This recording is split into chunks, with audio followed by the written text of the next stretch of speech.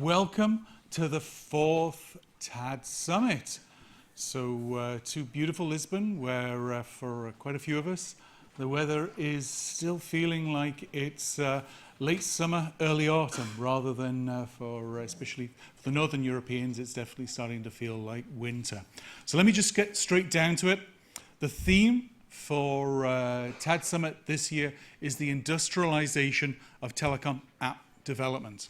So what we're meaning by that is some of the changes we've seen in the industry, with Troppo being bought by Cisco, Nexmo being bought by Vonage, Twilio going IPO, and a whole host of other acquisitions that we've seen in the past year, 18 months, are meaning that developers, businesses that have been creating apps, services, capabilities on telecom platforms are now really able to take them globally and run them at industrial scale very easily.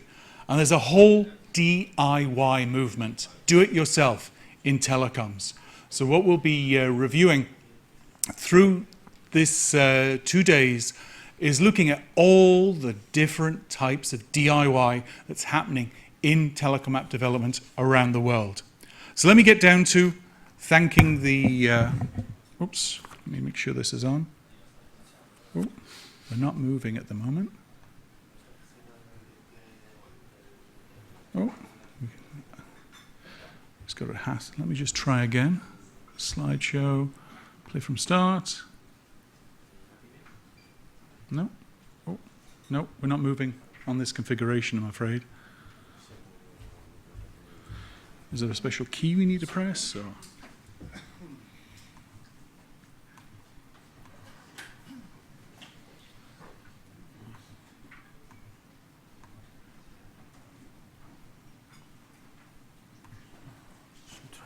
Okay.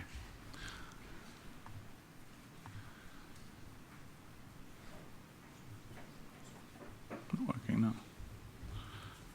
It was working just before. Who would think the presentation would be a dangerous demo? Yeah. This is a good omen. It means that if we can't even get the slides working, then the dangerous demo, given its complexity, is going to work swimmingly.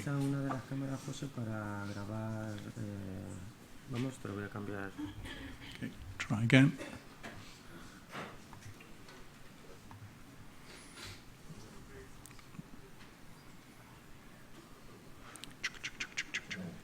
Okay. There you go. Oh, so we now, okay, understood. Because what we're doing, just so you understand where there's a little bit of complexity, is because we're streaming this live over the internet, we're also taking the presentation from the laptop back to the editing desk so they can take a good quality picture and broadcast it live rather than the sort of grainy, faded out picture from here. So, as I was saying, got to thank the sponsors for making this possible, and they include Cisco Spark, Sended Mobile, Matrix, Nexmo, the Rethink Project, Telestacks, Troppo, Ubuntu, Vonage, and Voxbone. And several of those sponsors have been with us since the start when we did the first TAD Summit back in Bangkok in 2013. And they include Troppo, Sended Mobile, Telestacks, and Ubuntu, sponsored by Canonical. So they've been with us from the start. We've got several people in the audience who've been with us from the start. So a shout out to Mark from Locatrix for being there. There's been many more, but just to say that this has got a dedicated following both here physically and online. So they're the sponsors making it possible. We have many partners that are helping us as well in promoting and making people aware of what we're trying to do here in TAD Summit. I just wanted to take a quick review of what we did only 1 month ago. We ran TADHack Global on the 14th through the 16th of October, and that is focused solely on developers, creativity, and all the cool stuff that you can build on telecom APIs. Just by the numbers, as I said, it was a global event. It was the largest global hackathon over 1 weekend, full stop. There are other hackathons that run through the year with lots of locations around the world. For example, NASA run a year-long series of hackathons. They have about 10,000 developers involved. So we're not on that scale, but over one weekend, we're the largest. And guess what? We're focused on this weird telecom technology. It's not some sort of big internet thing. It's a whole group of people that are doing cool stuff built on telecom capabilities. We generated over 170 hacks, and we're across 30 locations around the world. Just to show you some of those locations. As I say, when people say, well, where are you running? From Athens to Zambia, we were running locations throughout Asia and in the Americas as well. The sponsors of TADHack Global include many of the sponsors of TAD Summit. So there's two things go hand in hand, and I'm going to explain how it works in a couple of slides. Two additional sponsors, though, Vox Implants, who are running TADHack Moscow. Again, a massive event. First time we ran in Moscow, and we were close to 200 registrations in Moscow. But the interesting one, and this is the change from the previous years, is, as you can see, Carrefour.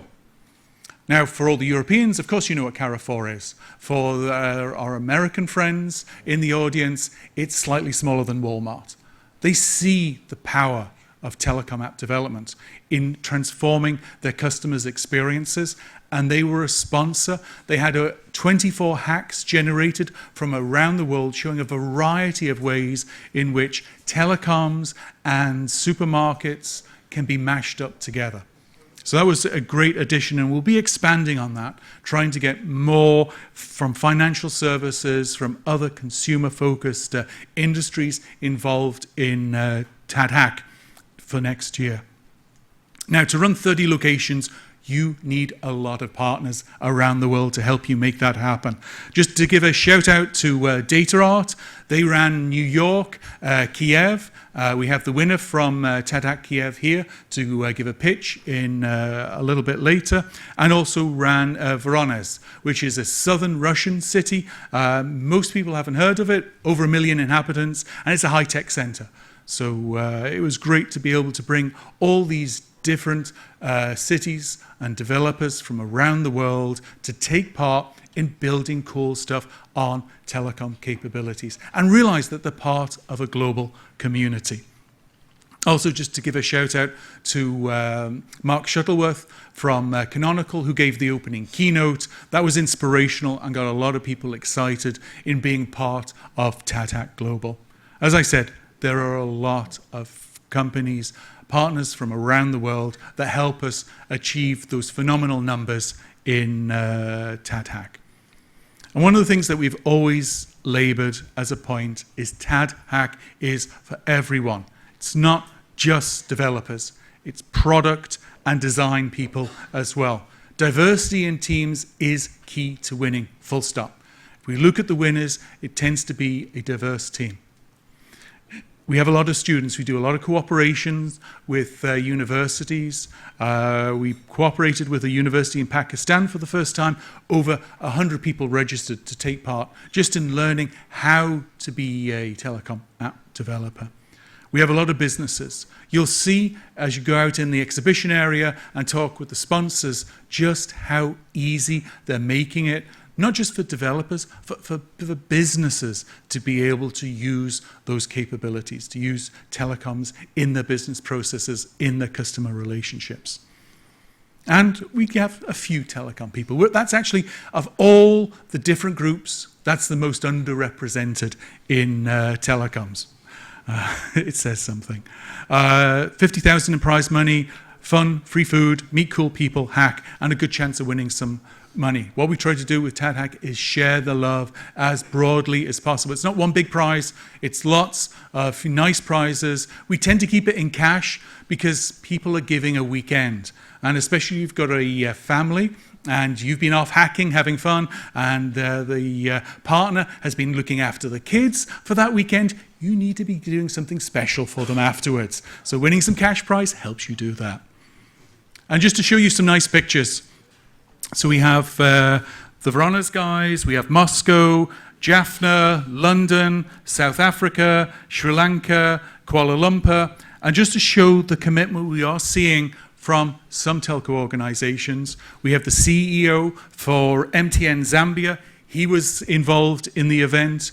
We actually, in South Africa, CEO for Zambia, we had the CIO for MTN South Africa making the morning news. So we actually got onto morning breakfast TV in South Africa with TADHack. So that was nice to see. We've grown considerably since we started our first TADHack back in, actually it was only 2014. And just to share with you some pictures from years gone by. So last year we ran in 15 locations rather than 30. We have Chicago, we have Melbourne, Raleigh, we have Buenos Aires here, we have, of course, IST Lisbon, have to have that in there. We have Sri Lanka as well. So just to show some, just to mention, we'll be hearing from Shifraz from Dialogue in the Carnival of the Creators session, and they've been involved with us since the beginning. So they saw the value of what we're trying to do. They've been already doing it for several years, and they've been a key partner throughout TADS. And this was the first one. I know there's some familiar faces here that were involved. We actually started with just one location, Madrid. So that's where we ran it, in Madrid. But as people started to become aware of what we were trying to do, we added Sri Lanka, we added in Kuala Lumpur, we added in the Philippines, we added in several other locations around the world. So it's only been 2 years, and we've achieved some quite impressive numbers. Now, last year at TAD Summit, at the end, we announced TAD Mentor. So what we're trying to do is use this ecosystem around telecom app development to help people use those capabilities. It's just an open ecosystem on Slack where you can basically join in and chat, ask questions, and if you've got a startup, you can get special help. And we have, since we announced it, 725, well over 725 members in there. There's active discussion for 2017. That'll be a focus in really helping that bring on several businesses in using telecom capabilities. And the numbers that we have for TAD Summit, we've got in total 250, that's composed of 30 sponsors, about 170 registered attendees, and 50 registered remote. Now, of course, we broadcast this live over the internet. If you go to the TAD Summit website, you've got the video there playing live now, because we want to spread this message as far and wide as possible. Everybody's making the time and effort to come in, to create the content, to present here in Lisbon, and we want to make sure that that message is distributed as widely as possible. Some of the videos that we've done in the past, like we did a hack IMS in minutes, that was back actually in 2014 in Madrid, has been viewed over 1,500 times. Now, it is small compared to all the popular videos, but we're in a weird technical niche geek. So it's relatively good numbers for the geeky niche we're in. And just a couple of shout outs to Daniel, who will be giving his pitch. He was a winner from Berlin for Snappy Chameleon, and he won the Canonical Global Prize. We have David here from the Virtual Healthcare Triage. They were the New York winner, and they were building on Cisco Spark Tropo. And we also have Igor here, and he was the Kiev winner. And again, he was building on Cisco Spark Tropo with bot funnels. And we're going to be hearing from them not only in the Carnival of the Creators, but also through the next 2 days. We're taking both the Virtual Healthcare Triage hack and Daniel's hack, Snappy Chameleon, and including that in the dangerous demo. So, unfortunately, David didn't realize he was going to be doing that till this morning. So, we really do try to make it as dangerous as possible. Just quickly, if you've got here and here, you can see them marked in red. We have an online agenda. That's the up-to-date one, okay? We have some printed copies, because last year everybody complained, I want a piece of paper. Well, I'm holding a piece of paper as well. So, because we had the app, we had it online, so we thought that would be enough. Nope, we've got you your pieces of paper as well. So let me just quickly run through the agenda so you know what we're covering over the next 2 days and just highlight where some of the changes are. There's only really one significant change to what you've got in front of you. So I'm providing the welcome address. We're then just going to get straight down into Carnival of the Creators, where we're going to run through a whole series of really cool stuff that's happening in startups, in big companies. You'll be hearing more of them from them over the next 2 days. This is only to whet your appetite and understand the diversity of creativity that's happening in telecom app development. Now, one of the things I'm going to do, and this is again is feedback from last year, is we're including a 5-minute pitch, 5-minute Q&A, so we allow the audience to have time to ask questions. But also what we're going to do is what we call Speaker's Corner at the end of most of the sessions. So what that means is the presenters from that session are going to stand here at the front, and then you can come down and ask your questions one-on-one as well. So we're just trying to give you as many opportunities as possible to be able to ask questions either as an audience or one-on-one with the presenters. Then we'll break for lunch at noon, and then in the afternoon session, so we only have an hour for lunch. So just to make sure that you don't disappear off for a lunch somewhere nearby, lunch is provided here, and then we're going to be in for the sponsors plenary session. So this really is the mind trust of the industry. So this is going to be a long, hard session, but there's going to be a lot of information shared there. And again, when we get to the end of that session, we'll have Speaker's Corner so that you can get a chance for one-on-one Q&A. And also, after that session, we're going to be breaking into the breakout streams. So I'm asked as each of the leaders of the breakout streams to come and give a quick 1-minute pitch about what's going to be covered in their stream. So we'll break out into 3 streams. Paolo will be leading the decentralized communications session here in the plenary room, and then we have 2 breakout rooms across the hallway, and you can see which one is running in there. I think Augusta 1 will be where Martin is running his session, and then Mark will be running his session on the case studies in Augusta 2. Now, for the sake of time, I'm not going to go into too much details on what's covered on those breakout sessions. Read through the agenda, see which ones you fancy, and then at 6, we pop upstairs where there will be some port tasting. We're in Portugal. We have to have port tasting with some nice Portuguese nibbles.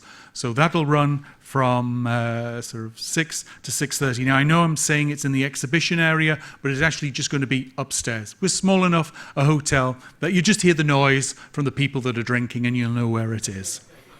And then this evening, from the networking that you've been doing in the speed networking, the sponsors I know have been in contact with many of the people here, and also just the friends, the acquaintances you make over today. Use it as an opportunity to go out for dinner with them. So if, for example, if some of the sponsors are of particular interest, go up, chat with them, and ask them what they're doing for dinner, because it's always fun to be in a group for dinner. So that's the first day. I know I'm overrunning a little bit, so let me just quickly speed up. Second day. This is the change to your paper copy, okay? So on day 2, we're not starting with Vish Nadal. He's going to be in the afternoon. We're going to kick off with Shifraz. So that's one of the changes.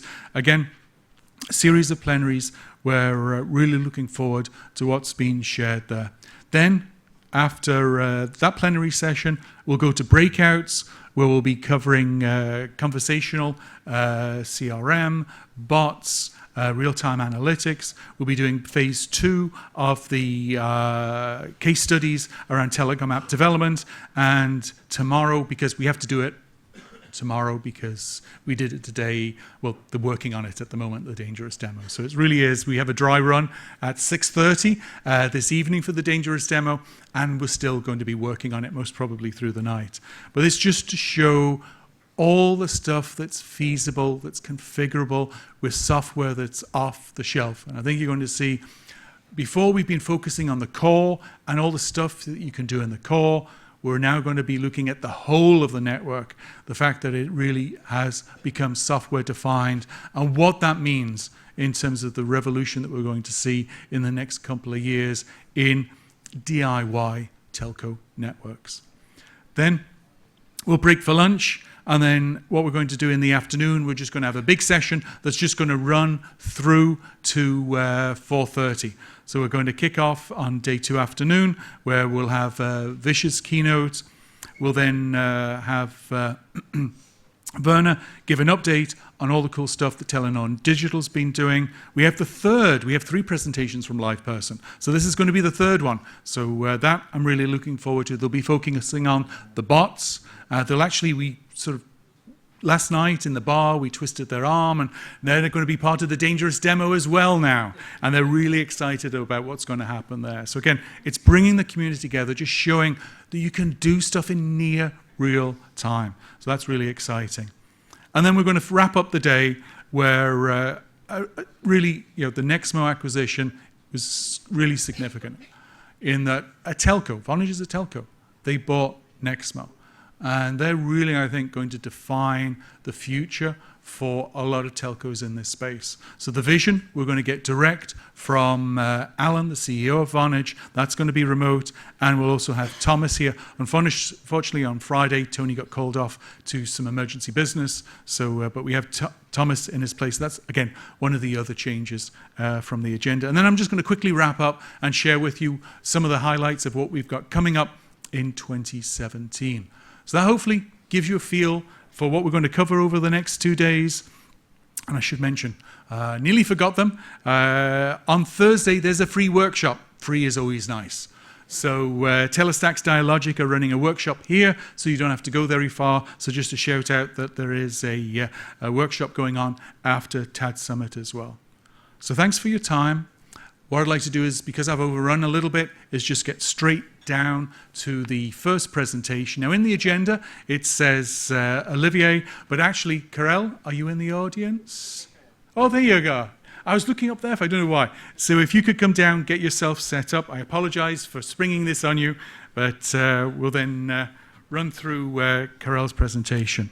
So the way we're going to structure this, I'll just get myself disconnected.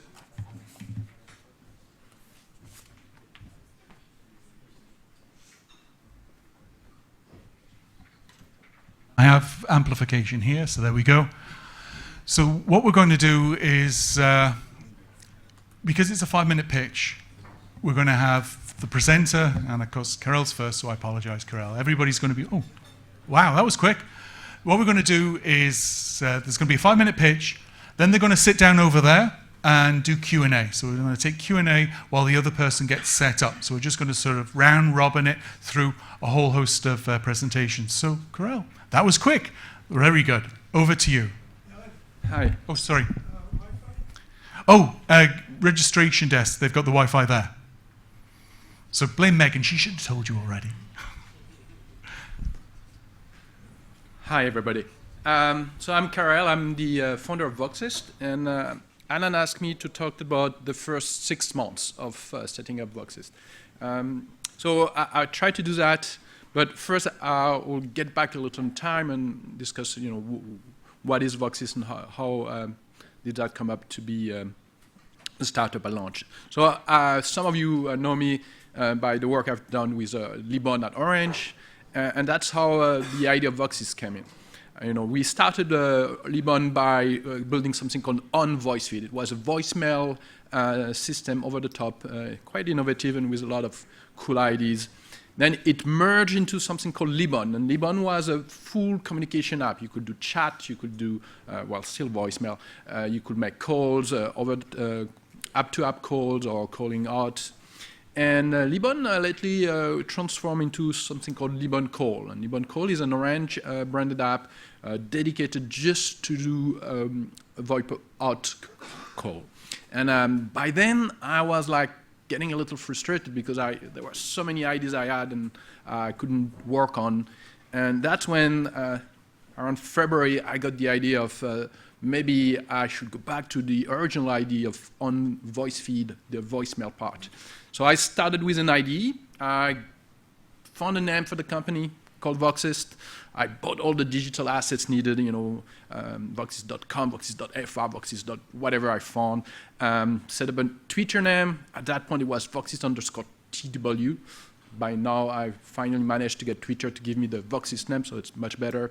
Set up a Facebook page, and I talked with Alan about my ideas, and it's like, well, come and join the TAD mentor program, and so you have some people that you can bounce your idea with. So in March, I was like working on the business plan, trying to figure out, can I actually make business out of that?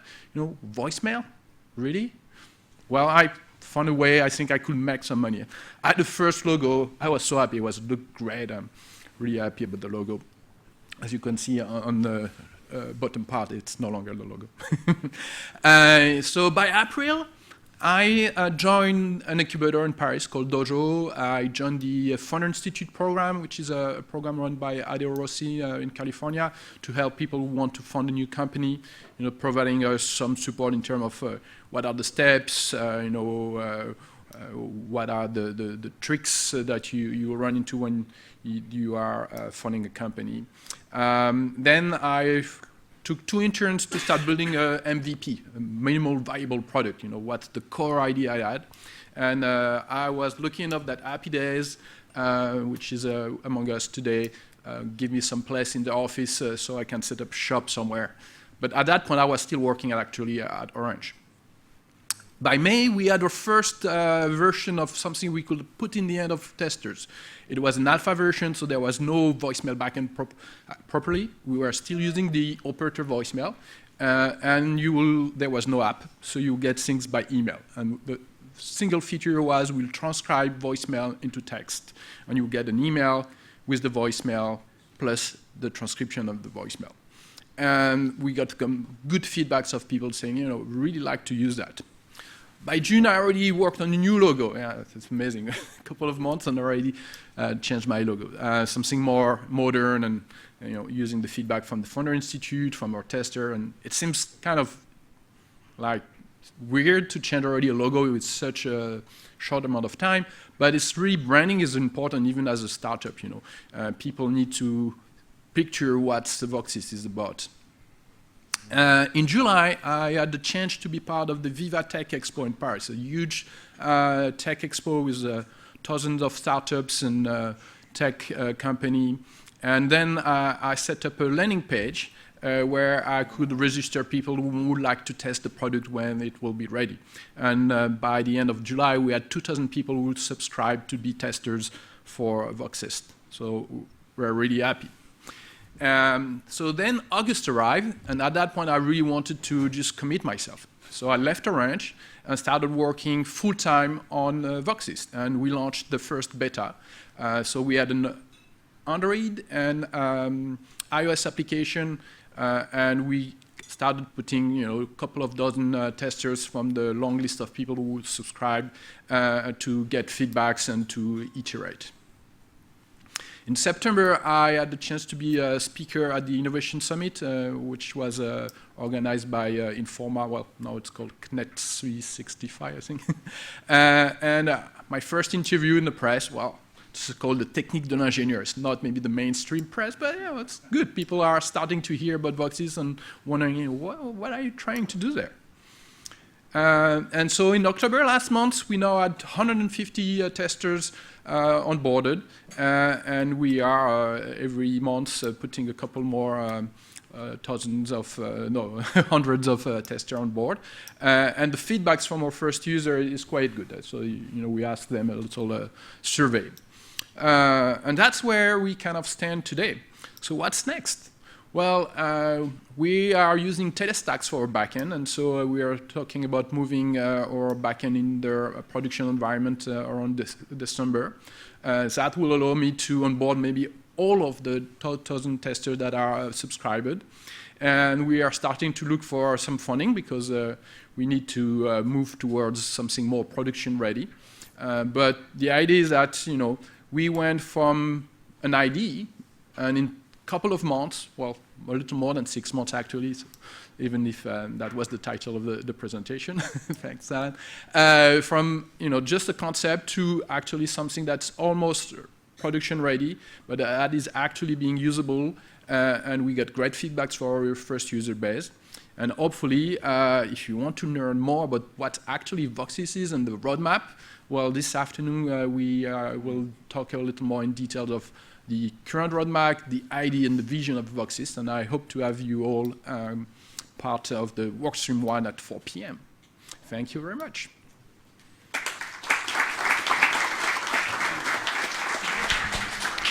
Excellent, thank you, Karel. Any questions for Karel? Oh, if you could, sit down over there, Karel. There's a mic over there, and I'll get Olivier set up. So any questions for Karel? Maybe I'll start off. I'll get you set up in a sec. I just want to... Okay. Yeah. 1, 2, yeah. So, voicemail. One of the most unsexy things on the planet. Maybe you could give us a pitch for how you've been trying to raise funding for such an unsexy topic. So, what I will present later today is my vision of voicemail is actually, we talk a lot about digital assistant or artificial intelligence, and I think the voicemail is the best place you can start creating a vocal assistant and an actual assistant, because a lot of the assistant we see today are things that it's actually not an assistant, it's more like a user interface. It's like, I have my phone and I can talk to my phone through Siri, but it's still me talking to my phone and getting my phone to do something, so it's more like a UI, and I have to be there. But the real assistant is when I'm not there, and the voicemail is what? It's something that's taking care of your calls when you're not there. That's where an actual assistant is interesting. So imagine that your voicemail, instead of being more like a bottle in the sea, that people will go and leave a message hoping that something is going to happen, people can start interacting with your voicemail. You call and you want to change a meeting. By the time you hang up, the meeting is set up. You call because you want to know the status of your order. Well, by the time you hang up, you know what your order is going on. So that's what my vision is, transforming the old-fashioned voicemail into an assistant and using AI and interconnecting that with CRMs and all other systems that can bring value to the voicemail. I think we're going to see through today, tomorrow, we're going to be seeing from the live person team the fact that bots are production ready, and there's some really interesting mashups that you can do that are pretty, look futuristic, but actually are sort of pretty implementable today. And again, for the dangerous demo, I'll just give another plug to the live person guys. They're going to be showing how you can create new features within a bot live. So I think that's a very good point that you have there, Karel. Now, is there any other questions before we move on? Again, Karel will be here when we do the Speaker's Corner, so you'll have a chance to speak one-on-one with Karel to ask him any questions. So again, thank you so much, Karel. Thank you, Alan. So I would now like to introduce Olivier. Olivier gave us an excellent presentation on Roger Voice last year. He's back to share the growth hacking that he's been on now. For those of you who weren't here last year, Olivier is deaf, so I still remain amazed at your lip reading ability, especially with the beard and lip reading. So what we'll do is when you ask questions, we'll let the audience hear your question, then I'll come to the front and ask it to Olivier if you don't hear it properly, so that he can lip read, and if worst gets to worst, we can always write it down. Okay, Olivier, over to you. Thank you. I'd like to talk a little bit about telecom history 101. The telephone actually goes back to a very long time, to exactly 149 years ago. 150 years next year is when Alexander Graham Bell, one of the first inventors, patented the telephone. how did he come to that? His wife was deaf and his mother was deaf. And he was doing research into phonetics and acoustics to improve communications. And so that is how the telephone came about when he invented it. So the irony of the story is, for 150 years, deaf people could not phone. So I set out to change this. There's actually a lot of people who are deaf, actually. When you think about it, there's probably somebody in your family who has problems hearing, and it's probably difficult to call them up. And there's a 40% probability that as you age, you will have hearing loss. So the first thing you do is get some hearing aids, please. And second, use tools that you have at your disposal. And one of these is, how do you make a phone call to a doctor or to your family? So that is actually really difficult. It's okay today when people tell me, oh, but you have SMS, Skype, email. Why do you need the phone? The fact is, people make phone calls on average 5 times a day, and they use it for many, many reasons. I haven't been able to call up a plumber by Skype. There's a lot of people who want to reach me by phone, including my family, and they don't have Skype. So what we do is, we're using a voice recognition technology to make transcription of phone calls. How does that work? We integrate APIs from a speech provider into the voice over IP telecom stack. And we capture that voice and we put it on our screen. It doesn't sound very exciting when I describe it. A demonstration would be really, really impressive. But what we're really doing is we're completely erasing the boundary between chatting, meaning writing and reading, and somebody else on the other end of the line is listening and speaking. And we're kind of blurring the boundaries right here. And so the whole point of this is to make it absolutely seamless. So there should not be a barrier between texting, speaking, writing, anything like that. And that is what we're setting out to do. How do we do this is we actually buy minutes from both of the IP providers, and we buy minutes from speech providers as well. When we put it on telecom stack. And we could not have made it this possible because this is such a niche market. There are so little people out there who need this. I mean, there's a lot of people, but at the same time, it's niche. And so there's somebody in the room I really want to thank. It's Philippe is here. Yes. So Philippe from about 2 years ago, we met and started working on this project and developed a telecom stack that made it possible to capture audio and to spin it to our speech providers and to deliver the transcription to text. So thank you, Philippe. And so these guys are one of my TAD mentors here that made it possible. We also have Nexmo here. Is there anybody here from the group, please? No one from Nexmo. Come on. Yes. Thank you. And so this is a lot about how we're able to make this happen because of the community of telecom app developers. There's no way you can start off by yourself. And also, there's a lot of innovation that can come around when you think differently about things. Like, why would anybody want to even do this? And so basically, it's very useful for me, but it can actually become interesting for many other people to use. And last of all, even if it's quite small, we need to start off small. There's a lot of things that can happen, and who knows what can happen.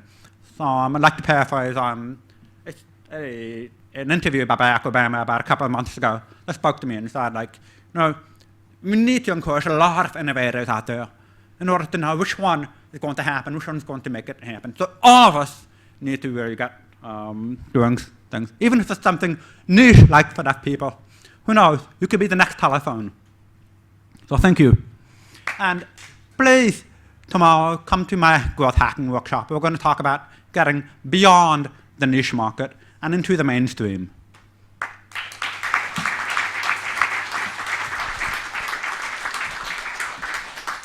Excellent. Thank you so much. An inspiring presentation. So if you could take the table over there, and Itan, if you can come down and get set up, that would be great. I'll get my PC. So do we have any questions for Olivier?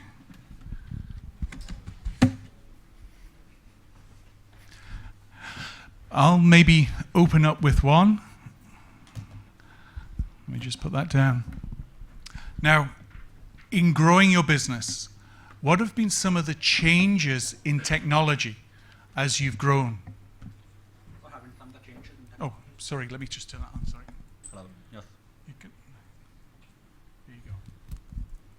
What were the changes? Yeah, what are the changes in your platform? In such only 2 years, have you had to make any changes to your platform?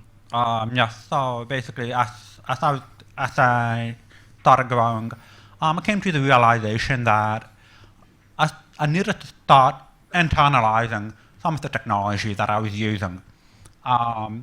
Basically, like, I have let's say, a whole cloud of partners that work with me. And at some point, you realize you need custom-made solution. And there's something that you need to make it yourself. So it's not so much a change in technology as a change in how you design and build your solution to meet very specific needs. At some point, nobody's going to care more about your customers than yourself. Your partners develop solutions that apply to many, many use cases. And at some point, you're going to need to specialize into something. And that's how you develop custom solutions. I think that the phases of development that Olivier is going through with Roger Voice, I think for many different services, businesses that are being built on telecom capabilities, I think it's a case study that everybody should follow. So again, Olivier, excellent work. Really looking forward to your presentation tomorrow on growth hacking, because that is hard. It's hard to get started. It's as hard, if not even harder, to grow. So again, thank you so much, Olivier. Thank you.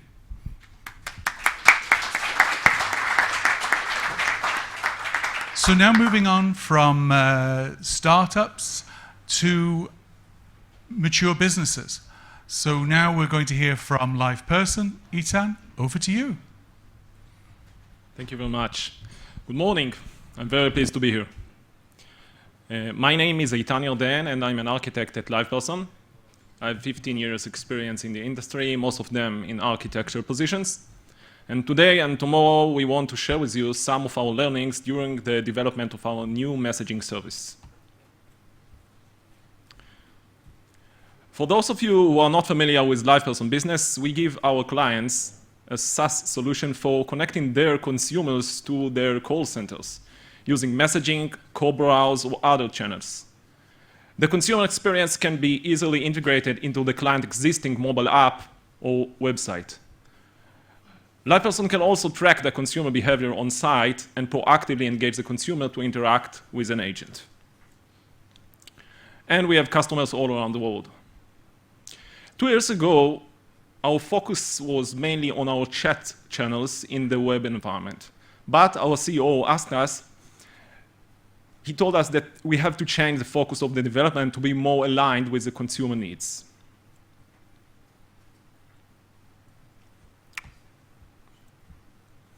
While the call centers suggest to the consumer the same way of synchronous voice communication in the last decades, the consumer has moved on. People are not interacting with each other in the same way they used to be.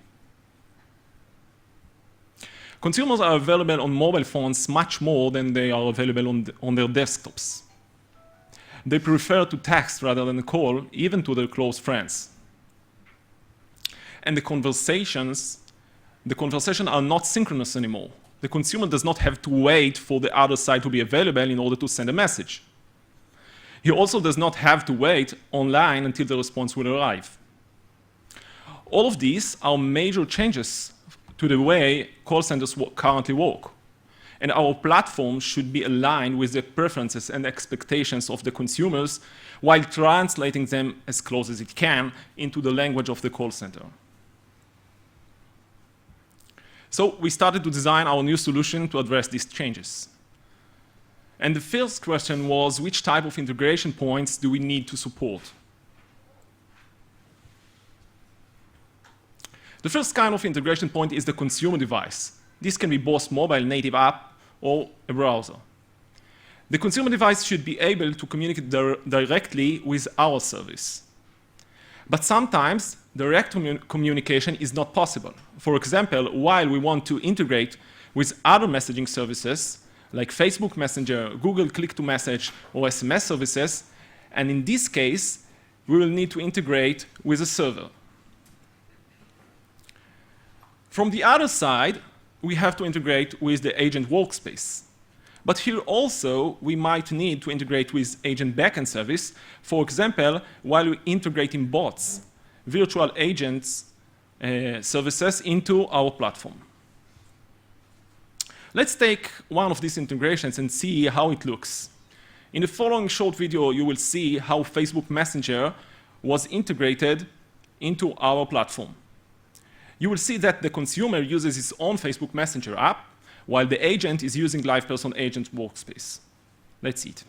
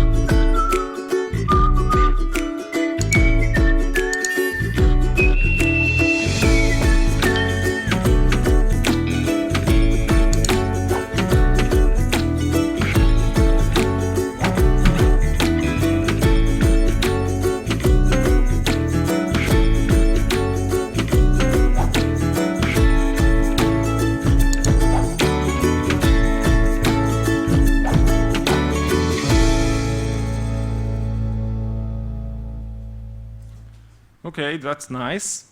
So we understood that what are the needed integration points, and that we have to support mobile browsers and servers. Then we had to decide on which protocol we are going to build our API. REST protocol was our first option. It is widely adopted, and it supports all the integration types we need. But there is a problem, since REST protocol is not that efficient for pushing messages. Messaging service has two major capabilities, getting messages from the client and pushing messages to the client. While getting messages from the client is rather easy using REST, pushing messages is not that straightforward. The reason is that REST is based on HTTP protocol. In HTTP, all the transactions are initiated by the client side. The client should send a request, and only then the server can send a response. So the server cannot push messages whenever it wants. It has to wait until the client will ask for them. A few solutions were suggested in order to address this need, like polling, long polling, or server-sent events, but they increase the network usage and the amount of sockets needed for the solution, and thus they are less efficient.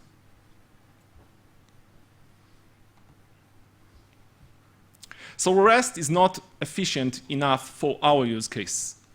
Other options like webhooks and TCP can handle efficiently push requirements, but they solve only part of the problem since they are not available in browser or in mobile devices. Fortunately enough, we had another option, which is WebSockets. Okay, this is the dangerous part. Don't send. PowerPoint has crashed.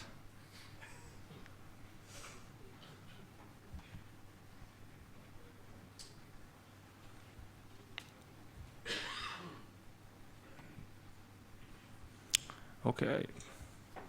Let's try again.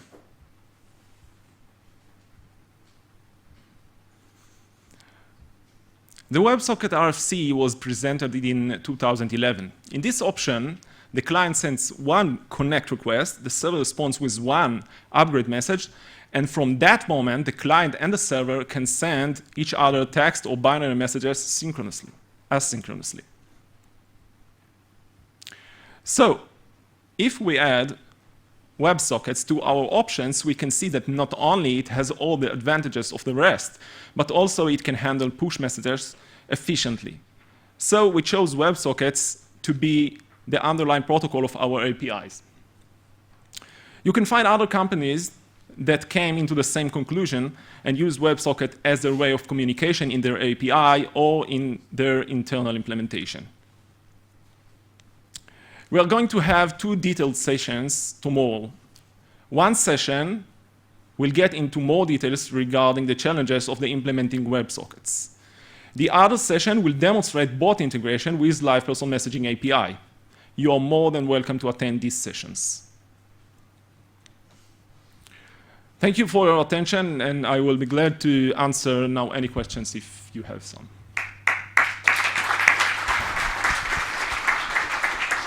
Thank you so much, Itan. So if you could take the microphone and clear the podium. So Shifraz, if you could come on down and get yourself set up, that would be great. So any questions for Itan and their experiences in adding telecom capabilities onto their platform? I've been asking all the questions, guys. Come on, there has to be questions here. No? I can I have prepared questions, but it would there you go, Lewis. Thank you, Lewis. Hi, thank you for your presentation. I'm Louis, the CEO of Happy Days. What is the approach you took on bots? I know you're going to do a presentation, but what is the exact approach on bots you took? Okay, so actually we have an API for the agent side. So bot, from our perspective, is some kind of virtual agent. So, and from the platform perspective, there is no difference between a human agent and bot. They can do the same. Most of the time, you will prefer to backend integration for bots because you don't need browsers. But from the other perspective, they are the same. And I think that endorses taking an API-based approach to any platform development. It just makes it so reusable and also so configurable. So we'll be seeing that in the Dangerous demo as well, just to give a plug. And also to remind you, you're going to be in 2 sessions at the same time. Because you've got Adam's, Kelsey's session, stream 4, and you've got the Dangerous demo. So you're going to have to split yourselves. I just realized that. See how to do that. Yeah. Excellent. So again, we're going to hear a lot more in terms of bots. You're all good, Shifraz? Yep, there you go. Perfect timing. Again, thank you so much, Itan. Really looking forward to your detailed presentations through the rest of the day. Thank you so much. So I've written about what IdeaMart is, the importance to the industry, and I'm really excited that we have Shifraz here, so over to you. Thank you, Alan. Alan has been an evangelist for us outside Sri Lanka, trying to reach the word about IdeaMart. So my name is Shafraz Rahim, and good morning to all of you. And I handle the developer relations and platform evangelism at Dialog Asiata, and I get people to build cool stuff by using the telco network resources and infrastructure. I'm here because I love TAD Summit and TADHack as well. Because since the inception, along with Zenit Mobile, we have been instrumental getting the developers in Sri Lanka to build on top of this cool platform called IdeaMart. Can I have a raise of hand if you have heard about IdeaMart before? Wow, fantastic. So IdeaMart, for people who doesn't know about IdeaMart, is basically Dialog Asiata is the largest telecommunication in Sri Lanka.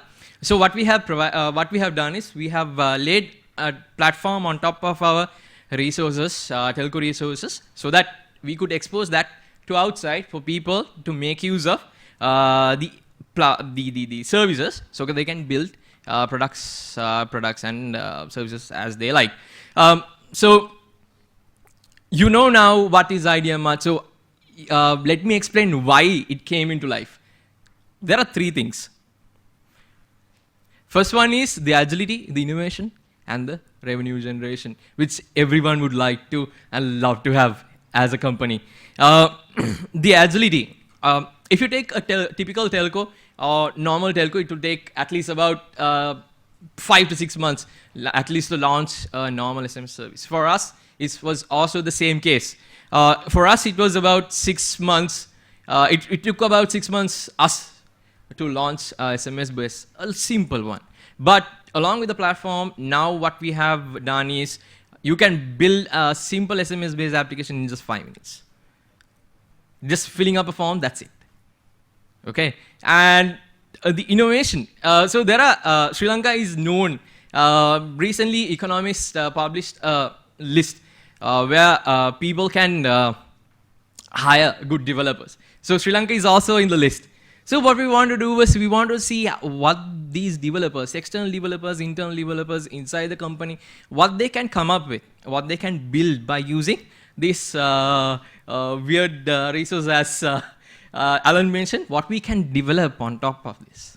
So we want to nurture innovation. And third thing is the most exciting and most required one is the revenue generation. So we have, as Dialogue, we have invested a lot for all those resources that we have. So it could be a USD gateway to SMSE to many more other resources.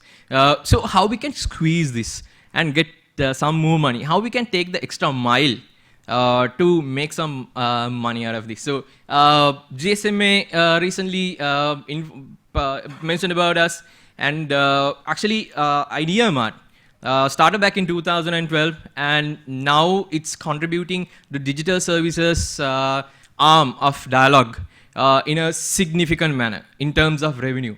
And we still, I don't know whether you all know about this, but we are working on a 70-30 revenue share basis. If you are wondering if we are taking the 70% of the revenue, no, not really. You are not taking the 70%, we only take the 30%, and 70% goes to the developer. So what is Idea Mart now?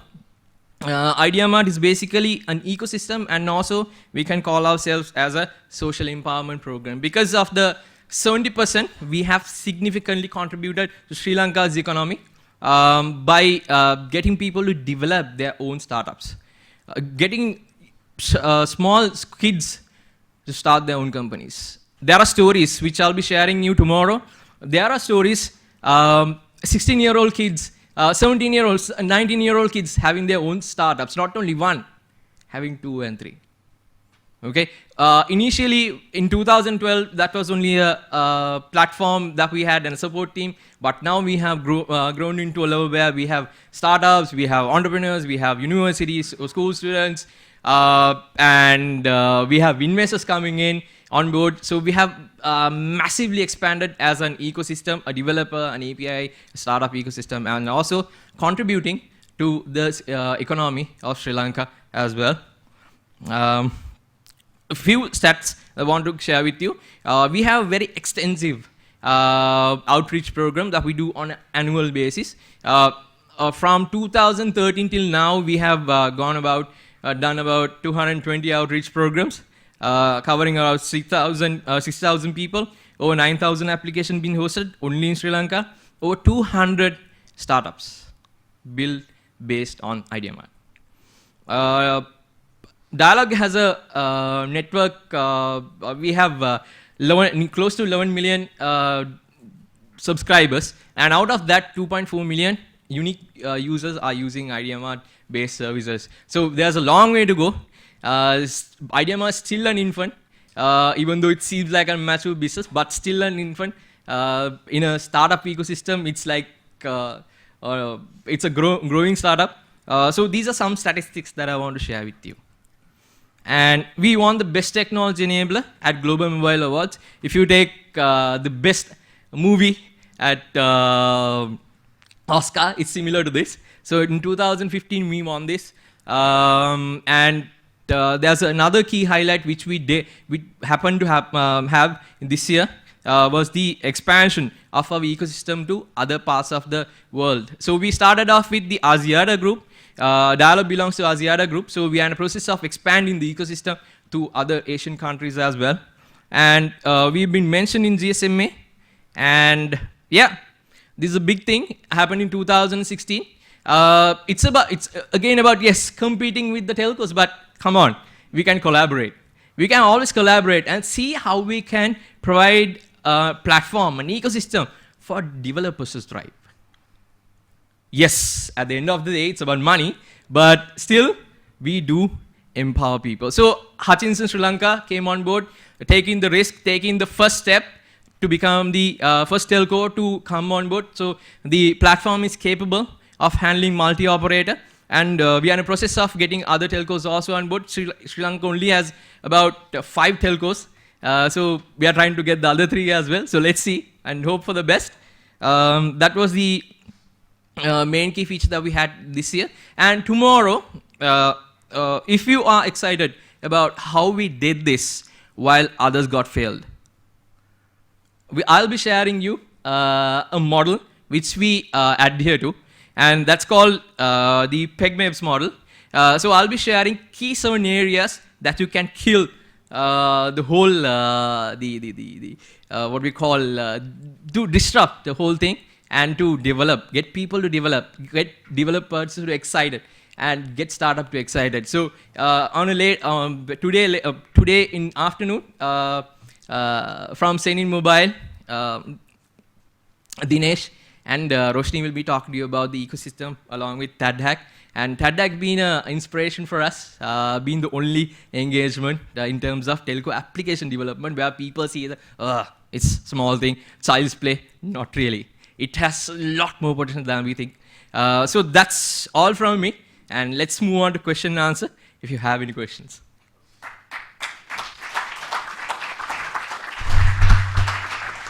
Excellent, thank you, Shifraz.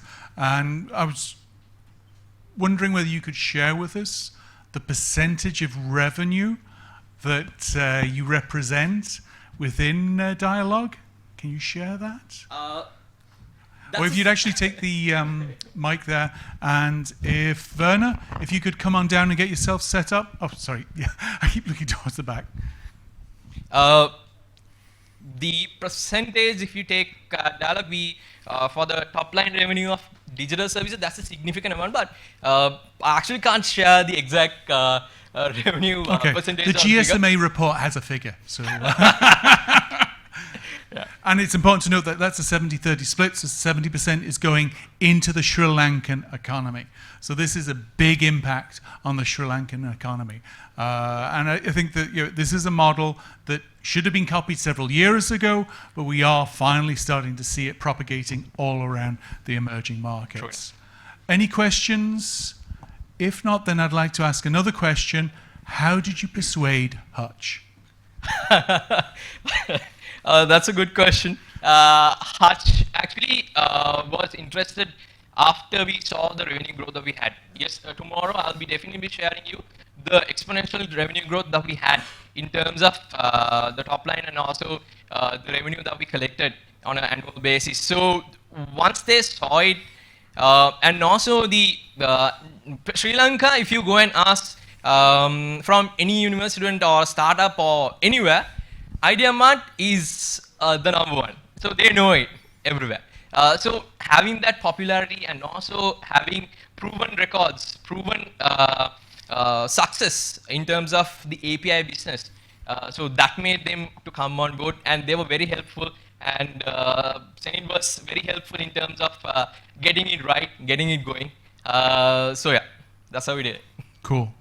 If not, if we don't have any other questions, again, we'll have 9 a.m. tomorrow morning. We'll have a session where we can go into that model. I think that's going to be very interesting. And of course, this afternoon from Roshni and Dinesh, we'll be able to hear from their side, because Senid Mobile has been a key partner in building this very vibrant ecosystem. I'm always very proud whenever I see a hackathon taking place within Sri Lanka, you always see TADHack, What the Hack t-shirts being worn. It could be any developer out there, TADHack with the idea mop get worn all the time. So that's really nice to see. Again, Shafraz, thank you so much. Thank you.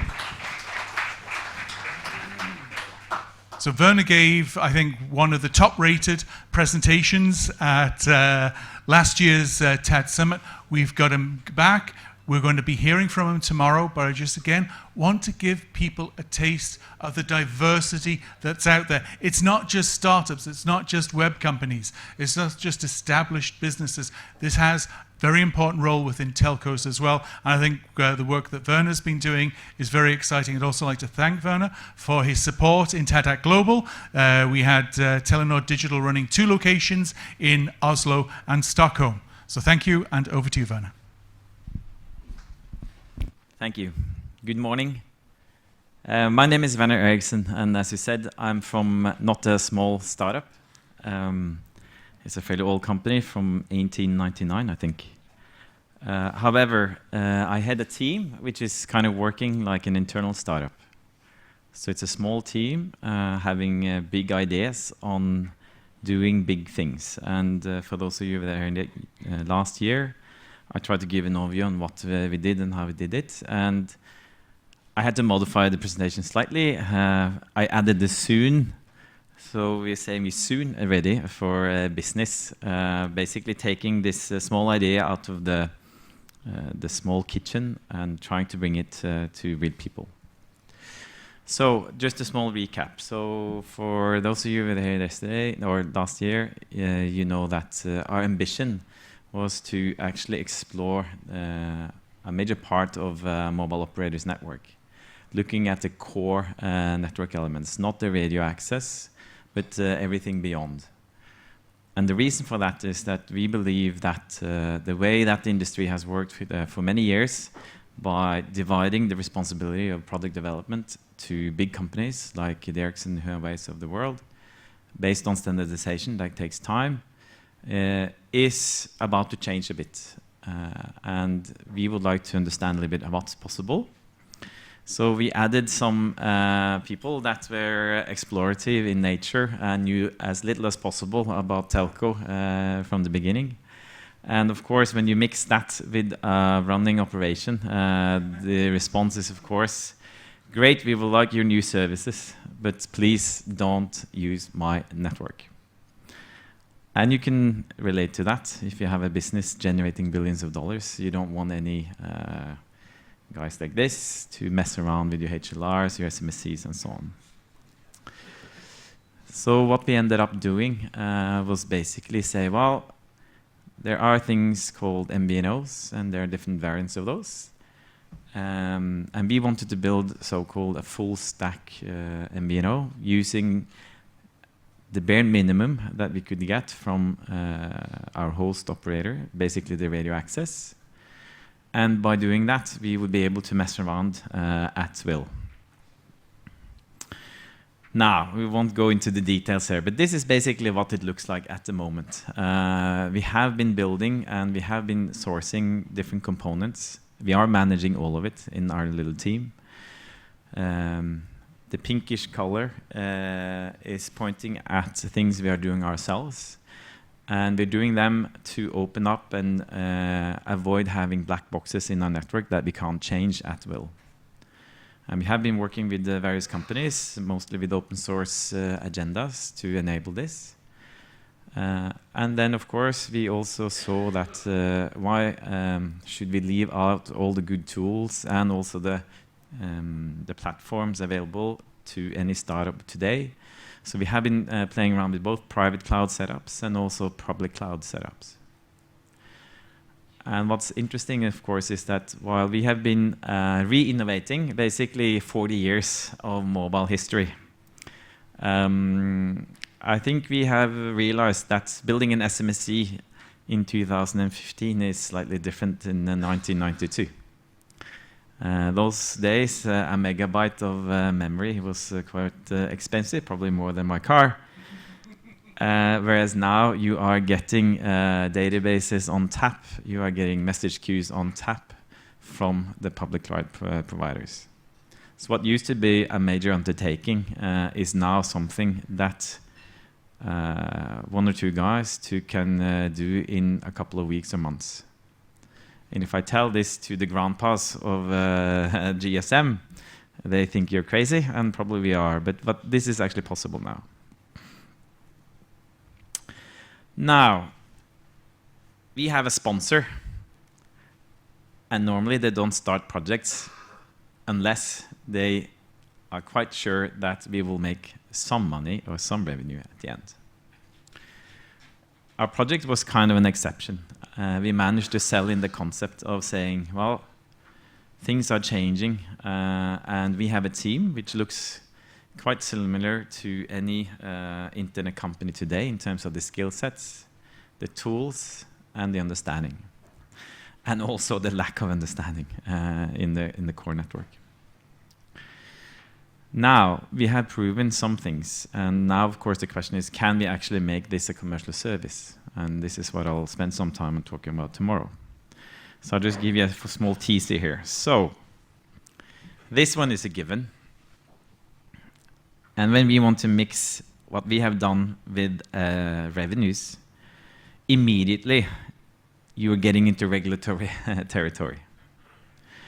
And one of the things that comes out of that is, bring up the number of nines. Initially, we said, well, we have a couple of nines. We have 3, maybe. 96.99. That's 3 nines for you. But it didn't really cut it. The problem, of course, is that adding nines, and I think the telco industry has been, to some extent, proving a formula that looks almost like this. If you try to correlate the number of new features that users are experiencing from different industries with the number of nines they support, the graph tends to look like this. Maybe you're part of an organization that has it differently, but this is our experience. I won't name names, but we have seen projects where a simple replacement of a database called the HLR, it's an important database, taking 12 to 18 months. And in the best case, the end user knows nothing about it. And in the worst case, your network goes down. So you get very careful about improving or changing or adding new things to this stack. And this, I think, is one of the main things that our project is trying to look into change. There are big companies out there serving more customers than any telco today, and they are pushing maybe 10, 20 changes per day. And I think this is where our industry needs to go. Anyways, I'll talk a little bit more about this tomorrow. And our big fear has been that while working on adding nines, our ability to add the services has been dropping quite a bit. But I'll talk a little bit about this tomorrow. Maybe do some demos. I don't know. Should do that in the dangerous demo section, maybe. I don't know. But I talked briefly last year about a simple service that I think should have been around for 10 to 15 years. It's basically having the ability to use your mobile number and your mobile services like voice and messaging from any device. And in this example, we just enable this by using a technology called WebRTC, which will be familiar to many of you. Basically enabling anyone to leave their phone at home without being desperate about not getting the text message from wife or bank. Another example, I think machine learning and AI is interesting for many of you and many of us. One of the services that we might be able to demonstrate is the ability to enable any phone call going through our network with speech-to-text services. And if I'm able to show it to you, I think it's quite impressive. The responsiveness of these engines out there today are quite impressive, and they're improving every day. And still, while you think of it, the telco industry is the largest provider of person-to-person voice calls. And why not enable that or enhance that with machine learning engines and skills like the Alexas of the world, for instance? Why shouldn't Alan give me a call and then immediately we could plan a meeting, and that is looked up in our calendars, and there's a suggestion on when to have the next meeting. I think this is going to happen. We tend to have a platform where this is fairly straightforward to put in, and this is what we have done. Coming to APIs. APIs is, you know, the big dream, and we heard some examples of people exposing things and have some success, which is great. We have done something which is quite interesting. I'm not sure if you're familiar with a service called If This Then That. It's basically programming for dummies. And we proved, I need to be careful now. We proved that the other day because we had the CEO. And he's not the CEO of a small team, he's the CEO of a 30,000 people company. And then he's not spending every day doing programming. But we gave him a challenge. And by using If This Then That, he was on his own able to set up a service in 5 minutes that enabled him to turn on a Philips Hue lamp with a specific color when the CTO in our company calls. So he was quite happy about that. So I might be able to show you this as well. And these are just some examples of enabling things in a different way. If we were to do any of these experiments in the classic setup, it will be months, years, or probably never. This doesn't mean that all of these will be successes, but we need to get the iteration speed up. All right? We need to be able to learn faster than we have done. So, I'll talk a little bit about this tomorrow, but basically in 2014, we started out challenging ourselves and also people in the company, saying, what if? What if we don't just go and buy black boxes from the standard vendors when building your networks? What if you take the same tools as any internet company out there today and apply that to this industry? And last year we actually did it, and it's not a huge team. It's still less than 15 people. And 15 people out of 30,000 is not that many. But 15 people in any startup today, they tend to be able to do great things. And I think that is the benchmark. We are not counting our heads against the standard telco. We are counting our heads against the standard WhatsApps of the world. Anyways, we figured out, whoa, it is actually possible. And this was a bit of a surprise to us, actually, that building all of these components is fairly, complex when you start getting into it. And then this year, we have been challenged then. Well, you have something, it might be cool. Can you actually bring it to real people in some numbers? And while you do this, please don't stop innovating. And this is, the combination that can be difficult. What we're looking at then is, of course, hopefully to both scale in the innovation dimension and also adding customers to this setup. And if I'm back next year, that is what we have done. If not, it was nice to meet you. Thank you.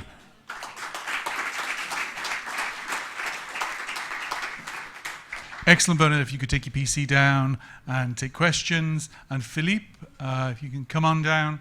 So any questions for Werner? Carol. So what kind of user do you have yet on your system? So no actual customer, or do you have actual customer, or is it just more like beta testers? Yeah, so currently we have friends and fools that we normally know the first name of, mostly.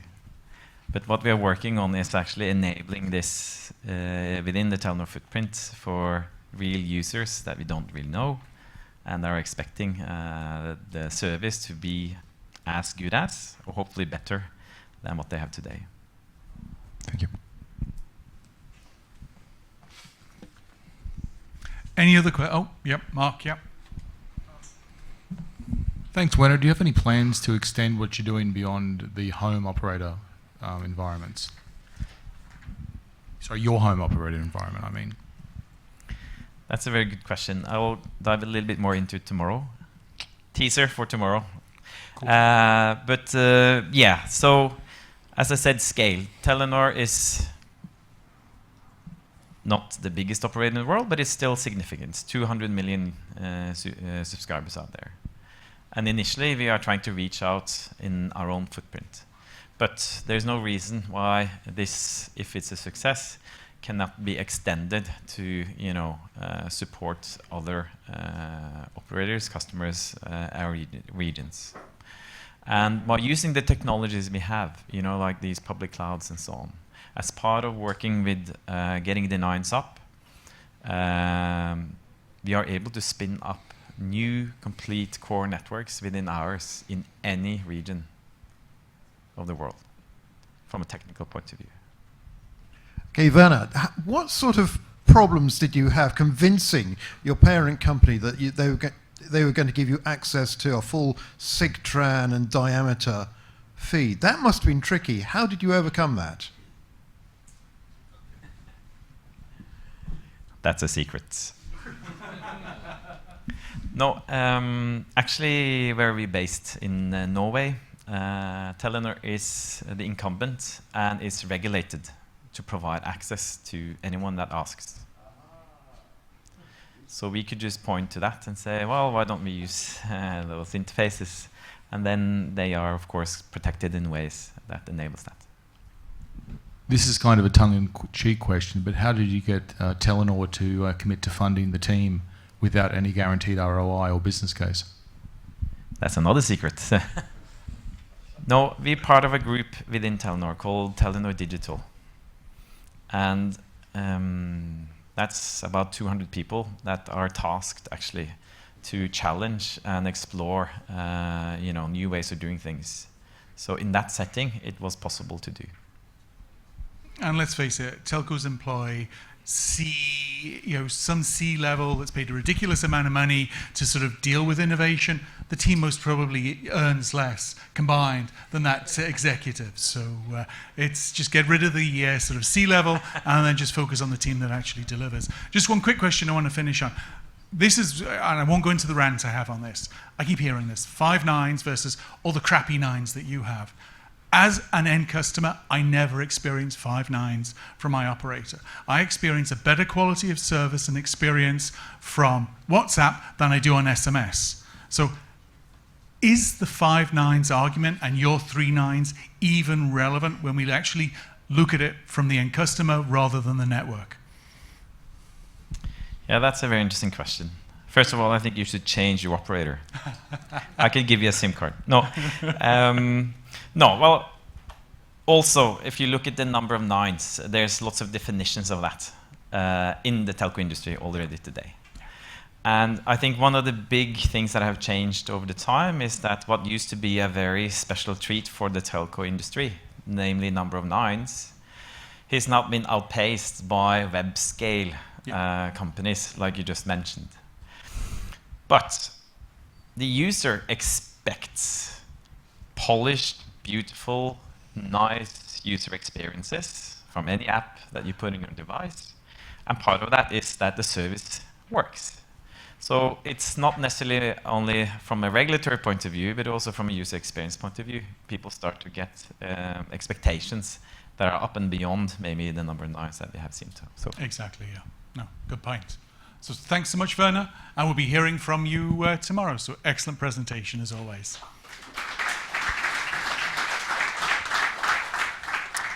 Now, Philippe, we first met, I think it was in London earlier this year at the WebRTC Global Summit. Mm-hmm. So when we met, I realized we have a kindred spirit. So Werner is Philippe, the name switch, is the CIO for Groupama, an insurance company. And he's been doing some very interesting things, innovating in telecom app development. Again, back to this DIY focus. Philippe and his team have been building it themselves. So this is just a taster for what we'll hear from later. But Philippe, over to you. Okay, thank you. Good morning, everybody. I'm from an insurance company. I'm based in Lyon. The name of this company is Groupama Ronald Auvergne. Tomorrow I will show you a few innovations that we did in my company using open source, asterisk, and with the Lego and the do-it-yourself spirit. And I will talk about method and principle that we need to learn and apply to innovate, to create new markets in a large company for growth. Here, one of the innovation, the name is Grand Village. It's a social network of producers of goods and services. Well, in 2016, 50% of French companies are not visible on the internet. Mostly, for example, farmers, if they decide to sell directly their product. So we decide to help to change that. We insure these companies. They are our customers. So how it works? Producers, they are Groupama customers, mostly farmers, post their offers, information on Grand Village using web desktop, smartphone, tablet, but also they can use their feature phone because many farmers have this kind of phone in their pocket. They can send an SMS or they can call and leave a message, calling or texting the same number. We use text-to-speech and speak-to-text services to provide on Grand Village the voice message and the text-to-speech message. So it's simple and it's free. It's free if they are one of our customers. On the other side, everybody in the world, mostly town dwellers, can follow these producers, like on every social network. They build their own village.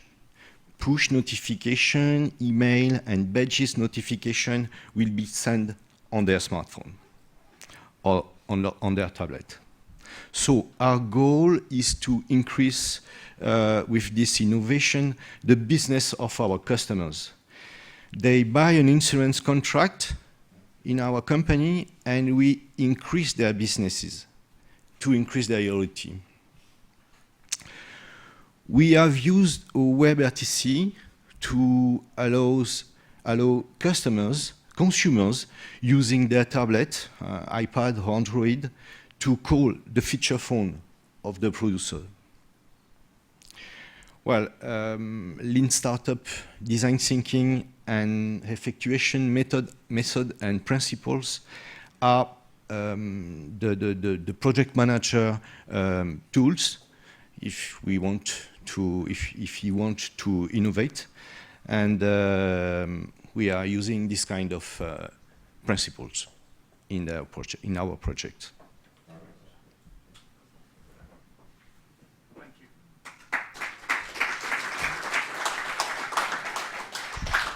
Thank you, Philippe. Perfect. And the reason we have Philippe here is, first of all, he's not telco. He's from an insurance company, and he's innovating in telecom app development, and also from a large corporation. There was a tweet last week, I think it was, from Accenture saying, large companies, they can't innovate. They need to sort of hire innovation managers and then talk to lots of startups. Well, here's an example where we have a leader within Groupama that is innovating and doing some really cool stuff. So do we have any questions from the audience? Go on, James. I know you want to ask. Yeah, I'm absolutely fascinated to find out how you're doing WebRTC from mobile platforms, because it's tricky, particularly using open source solutions. So how are you doing it? What's the secret sauce? Of course. I just want to explain. This is the how we did using an Asterix platform. So we bought SIP trunk on the side to call the feature phone, and we have a SIP over WebStock socket between the iPad and the Asterix platform. Yeah. Very simple answer to a very complicated question. So thank you.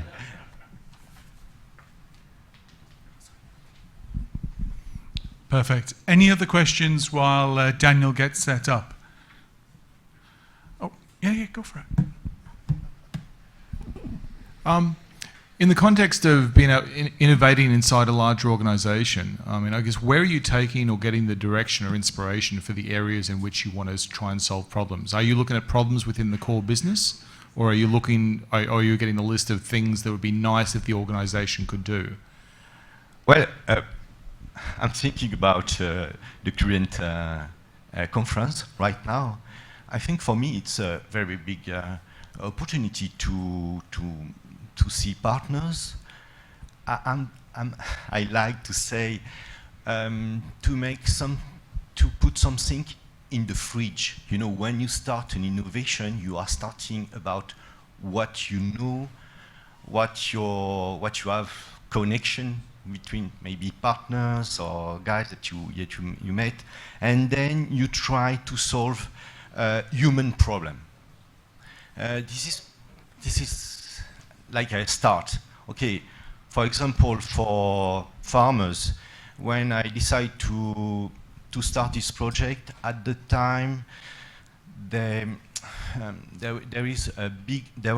were a big crisis on the farmer side, but we insure farmers, we insure harvest. So I thought that if I can mix some technologies, you know, WebRTC, SMS, text-to-speech, speech-to-text, we could do value for our customers and maybe solve some problems. Well, in fact, the farmer crisis in France is always this summer, for example. Maybe you saw that it's a very difficult business right now for farmers. So I do believe if you start, what tools do you have in your head, what you know, who you are, and on the other side you are looking for the human pains. I'm liked talking this. Well, because we are engineers, we can find a solution and mix this technology together. So I'm sure I will meet some very interesting partner in this room. Thank you. And I think is again the power behind the T word, the telecom word, is it connects virtually everybody. And what we're seeing here is a way lots of people are searching online and they're able to connect with a farmer that maybe only has a feature phone, but they can still connect because you search on strawberries, you see that it pops up in the local search, and you're able to connect. Now, they're not doing any of the website, but this is a great example of how you can help portions of society be more included online. So again, I think it's a great initiative. So again, Philippe, thank you so much. Great presentation. Thank you. So we're now moving on to our TADHack winners. So now we have Daniel, who was the winner from TADHack Berlin with Snappy Camillo. Over to you, Daniel. Thanks, Alan. And thanks for inviting and organizing such a great event. So I'm Daniel. I'm one of the initial developers of what's now called Camillo. So short introduction, probably I'm with one of the oldest startups in telecoms from this audience because it's a rather old project which was started in research. So as a short introduction, the current name Camillo, but in the past we've been with SIP Express router, which was acquired back in 2005, 4-5, by TADHack, which later was acquired by Oracle. So as you could see, open source, it's gaining more traction in telecom. I remember the early days where no one in telecom was actually willing to deal with open source, or they keep it like a huge secret. Now even at Telenor, they started a team inside using as much as possible open source. Short more about Camaillo. So it's a signaling SIP server. We don't deal with the media. We let media for other projects in open source space or in vendor space, like Asterix, FreeSwitch, just to name some in open source that you could integrate with Camaillo. And our main target are large deployments. So either like a lot of subscribers that connect at the same time, or huge amount of active calls, or as we counted, call setups per second. Because we know today everyone running a cloud telephony platform, they face a lot of, let's say, not friendly traffic, and you need to deal with that. So it's a lot important now to actually handle bad traffic, split that from the good traffic.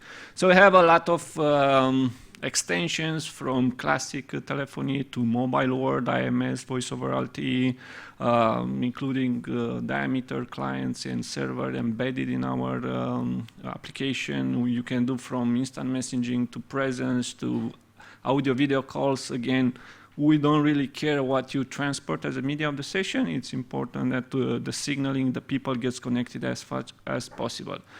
So now going into the story of this TADHack. So I'm a programmer myself. I started in research. I'm a C coder by probably most that half of the day when I'm not involved in other deployments. And I still find it easier to write C code rather than sorting out voice call routing. But, you know, I have to do that for a living. C code programmers are not that well paid in telecom world. So I'm coming from Berlin. I'm originally from Romania, just to clarify, but Berlin actually has a good history related to SIP as the core protocol for voice over IP. It was actually started more or less there from Henning Schurzrine by the Fraunhofer Institute, which also started the SIP Express router, where I was as part of the initial team. And I got my friend Dennis, which was organizing the TADHack, and I said, okay, continuing hacking over the weekend, it's not a bad idea, as I do it every day. And we met there with other guys, and we started to look at what we can do. As I'm more into trying to, you know, enhance Camaillo rather than using other APIs, I was intrigued by the proposal of canonical Ubuntu with these snaps. So the idea was to make Camaillo friendly to build in this new kind of packaging model. So for those that are not familiar with Snap, I have to look at the Snapcraft.io. I'm not also that familiar with the system. It was my first touch with the system, but the idea behind it is not that you know, bad, and actually it's quite useful for what I have to do for earning my day-to-day living, like installing Camaillo, deploying on different environments.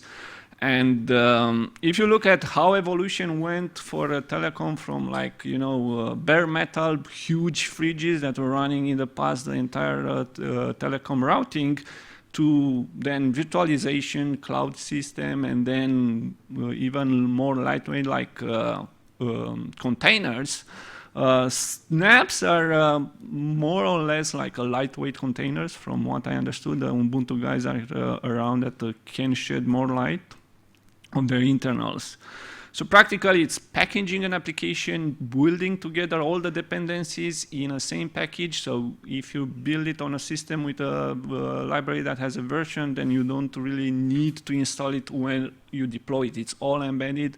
If there is an update to the library that introduces a regression, you are not affected. And more important, it adds, it wraps everything in a security layer, so it's running in a sandbox. So you have to tell from the moment you create a package what kind of access level you allow to your application. So eventually, if you have an issue in your application that could eventually expose to access, like buffer overflow, all these kind of attacks that could be exploitable, you are protected by another layer. So that's also good, because in telecom we know everyone is afraid of being penetrated and hacked. So it was my first touch with this after discussing with the guys around and looking at what I could do and how we can collaborate to get something built for the 2 days. And actually the challenge that I faced was, how to sorting out all this, enforcing and releasing the restrictions that are coming with this security wrapper. And also was, as we detect the system as being a classes Linux, Ubuntu, we do some tricks around the library layers in order to increase performances. So for example, we create row sockets for UDP, because UDP was most used protocol in voice over IP, to increase the performances and get rid of some synchronization that is done by classic or by the standard library. But that was proved not to be allowed, or I haven't discovered in the short time how can I do it with the snap format and restriction. So I had to put some patches in Camaillio in order to make it more friendly to build, like option to turn off the compilation with raw sockets when we do it for a snap, as opposite of just automatically detecting it's a Linux system and then create raw sockets by default. Snaps are also having kind of two systems internally. It's a read-only one, which are the libraries, the binaries, so nobody should change them. And then you have the dynamic data and the dynamic folders for runtime. So as we create some control files for our application, so the admin of the VoIP system needs to see the online users and so on, we create control sockets and so on. I had to do some tricks of moving from the read-only file system inside the snap to these runtime folders, update the paths in like a script before writing, and then prove to work quite smooth. So actually it was a lot of try and fail, and at the end, surprisingly, I ended up only with 4 patches that I push, and everything actually is available now on GitHub. As a future work, it's about deploying some additional tools that are helper tools for working with Camaillio, integration with other systems that we use for large deployments like MySQL cluster or Postgres. Backends could be NoSQL. And for my own interest would be performance evaluation to see the difference between running on a bare metal virtualization container and the Snap environment. And of course, as Ubuntu has a store, afterwards I'll just put everything in the store, let the pipe throw money at me and retire young. So actually, again, everything is available on GitHub. In the afternoon, there will be a session in Workstream 1, so Room Augusta, one about OTT apps, and I will have there a demo of what I did. I will show you if you want to build snaps. It's actually taking fast. When I did a pitch for the hack, I built Camaillio as I did the presentation as a snap, and already started while finishing the presentation. So it's really fast, which is something that I liked. It's not like when you build a Docker container, it takes quite a lot of time at the beginning. With this one, it's like just compiling Camaillio and just wrapping it in a bigger package than usual because all the dependencies are there. So come to this session if you have more questions. You have the link to the project on GitHub that I created with these spec files. You will be surprised to see that the spec files to build a snap, it's a very simple YAML file, probably 20 lines, and that's all. So thank you again, and I hope that I'll see you later, or you just catch me around now. If you have some quick questions, I can answer until the next presentation. It's set up here. Thank you.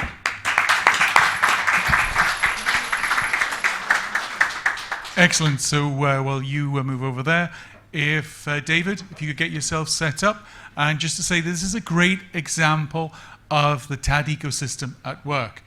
Now, Daniel's a SIP expert. There's very few people in the world that understand that weird old protocol that's just overly complex.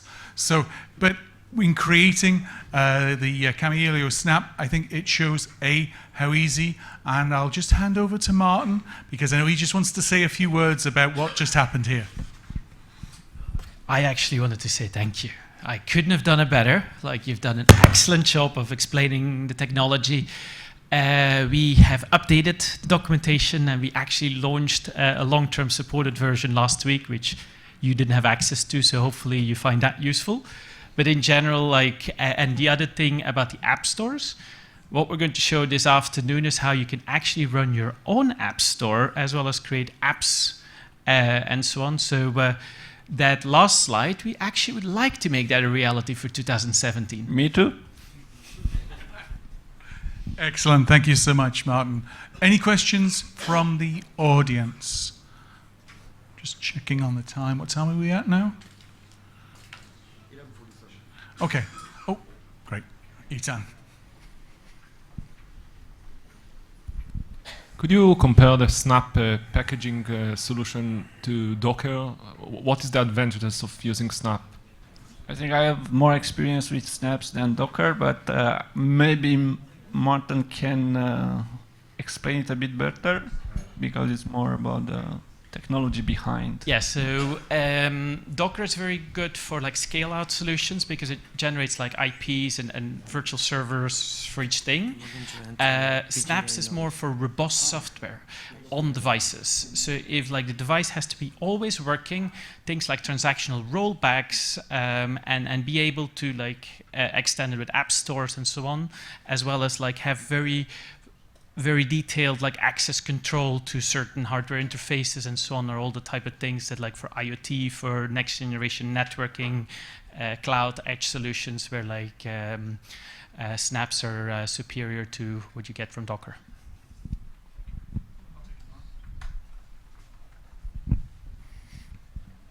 So basically we've got all these processes distributed throughout the network. We've got more and more locations to run applications and services. So with Snappy Camillo, we can be running a SIP server on a phone. We could be running it on a firewall or something else at the edge of the network. So and come tomorrow to the dangerous demos. Maybe it will happen. Exactly. That'll be interesting to see. So Okay. what I'd like to do is to thank Daniel because we're coming up on time. Thank you. And our last presentation of this session is David. He was part of the virtual healthcare triage that won the TADHack New York Prize. Was built on Cisco Spark and also, Vox Implant as well. So I think you won 2 prizes. I let that one pass because normally we tried to keep it to 1 prize, but because the hack was so good, we gave you a special exception there, David. So over to you. Thank you. It is an honor to be here, and definitely it's great to represent my team about the hack that we did in New York a month ago. My name is David Alfaro. I am from Costa Rica. Yeah, we like piñas coladas and getting caught in the rain. I am co-founder and witch doctor for WebRTC Ventures. We specialize in doing telemedicine and teleeducation applications using WebRTC in particular. So let's get into it.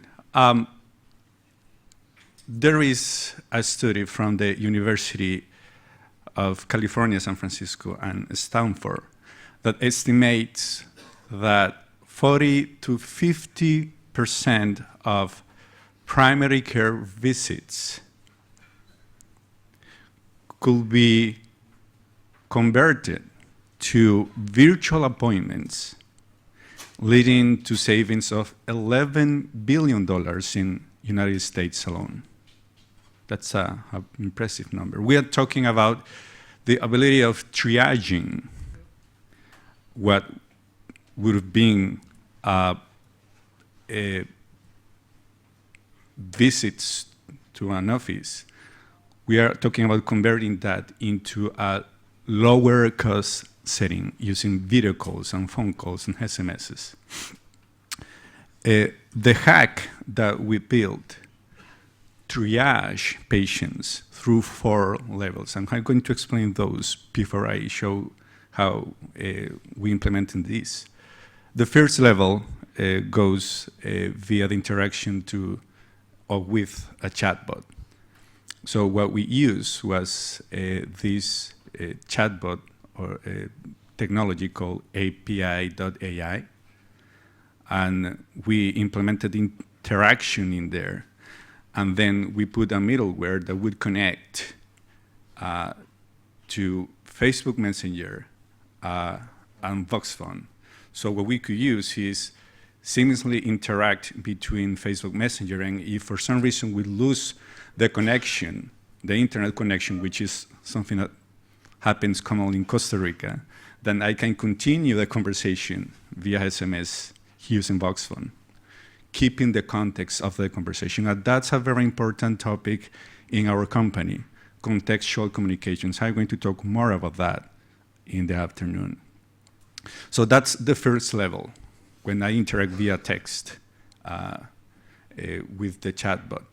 Now, it could be that the chatbot recognizes its limits and thinks or recommends that the best escalating step is to have a conversation, a phone call conversation with a doctor, and that's going to be the second level of triaging. Now, when that conversation happens, the doctor that is having this conversation may suggest that the next escalating level should be, let's have a video call that can be done using a desktop or a mobile. Now, it could be that in that live video session, the doctor can recommend, well, the situation that you have is better to be handled in person. So let's go ahead and coordinate a visit. So we can do that as well into the system that we've built. So let me explain again the architecture that we have here, or the decisions that we are making here. We have a segment of the market, or an important persona here, which is the patient, is going to interact first using Facebook Messenger. We put in the middle of the process something that we are calling a context-aware middleware. So before we reach the API.ai, which handles all the responses, what we're going to do is create a context that we're going to keep in a database. So when we have to switch to another medium of communication, like SMS, which is allowed by Tropo, we could keep having the conversation, picking up where we left it when we have to switch to SMS. Now, by the time that we have to escalate this, to have a conversation with the doctor is going to have access to this context. So when I mention context, the best way, or maybe the other word or the other term that we can use to refer to it is the medical file of this person being the chat part of it, the conversation that the person is having being part of that file.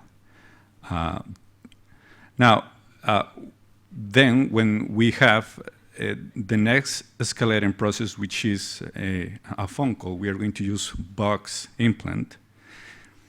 In this particular way, what we're going to do is that doctor is going to be able to have this conversation using his laptop, while the user can have this conversation via the phone. Why? Because that's the scenario.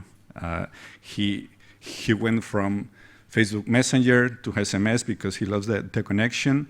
Now, using SMS, he was able to make an appointment, then he was able to make the phone call. Now, the next appointment opportunity is when the patient is going to do a video session, a live session with the doctor, and for that also we are going to use Vox Implant for that, using the WebRTC capabilities that we can have in Vox Implant. Now, what I'm going to do next is showing you live a video of a live behavior of this. Let me see. There you go. So this is the first level, the interaction that we're going to have using Facebook Messenger. And this conversation is being handled by API.ai. In this case, the patient is trying to explain what are the symptoms that he's having. But during this moment, because we are in Costa Rica, he lost internet connection. Very soon, that's going to happen, and somehow we have to keep the context so he can move it to other place. I lost it here, so I know where to. As a Costa Rican now, I have the phone number that I can keep using to keep having the conversation. I send a notification that the bot is going to recognize that, and then keeps asking the questions that were left hanging in Facebook Messenger. So still, we are in the first level of a triaging process, where the chatbot it's trying to handle the situation as in the best way it can. At some point soon, the chatbot is going to recognize, well, this conversation, we better escalate it to a doctor. Then I just make the call. And here I'm using Vox Implant to have the call, the conversation happens. You can imagine that.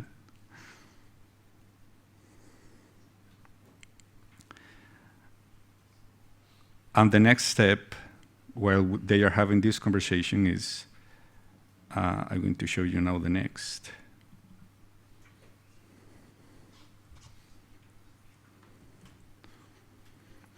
It's when the doctor recommended, well, what you have to do is actually make an appointment with a doctor. Now, this appointment is a virtual appointment. So what the bot is going to present to the user are the possibilities for the time slots the patient can choose from. The patient chooses one, and fantastic. Now he's able to wait until the appointment time comes, and then when that happens, the patient goes to a website. There you go. Where he can log in, and once he's inside, the context it's maintained in there. He starts the conversation. The patient is there. He didn't have time to brush his hair, but that's how he always looks. Yeah, it's a health issue. And then the doctor say hi. In that way, it could be also that in that moment the doctor says, well, maybe we have to escalate this to the next level where you have to pay a visit to a real doctor. But the point is during or through these processes, a lot of patients and a lot of situations can be successfully handled before escalating to the next level. And that's the savings that we're talking about. And that's about it.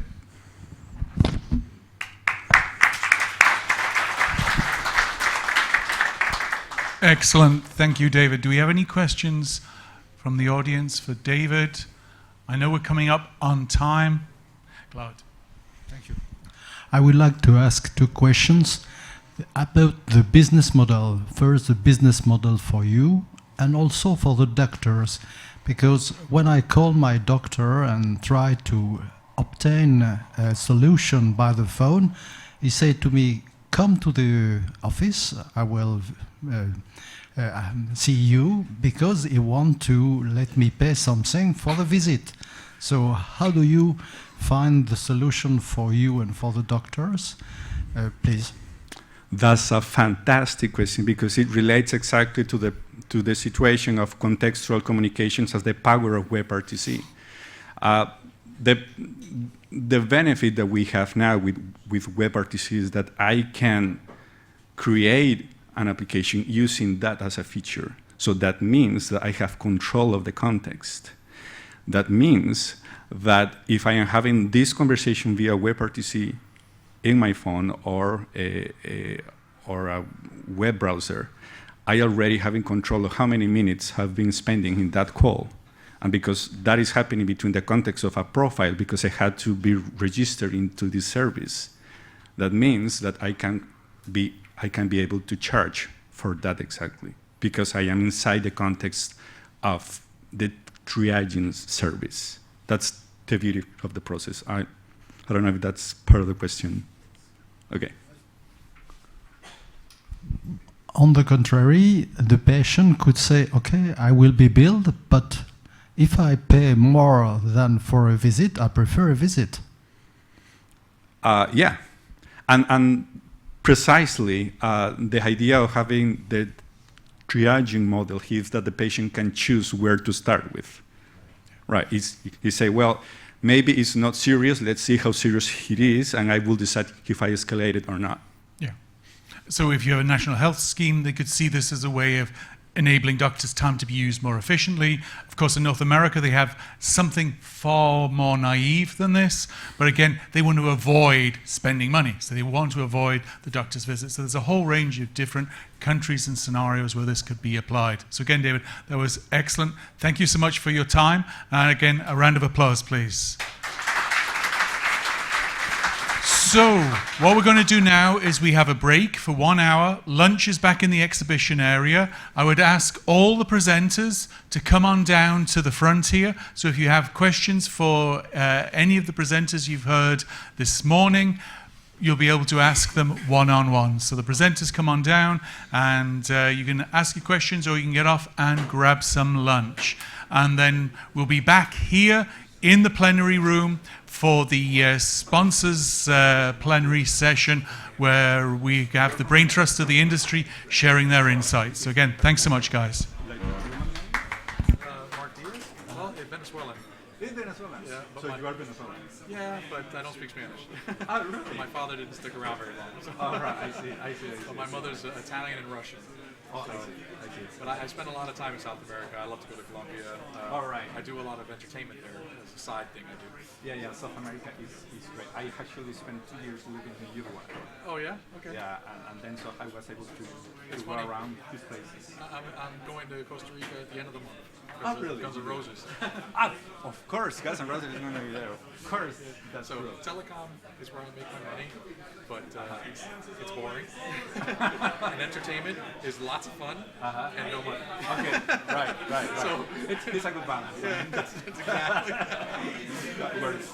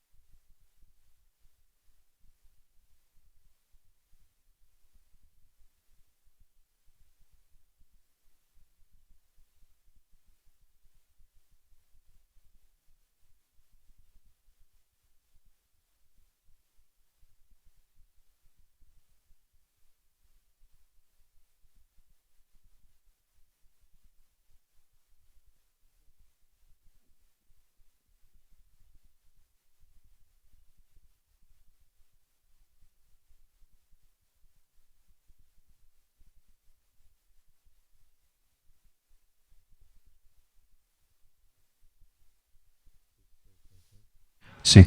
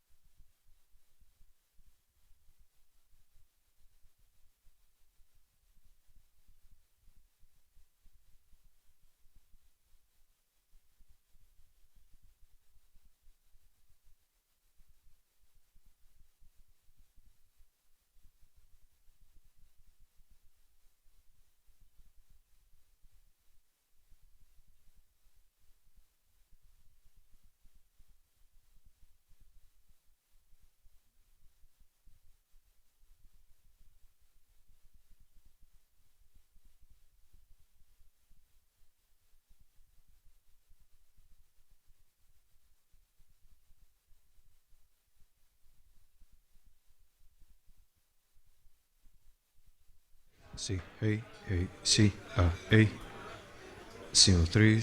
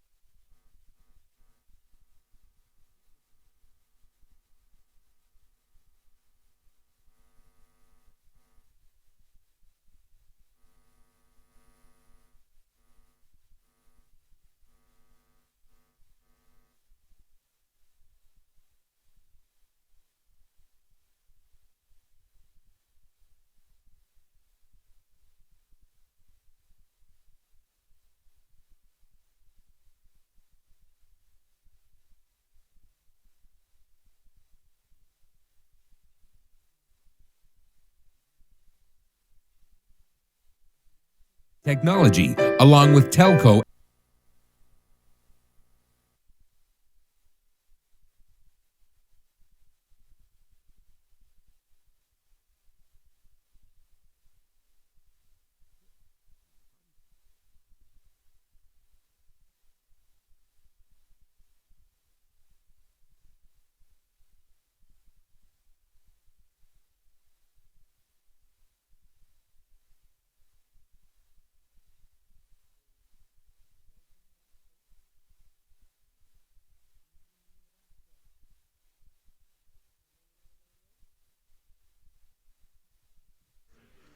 Can you hear me now? There you go. Okay, perfect. I'm going to start talking for a couple of minutes, just because everybody out there is enjoying the networking, enjoying the desserts, which are particularly good.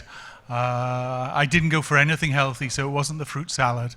I'm just going to quickly run through what we've got coming up, because as we talk, it encourages people to arrive in, because I want to have most people in before we kick off with our first presentation.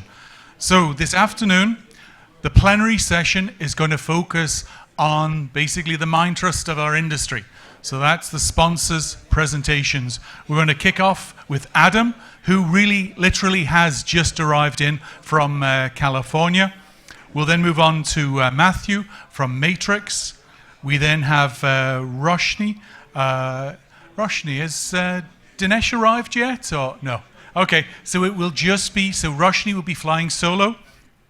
We then will have Nancy giving an introduction to Daniel. So we're pleased to have Daniel here again to go through his MVNO market survival kit.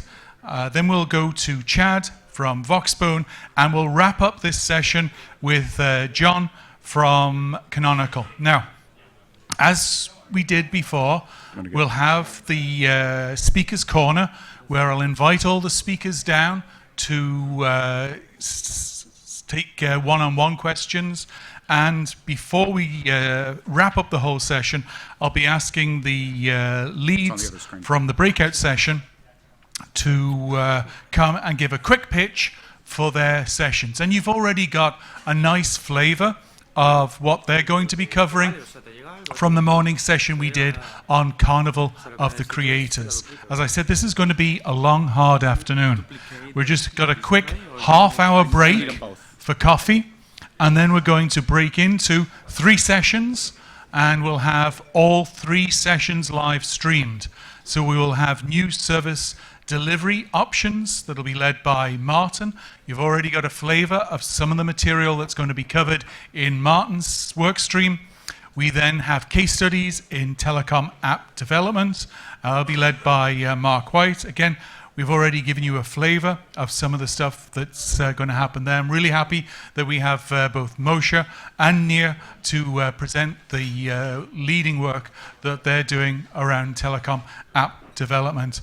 And the third stream will be on decentralized communications. And that'll be led by Paolo, who's part of Project Rethink. And as I mentioned, when we wrapped everything up today at 6 p.m., there will be the port tasting by Voxbone upstairs. So we have something to look forward to at the end of the day. So with that, I think we've got as many as we're going to get for the time being, and they'll roll in, I guess, over the next session. So please, Adam, over to you. Thanks, Alan. Alan mentioned I just got in, and I literally just got in.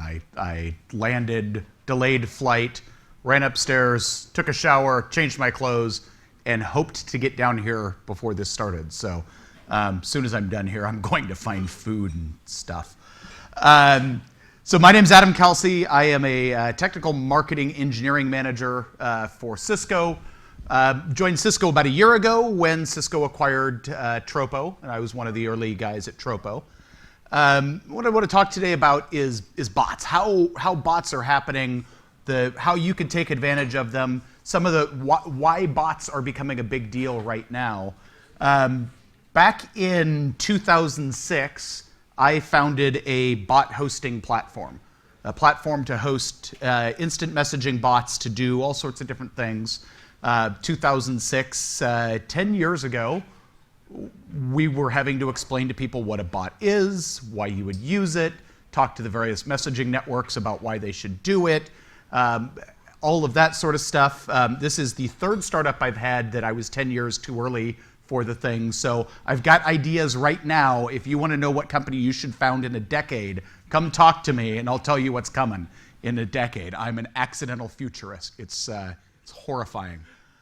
So Iamified grew out of, we started FeedCryer in late 2005, and the idea behind FeedCryer was to deliver RSS feeds, deliver news to instant messaging platforms.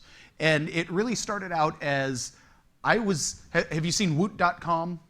It's not nearly as a big deal as it was today as it was in 2005. But Woot.com is like a daily flash sale site. And I was sick of missing out on the hot flash sale when it would pop up. And I thought, if only I could find out what was up and have it pop up in front of my instant messenger that I have all the time in front of me and start interacting with it that way. And I could even respond and say, bye. That would be great. And so I slapped something together, showed it to a couple of people, said, this is great. Hey, but can we also watch this? And can we also watch this? And can we also watch this? And it turned into a product. And that product kind of begat the Iamified platform when we looked at it and said, all of the problems that we're having to solve about how to scale bots, how to connect to the instant messaging networks, all that sort of stuff, other people start having those problems as well.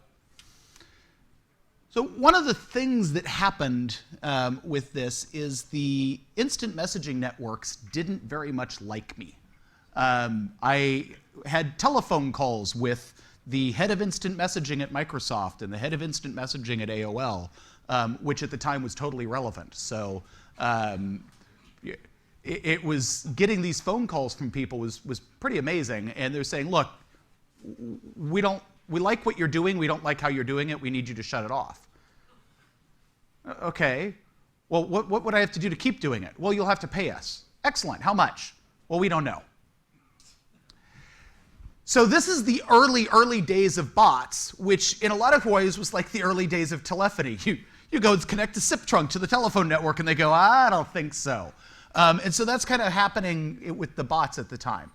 So now I spend most of my day on Cisco Spark and Spark for developers. So Cisco Spark is a business messaging platform designed for enterprise. So totally end-to-end encrypted. Cisco has no access to your content. We have no access to your encryption keys, video calling built in, meeting built in, all of this stuff. Brand new idea for Cisco in that we're giving it away for free. So we have a free tier that you can go up and use, sign on, use.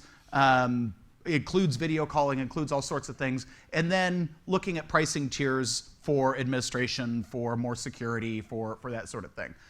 So this is really a seismic shift inside of Cisco, and this is why Cisco bought Tropo, was for us to come and help them figure out how do we deliver software and services to a brand new class of customer. One that is expecting things for free, one that's expecting a fantastic developer experience for things, so among other things, they can build bots and integrate with their own stuff.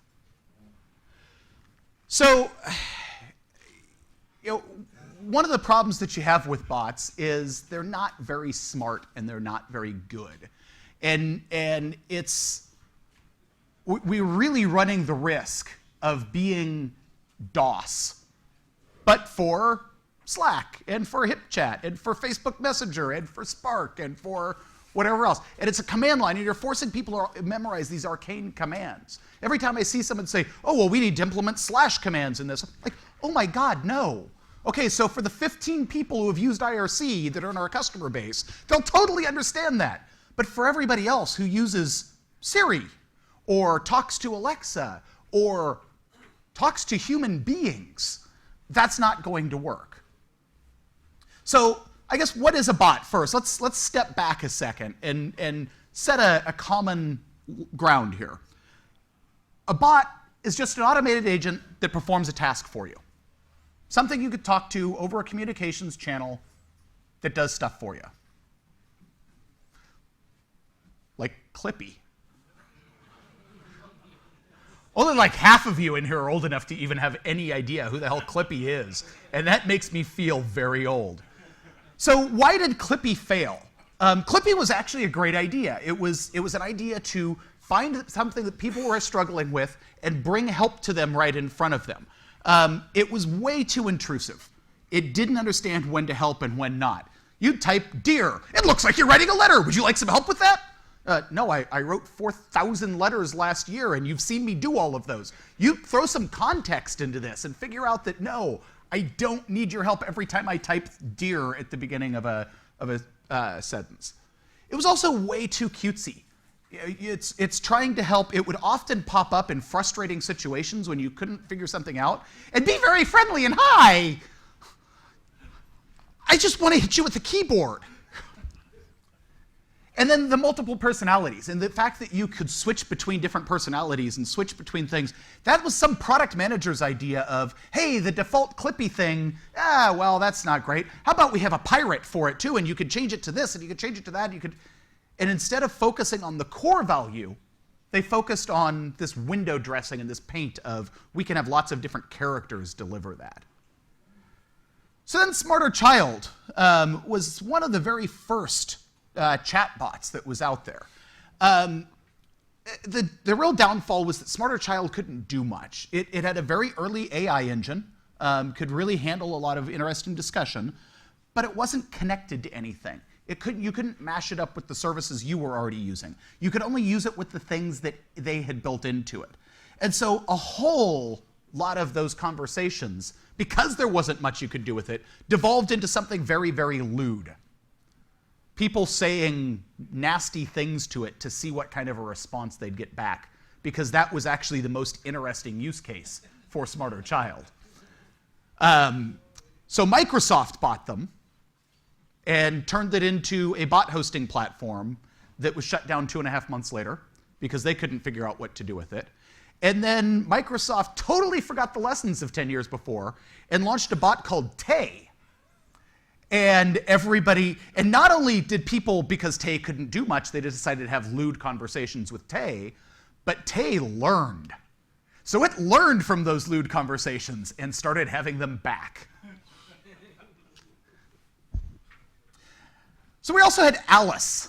Alice bot and AIML. AIML is an artificial intelligence markup language. Now, I don't know about you, but I don't really call it artificial intelligence when I have to script every single damn response that might come along. Every sort of thing, I could throw a wildcard in, and so that would work sometimes. But it was really relied on decision trees. It's mostly kind of in the realm of academia. It was one of the very first explorations in, can we use decision trees tied with neural networks to produce artificial intelligence? And the answer was no, we can't, or at least they couldn't.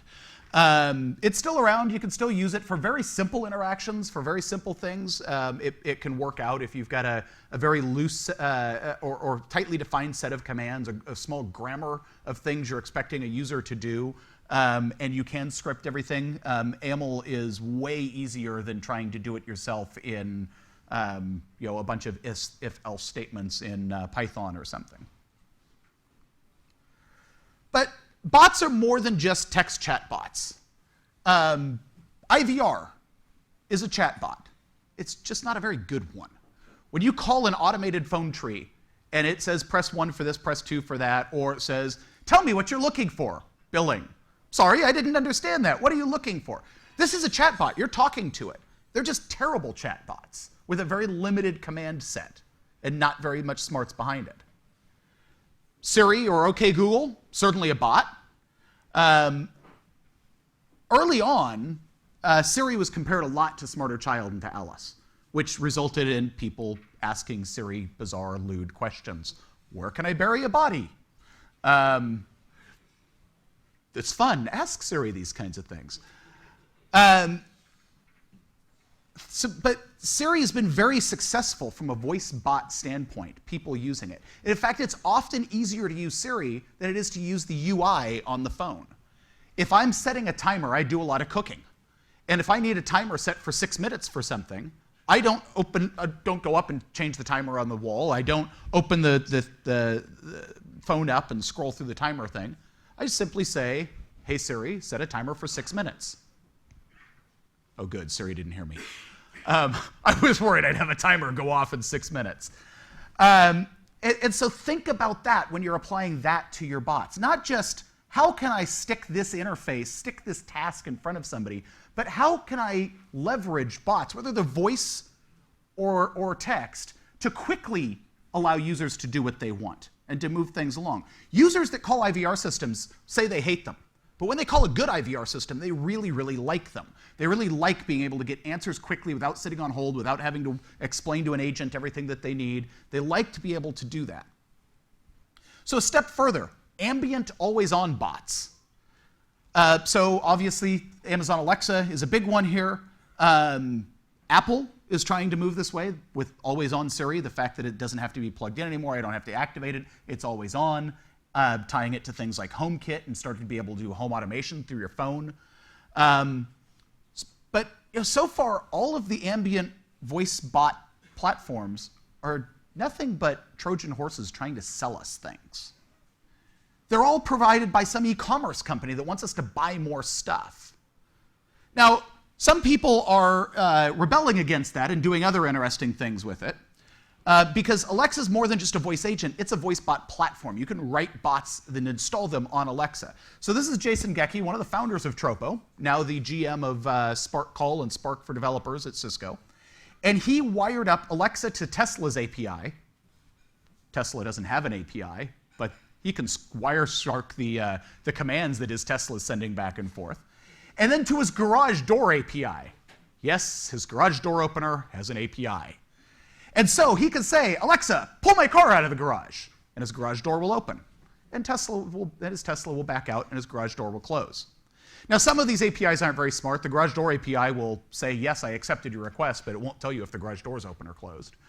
So he backed his car into his garage door a couple of times testing this out. Which brings us to another point, don't test in production. So now we have chatbots.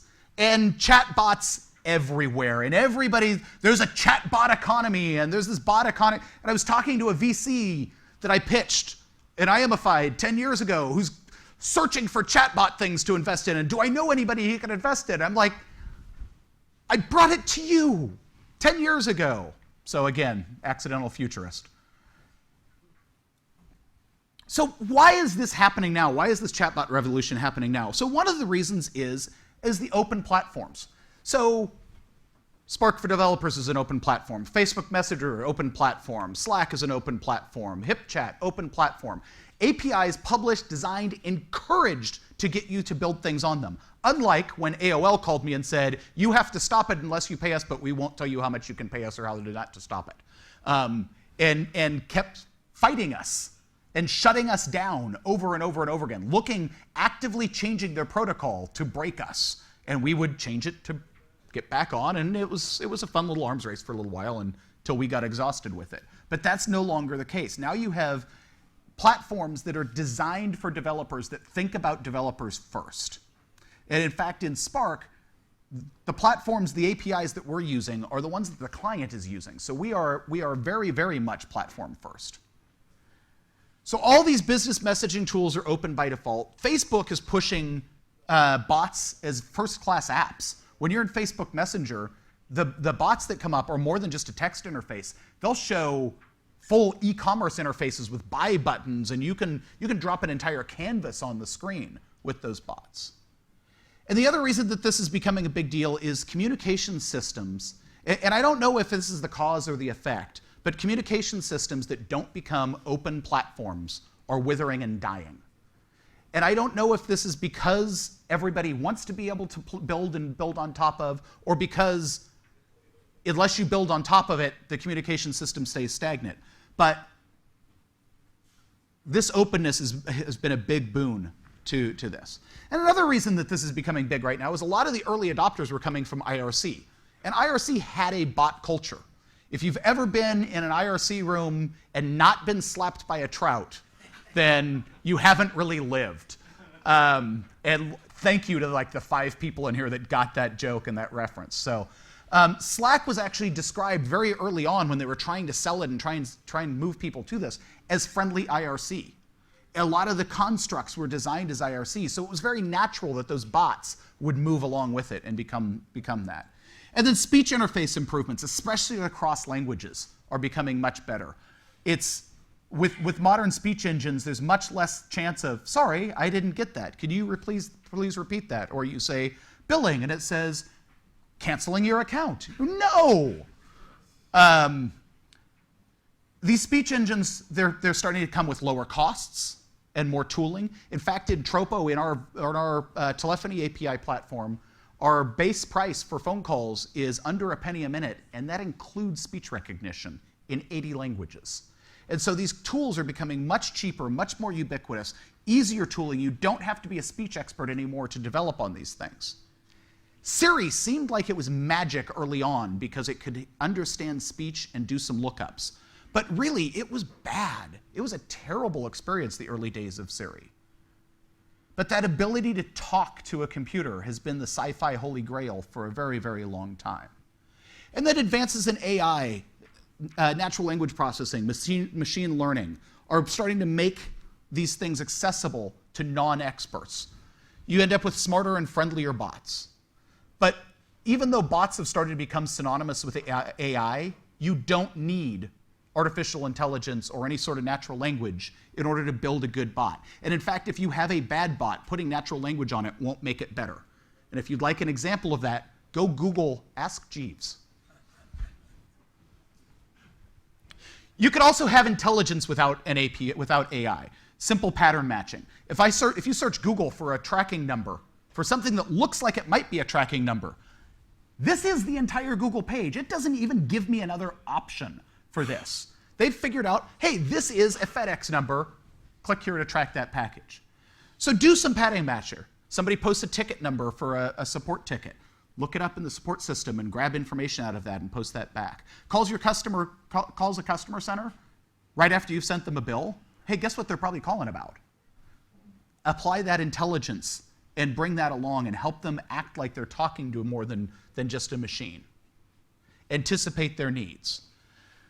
A well-defined bot increases satisfaction, just like a well-designed IVR increases customer satisfaction.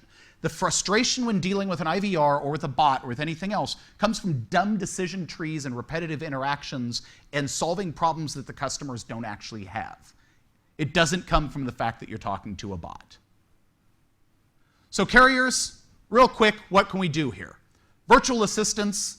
You can bring in virtual assistants into phone calls. In-call bots, so Ring Plus is an MVNO, that they have in-call applications that do everything from call recording to tracking. Tropo provides a platform that carriers can buy to build these sorts of tools onto that. Whisper, call record, transcription, or they could be transparent that they're not interacting with the call at all. Set caller ID on your outbound call based on the destination you're calling. When I'm calling my wife, use my mobile number. When I'm calling a business contact, use my desk number. Or call logging to CRM. And the other thing that carriers can do is start opening up to developers. Start opening up their platforms for developers to do this, because communications platforms that are not opening up to developers are starting to stagnate and die. Look at the tool ecosystem in business messaging tools and look at that developer ecosystem and how much it is accelerating those tools' usage. And think beyond the phone call. Carriers, if you have push-to-talk or you have UC desk phones, what about using those for emergency paging? Think about things that are outside of a telephone call that are not the billable minute, a number to a number, and look at how you can do that. And I think I've got about 30 seconds for questions, right, Alan? No, you're good. That was excellent. Thank you so much, Adam.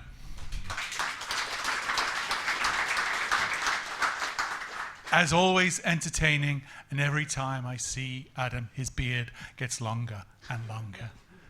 Any questions for Adam? I'm sure we've got to have questions. We're all tired after having lunch. If not, Since you ask, what is the area we should be building companies now for success in 10 years? Well, I can't give them all away to everyone. I really think that conversational commerce is going to be big in 10 years. We've had some fits and starts with it. The ability to be able to tie what people are talking about to helping them make those buy decisions. And I think that one of the most interesting early startups of that, the New York Times just picked up with the Wirecutter and going through and treating products and the people that are using them as humans and discussing them with them rather than just throwing reviews out at them. And so variations on that theme is a big one. And anything with automatic organization. We're getting so much information in the world. It's growing so quickly. Anything that we can do to apply ontologies to it automatically, I think will be huge over the next decade. Yeah, I agree, especially with the conversational commerce. I mean, with Alexa, it's there, but it's so naive. I think it needs to be part of a conversation that you're having and inserting in that. So there's so much more context and information before you say, buy toilet roll. It has the potential to be creepy, though. I mean, if I'm sitting here discussing with my wife that, we need to pick up some new laundry detergent next time we're at the store, and I open up Amazon and there's a laundry detergent in my shopping cart, there's that potential to be creepy. So you have to figure out a way to do it without being intrusive and creepy. Yeah, that's a good one. Any other questions for Adam? If not, to help us get back on time, excellent presentation. Really enjoyed, Adam. Thank you so much. Okay, so the next one, and I apologize, I wasn't opening this. Okay, Matthew, please come on down. So fingers crossed the setup is going to be relatively quick because I was supposed to, while Adam was doing the Q&A, have Matthew get things set up. So, good. Will that be instant? Give it a sec. Oh, promising. Possibly. There you go. Oh, that was quick, wasn't it? Over to you, Matthew. Thank you, Alan. Very hard act to follow there, but I'm going to try to keep everybody awake and talk to you all about Matrix. So in terms of pitching Matrix to the right audience, it would be useful to know who has any idea of what Matrix is already. Hands up if you know what it is. Right, interesting. About half the people have already heard me, presumably, or somebody enthused about Matrix. It's all about the movie. It's like Keanu Reeves and PVC. It's amazing. What was that Trinity? I forget. Anyway, Matrix. I'm going to talk about it at a high level quickly and then give a bit of an update on where we're at because it's almost 2 years since we began the whole Matrix project and things are going kind of interestingly. But just as a quick recap of what it is. Basically, we're a non-profit, open source project which is delivering an open standard for defragmenting communication. And everybody should be painfully aware of the fact that the good old days of the PSTN being the one fabric for interoperable communication has kind of gone a little bit awry, and instead we've got all of these very fragmented silos, all of these OTTs which don't talk to one another. We've got 25 identical messaging apps on our phone. We're forced into using those apps by the people we talk to, rather than actually picking the ones which we might ourselves want to use. We don't know whether to trust these companies. We don't know what they're being obligated to do. And it's basically a bit of a futuristic dystopia that we've ended up in. So Matrix is our attempt to fix this. So our mission is to create a global, encrypted, end-to-end encrypted communication meta-network. Apparently the word internetwork has already been used. So a meta-network which connects together all of these existing silos, and that could be WhatsApp or Slack or Skype or any of these things, and basically returns control of our communication to be controlled by us, the end users. So it's up to us what app, what service provider we want to use in order to communicate. So honestly, it's a bit of a moonshot. It's a thoroughly over-ambitious project that we've spent a lot of time in, but the good news is that it's actually going kind of well. So in terms of the kind of silos we're linking together, you have things like Skype. We kind of consider the PSTN itself a silo these days. Hangouts could be an application ecosystem, something like GitHub that's a centralized service, and really whatever you might happen to have in the bottom right there, or the bottom. And Matrix goes and sits in the middle like this. So it is literally a decentralized network which has no single entity running or controlling it, where people can run their own servers, which are the dark blue things here, which go and then bridge by these light blue things here into the other networks. You can have users, who are the green dots here, who can talk on Matrix natively, or you can have users who are the green dots here, who can use whatever service it might happen to be to talk together. Make sense? Any questions? please heckle, or if I'm talking too quickly or in the wrong language or whatever, please just go and yell at me. Okay, hopefully that makes sense. So the whole point here is that no single party should own your conversations. So if I'm talking to Karel and he's on Vox's Libon hybrid or whatever it might happen to be, and I'm also talking to Alan, who's going to be using Slack just for a change, the idea is that conversation is not stuck in a single silo. It's not trapped in Slack, it's not trapped in perhaps Libon, it's not trapped in Matrix itself necessarily. Instead, we're literally replicating that conversation over the various different silos so that if I want to change service provider, I can do that. And if Libon was to pivot into becoming Libon cool and stop doing messaging, heaven forbid, then I don't get locked out of my conversations because I could have those conversations stored in Slack or anywhere else in Matrix. So this is basically the idea. So what can you do with Matrix? Well, obviously group chat is a huge thing here. Everything is group conversations. One-to-one is just a subset of group communication. Perhaps a bit more interesting is WebRTC signaling, in that WebRTC doesn't define a signaling layer, as I'm sure many people know. And so you have a choice of using SIP, or you can make up your own HTTP API, or use WebSockets or whatever. And we're just providing Matrix as a simple HTTP signaling API for WebRTC. You can obviously bridge things together, as I've said to death. Finally, Internet of Things data is a really interesting use case because IoT needs this interoperable data fabric. It needs an end-to-end encrypted data fabric so that people can go and publish data from whatever device it is and then consume it in whatever service, or aggregate data from different devices in a vendor-neutral manner. And so in the end, it's basically just pub-sub for any developers in the audience, and you're pub-subbing persistent data to the whole world. Architecture, I've kind of already touched on, in that you have a whole bunch of servers which can be run by anybody. We obviously run one for matrix.org, but you have companies like Ericsson going and running their own. You've got, I think, Metaswitch, we're running one at least at some point. You've got telcos running them in labs. You have individuals running them on servers under their beds or in the basement or wherever. And these actually store the conversation in Matrix. You have then clients, which are apps, could be web apps, iOS, Android apps, desktop apps going and connecting into those servers. Then you have application servers, which are the fun bits which go and provide the value-added functionality. So the bridges, the integrations, you can almost think of a bot as an application server. And then identity, which we're going to skim over because a fun thing about identity in Matrix is that there is no true identity system. We are very pragmatic. We just go and hijack whatever you already have. So if your address book is full of phone numbers, then we go and identify people based on phone numbers. If it's email addresses, we use that. And that's basically the architecture that you can have any identity provider there. At the moment, it's just email addresses, but we're just adding phone numbers. And at the moment, it's logically centralized, but we're in the process of decentralizing it to be like the rest of Matrix.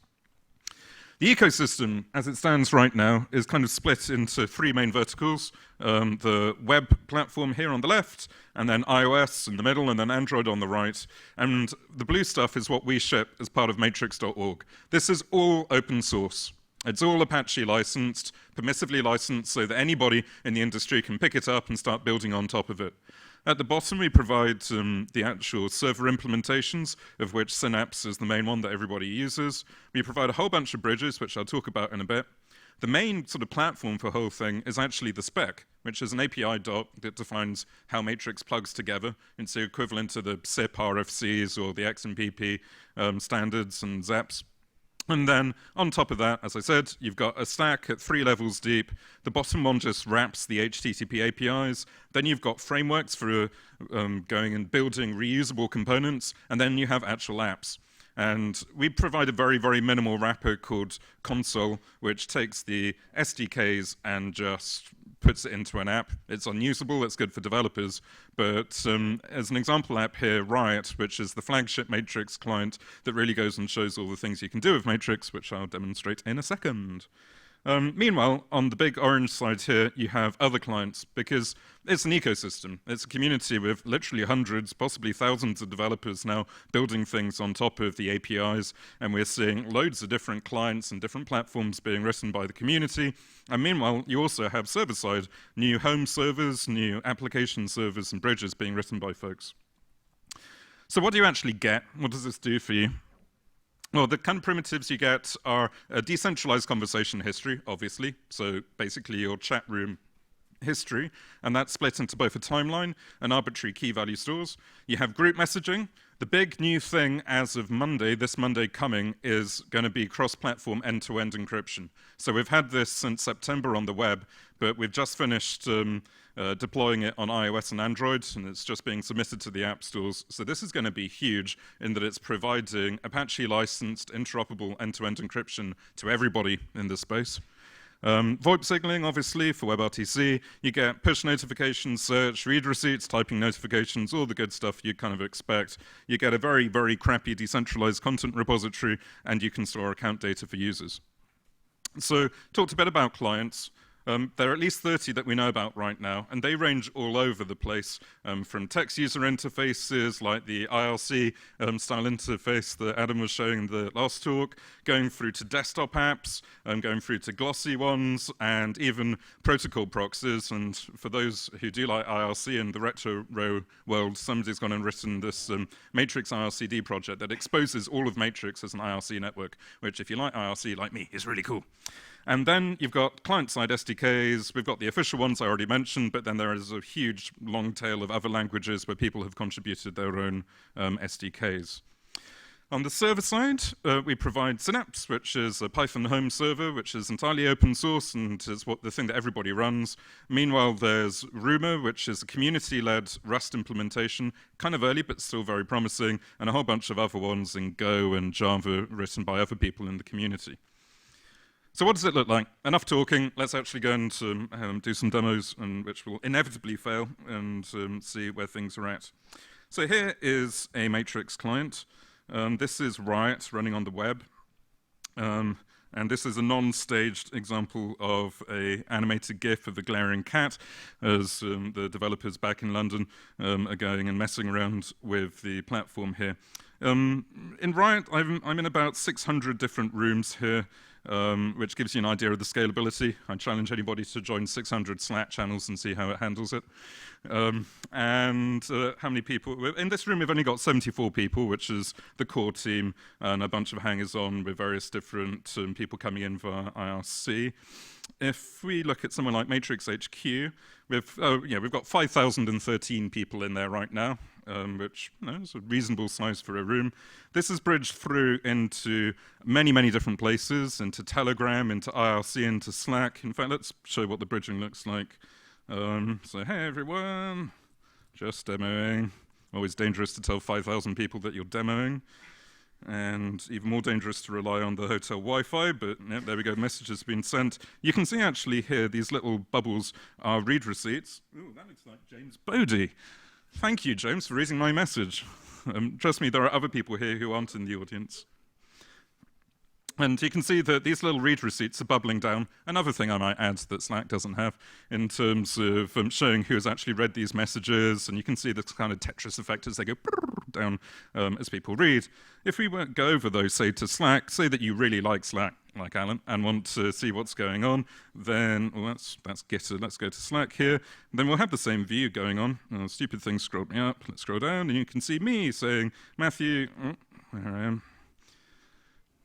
Oh, hello. Oh, that's very meta. So then I had some me on Matrix saying, hi, everyone, just demoing, and Dave in the London office waved back, and then James has gone and posted a message into Matrix, which is being propagated through into Slack. So, I mean, the conversation exists in both places. Meanwhile, on, say, the Gitter bridge, I'm not sure I'm actually in the main Matrix HQ room, but you have another similar room here, which is showing conversation coming in on the Matrix side. Let me do a dangerous demo briefly and fire up Telegram, because there's been a new bridge a few days ago that was written by the community, and here is Matrix HQ sitting here in Telegram, and I'm really hoping that if I scroll down, this thing might actually be working. Oh, there we go. So here it is again, happening in Telegram, with James going and taking embarrassing photos of me, demonstrating apparently the Gitter user interface. Perfect. That's how I want to be remembered. But you basically get the idea that it's the same conversation mixed all over the place. So what else can we do with this? yeah, people are already complaining that we're showing, well, they think it's Slack, little do they know. Let's go to somewhere else. If I go back into the internal room here, meanwhile, whilst I've been chatting, you can see that other people have been talking away, using a GitHub integration here to argue about start typing notification bugs. As a real risk, let's see what happens if I start a video conference in here. Whoops. Video conferencing is still beta, so we get a big warning that comes up. And, oh, hello. Let's see whether I can dial through into the conferencing server. Oh, hello. So this is going into a free switch conferencing server. Again, the hotel Wi-Fi is not amazing, so it's bouncing back. Let's see if somebody can join. Please enjoy the guitar music in the interim. And wait for the team to wake up. So this is using Matrix for WebRTC signaling, obviously, and it's going and talking through to the conferencing server. Oh, there we go. Who have we got? Oh, it sounds as if somebody joined his voice. That would be a fail. Oh no, we've also got somebody coming in his video, hopefully. Oh, there's Amandine. Hello, Amandine. Sorry, you're on a huge screen here in Lisbon, and thanks for joining the video conference, and who knows who else is joining there. And that's a Nerf gun in the UK office, which gives you an idea of the mentality of the UK. Okay, I'm going to hang up on this before the video. Oh, hello, Dave's chest. I assume that's Dave, yes. Hello, Dave. So that's a beautiful view of our office in Chiswick, the tech capital of Europe. Let me hang up before the quality completely collapses. There we go. And you can see that everybody else in that room is going to be seeing ongoing conference call. Please join as voice or video or whatever. What else can I show you? Let me very quickly show you a totally different client. So this is, which one should I show you? This one's called NAChat, and it's very new, like about a month old, written by a one-man band who went and implemented an entire desktop Qt-based C++ client from scratch. And I'll fire it up here, and the user interface is not particularly polished, but you saw how quickly that loaded up on an account with all these different rooms, and if I jump into one of them, like Matrix HQ with its 5,000 users, and I've double-clicked on that, then I apologize that this is probably completely illegible on the screen, but suffice it to say that we've got a very fast timeline here. We've got thousands and thousands of users, a bunch of test users at the top, but then real users around here, and people going and chatting away in the room. So there's a little taster of where Matrix functionally is now. Let me get rid of Telegram and go back to the presentation. So, I should show you the end-to-end encryption, actually, because that's really cool. If I go into a room like Megolm, so Megolm is the name of the ratchet that we've built for doing group end-to-end encryption conversations, and it looks suspiciously like a normal room, except I've got a green padlock here that shows that anything I say is actually encrypted. There are people, of course, chatting away in this test room, and they've got these yellow warning things. And one of the really cool things we've done here is to really expose trust. So this guy is called Trilobite17 and has got a penguin for an avatar. Should I trust him? Well, if I go and click on that exclamation mark, at the moment, the UI of this is horrible, but it's telling us precisely the key that he's using on that device, and it gives me the option of comparing the fingerprint of his key and verifying it or not. So I can hit the verify button, say, hey, phone up this guy, confirm that that is actually who he says he is, and if it is, then we hit verify. This will get better, but the important thing is if I do hit verify, then magically his yellow triangle has become a proper padlock, and it knows for sure that I'm talking to that device. So if anybody went and man in the middle attacks him, or if he switched device and I'm not sure whether to trust it, I will get warned. So this is a very, very powerful trust mechanism that you don't typically get in terms of being able to track on a per device level whether you're talking to the person that you think that you're talking to. And if we look at one of these messages, you can see some beautiful ciphertext in here of some base64 that's actually encoding the message of what's going on, whereas if we compare that with an unencrypted one, so go back to HQ or something, and I don't know, oh, thanks, Mershu. Let's go and see Mershu saying, great demo, Matthew, and view source, and here's the unencrypted thing. It's just a chunk of JSON saying, great demo, and it's text, and it's got a message, and all the rest of it. How am I doing on time, Alan? Couple of minutes, brilliant. I'm about a third of the way through. Perhaps it's time to speed up a bit. If you want to send a message for developers, you do an HTTP post. If you want to set up a WebRTC call, again, it's a single post to invite, a single post to answer, and you're in the call. Give me that over SIP any day. That's a simple sequence diagram showing the invites, candidates. We do trickle ice for people who know what trickle ice is, for VoIP signaling. Bridges look like this. Obviously, you've got the bridge in the middle, you've got matrix on the right, and you've got some existing thing on the left. The list that we have right now, the ones that we provide as Matrix are IRC, Slack, Gitter, Rocket Chat, Mattermost, FreeSwitch, Asterisk, and libpurple. Libpurple is alpha, but it's incredibly cool because it takes anything that Pigeon can talk and exposes it into Matrix. So you can use the libpurple thing, in theory, to talk to Skype or Facebook or WhatsApp or any of these things. Meanwhile, the community has been building Twitter ones. We just looked at the Telegram one. Somebody did a Hangouts one as part of TADHack, which was a very impressive demo. And people have done Slack webhooks, Gitter is a different architecture. Everybody in their cat has written an IRC one, and everybody in their dog has written an XMPP one, because from a geeky perspective, those are the ones which people get most excited about. The stack looks like that, but you don't care about that unless you're writing one. Community update, this is probably the interesting bit, more for the audience here. So we started this in September 2 years ago. We're in very late beta now, and in fact, chunks of it are formally out of beta. Right now, we've got almost 500,000 user accounts on matrix.org, and that's just one of the many servers in the overall federation. However, many of those users are bridged, and in practice, the unbridged ones is about 160,000 users. The server itself pushes about 500,000 messages a day. We see 50,000 rooms that that particular server is participating in. But the overall ecosystem, we can see at least 1,000 federated servers. Now, it's very hard to tell how big the total ecosystem is because people run private deployments, or they just don't talk to the Matrix one, or they don't phone home. And meanwhile, we've got about 50 companies who are building either experimentally or actually in production on top of Matrix. And the graphs look like this. So this is trying to be uncharacteristically honest in terms of showing the unbridged users on the matrix.org server. So these are the total registrations of real people using the service. And you can see in the first year, it was fairly minimal, a couple of thousand people. Then at FOSDEM in Belgium in February of this year, we saw a huge uptick, going into a completely different regime. Then we launched Vector, which turned into Riot there in June, and then here we relaunched Vector as Riot with end-to-end encryption. So you can see that the kind of size of the community is really quite ramping up. Activity is kind of fun. This is the number of messages, again, native messages rather than bridged ones, going through the matrix.org server, which is around 70,000 unbridged messages a day currently. And again, you can see that eventually, if you compare this with like IRC or XMPP or one of the sort of other open standards, we've actually got some real momentum happening now. I could now give you a lecture on end-to-end encryption, but I think I'm out of time, which is a real shame because it's based on Olm, which are these little troglodytic salamanders.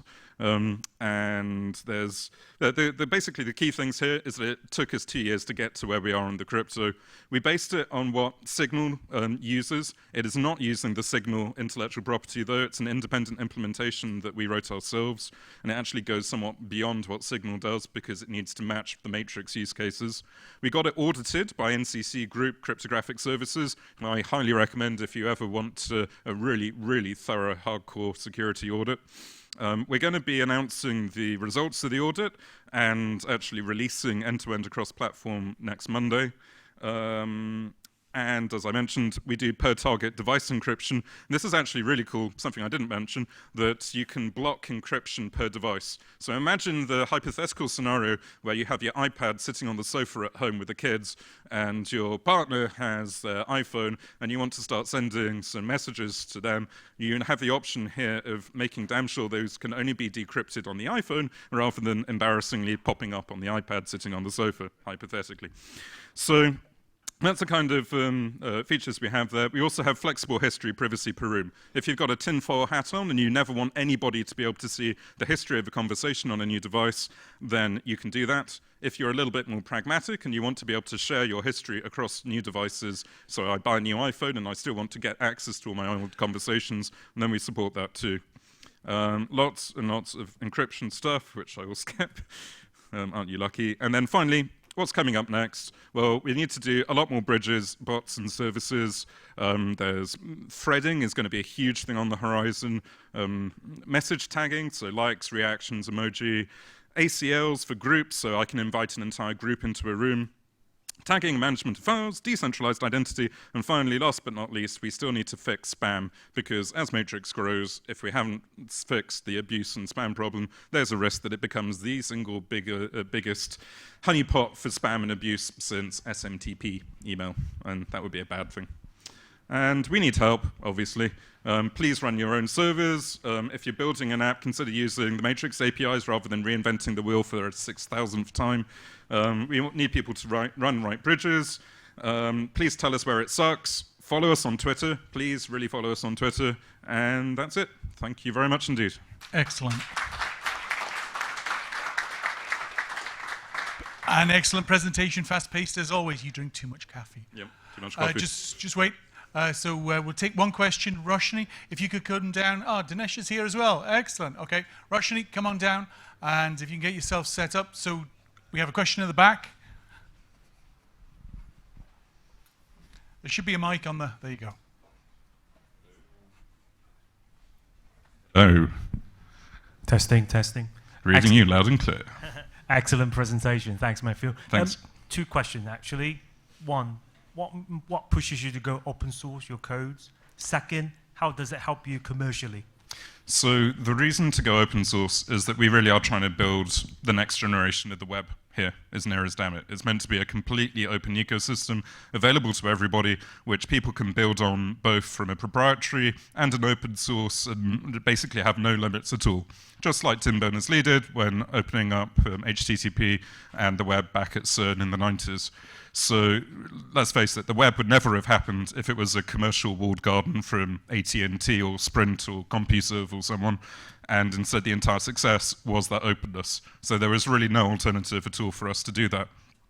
But that doesn't mean to say you can't make good money, because if you look at the web, which is of course at its heart completely open and all of the sort of core technology is open source, I hear it's possible to run a fairly profitable business. Google seem to be doing okay these days on top of the web, and I expect to see precisely the same pattern happen on top of Matrix, where telcos can go and take the opportunity of running their own Matrix servers and provide the guarantees of carrier-grade SLAs and availability, integration with all the fun carrier services that you already have, links through to the PSTN, guaranteed storage, bots, machine translation, all of that good stuff can all be paid for and monetized.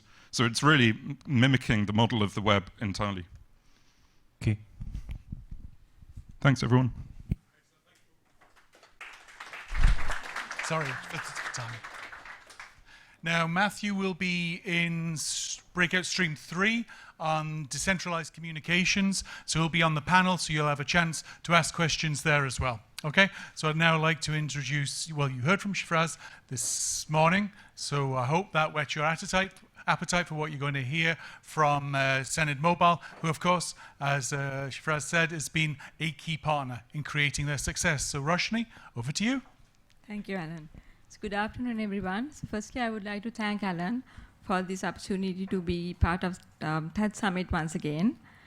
So Senid Mobile has been part of the TAD's community since its inception, and year after year we have been here at TAD Summit and also run TADHack for 3 consecutive years. Given that the TAD's community's focus is on telco application development, and a key focus is on telco API integration for most of us, at Senid Mobile we have identified 3 critical factors for the success of API management. So we spoke of this last year at TAD Summit, and I bring it up again here today because I'm here to talk about Senid Mobile's journey with TADHack, to tell about our story, and TADHack has a huge part to play in one of these factors. So, so just to reiterate, so one of the critical factors is to have a platform, a fully self-service platform for developers on which they can onboard, you integrate telco APIs, deploy the applications, all the way up to reconciling them on a fully self-service platform. And then the second point is a platform alone is not enough. There is a need for continuous engagement, to have activities continuously with the developers to build an ecosystem around the platform so that they keep building the services and improving them, and then revenue comes out of this platform. And then the third one is the incentive. So this morning, Shafraz mentioned that on Idea Mart, the revenue share is 70-30, and the 70% is to the developers. So that speaks for the incentives given out of the a platform and covering the 3 critical success factors. So today what I will focus on is the engagement factor. So TADHack, the journey we have taken with TADHack has actually given a huge boost to the engagement that we have had with the local developer community in Sri Lanka. The developer engagement has been amazing, and it has basically, the numbers speak for the success that we have had with TADHack, because we have one of the largest, or the largest developer registrations across the world, I believe. So we run TADHack in 2 locations, and as you can see, these are the numbers that we have, people joining us for TADHack. So the most endearing part of our journey with TADHack, the measurement of our success, and the effort that we have put into it is actually from the hacks that have come out of it. So it has been a very self-fulfilling journey to see the rise of a lot of young talent converted into startups and businesses, and to see those startups actually creating a huge impact in the lives of many people in Sri Lanka.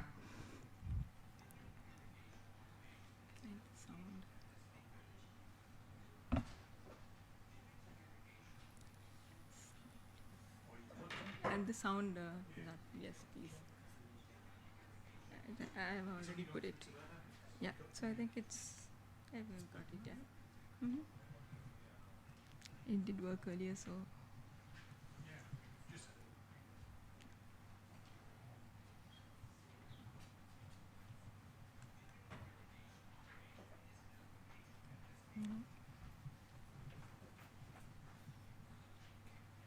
That's the one I have been using.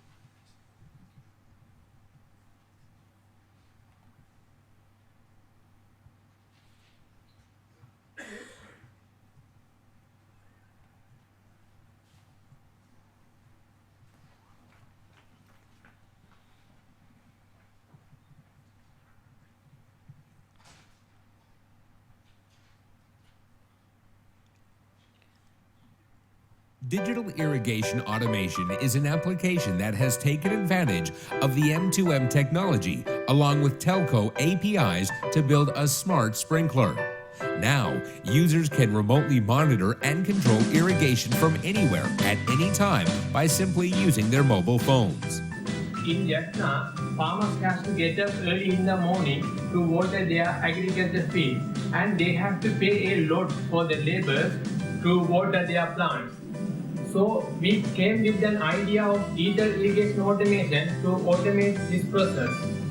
If farmers use our system, they can easily control their sprinkler system even at night using any mobile devices. The app helps users to schedule the daily sprinkling activation times through a simple menu.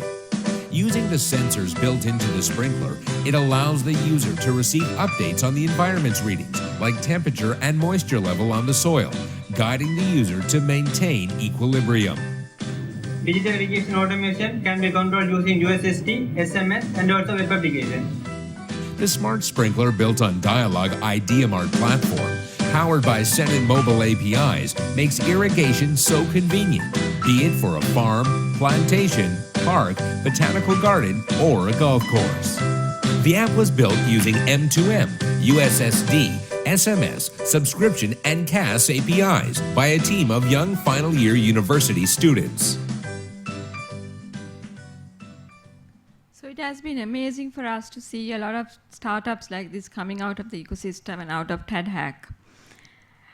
So I would like to take you through this journey that we have taken with TADHack, so that you can actually see for yourself whether if any part of it is replicable in your own home country, to either run TADHack or for any hackathon for that matter, and to see how you can improve on developer engagement and get the developers to use APIs even more.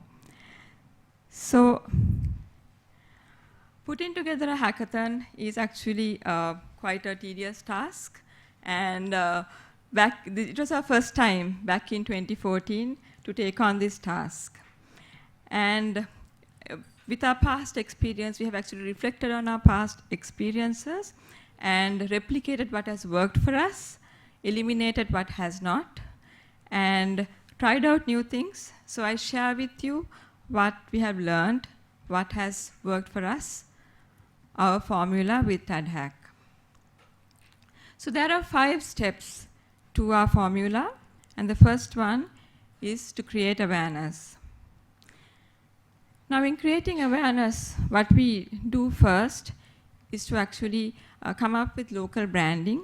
This is to instill a sense of pride in representing Sri Lanka on a global stage. So we make this our theme all the way through to TADHack, and we have done this year after year in the 3 years that we have run TADHack. And then we go through this process of having awareness programs. And one of the things that we do is to actually send out our staff to universities, because we feel that the passion for innovation is burning within and strongest within the youth. And then another thing that we do is to have a meetup where we invite all the registered TADHackers to come into a forum to tell them about, or rather to tell them about TADHack to create some awareness. So I remember back in 2014, it was almost a disaster because it poured with rain, and it was our very first meetup, and not more than 20 people turned up. So we almost, so we wanted it to look good, and we joked that we would actually fill up the place with our own people from Senate. So however, a chance to, chance to innovate and take local apps to a global stage is not an opportunity to be missed. So we kept this message, we harped on it throughout all our awareness programs and through all our channels. And then there was a healthy number, very good number of teams that went on to TADHack 2014. So running TADHack for 2 years, we saw that ideas had saturated. The same kind of ideas that came up in 2014 were coming up in 2015. So we tweaked our formula a little bit, and in 2016, for that very first meetup where we were actually previously doing an intro session to all the developers, instead of that, we actually ran an ideation session. So what we did was, through our networks, like through some of the people at Senate Mobile, through our networks, we reached out to people, professionals, from 4 industry verticals, and we brought together these professionals and developers into a common forum and facilitated brainstorming. So we encouraged them to come up with problems, real problems in each of those verticals, and then at the end of the ideation session, we encourage the developers to take on a real problem and to see how they can solve it through technology, and to use TADHack as a platform to showcase their innovation. So we also emphasized the fact that these solutions need to be sustainable implementations going beyond TADHack. Then the third thing that we went through was filtering. So with all our awareness programs, so there was a huge number of registrations. So we had to go through a process of filtering. And so what we do here is we appoint members of our staff as well as our partners like Dialogue and Niamat, where we have people sitting with the teams individually on a particular day. So they discuss the detail, their concepts and ideas in detail, and help them to develop the ideas with the whole intention of trying to see if they can, there is potential for them to actually come on to the big day, which is TADHack. So at the end of each session with each team, our staff members evaluate the teams on a given criteria. And then the top teams are selected and are informed to participate at TADHack. So now going through the process of creating awareness, the ideation, filtering, and we come to the fourth one, which is mentoring. So what we do after the filtering is we appoint mentors who can mentor the teams. Like, see, the filtering happens about a week or two before the main event. So they actually work with the mentors. The teams work with the mentors for over that period till TADHack, and even during TADHack, in order to refine the ideas further and even help them in practicing pitches and things like that at TADHack. So, and then of course the final thing is finally having a platform on which the teams can quickly integrate telco APIs and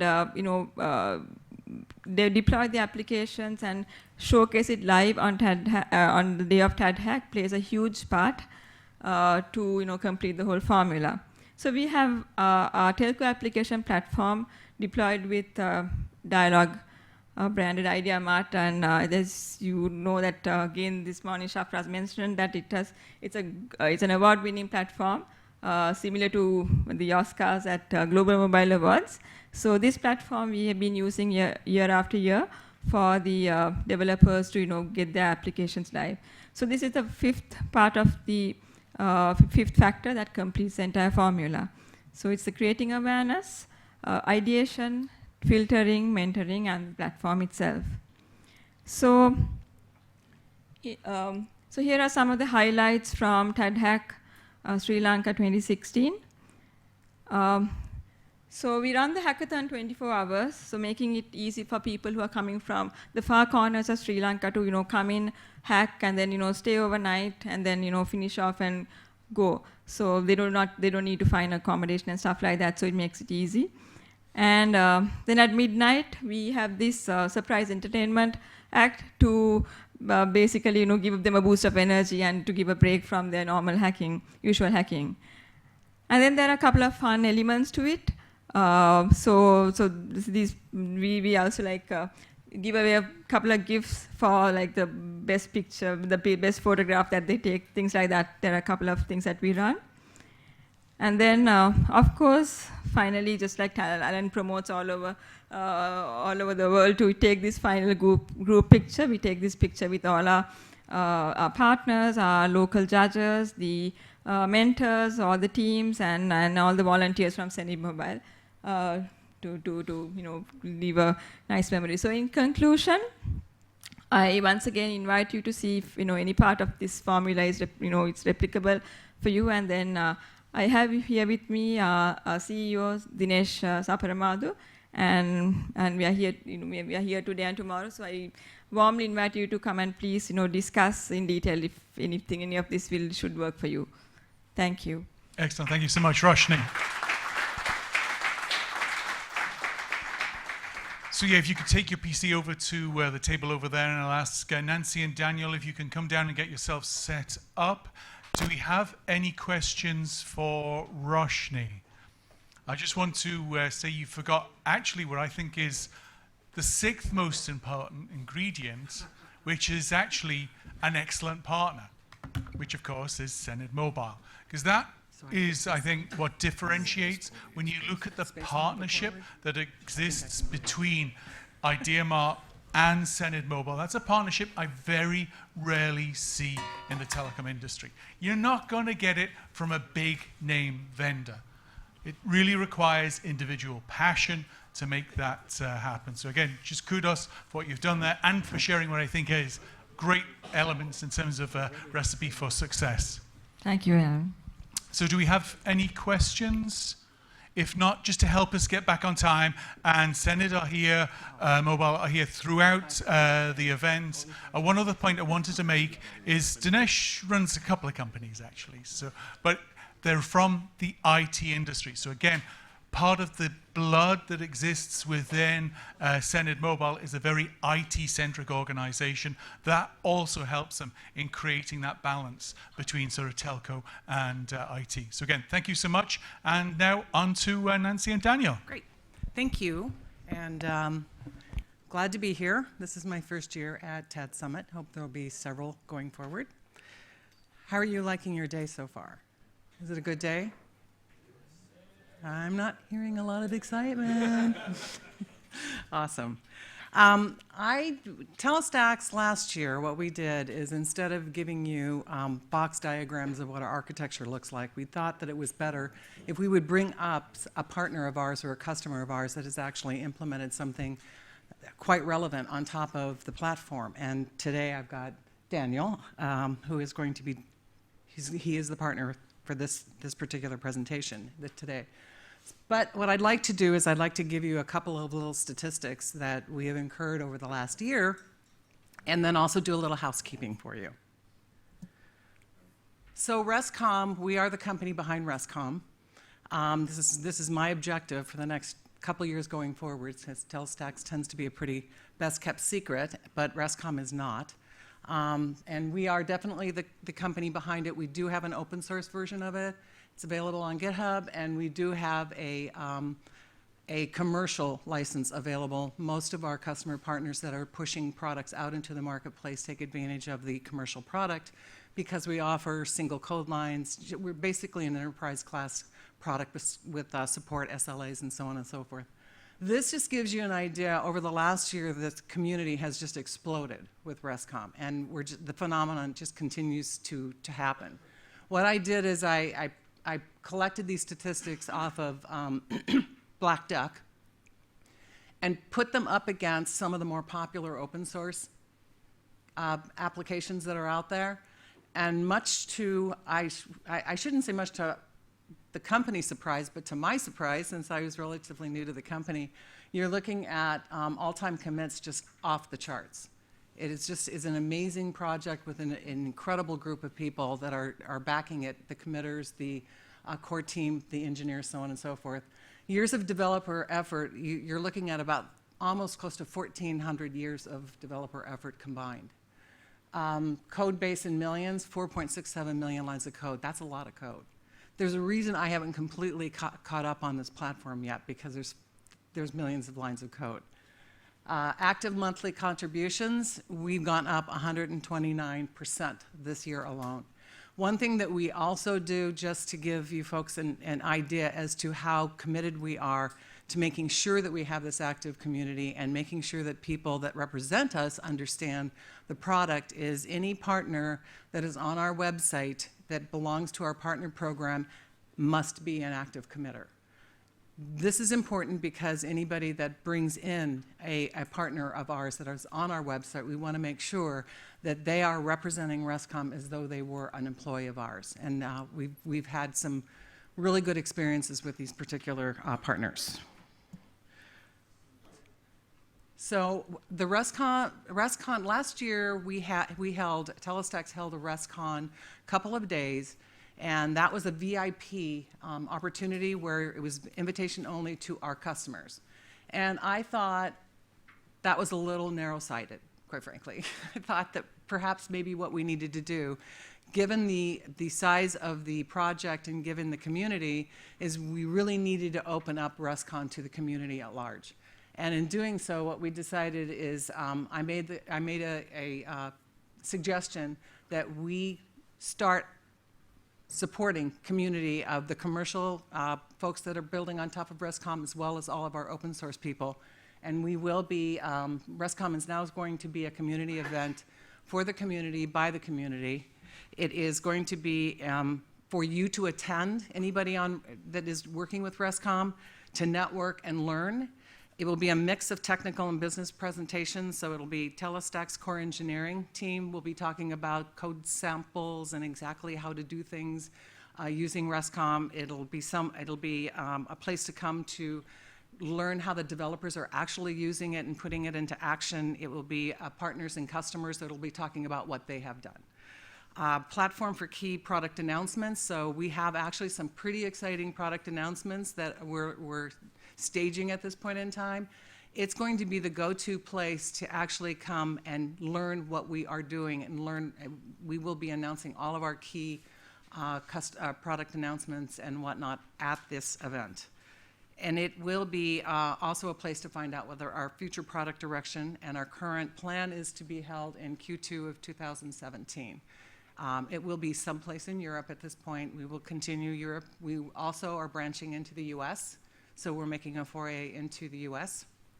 But that is not going to affect the Q2 2017. Learning opportunities.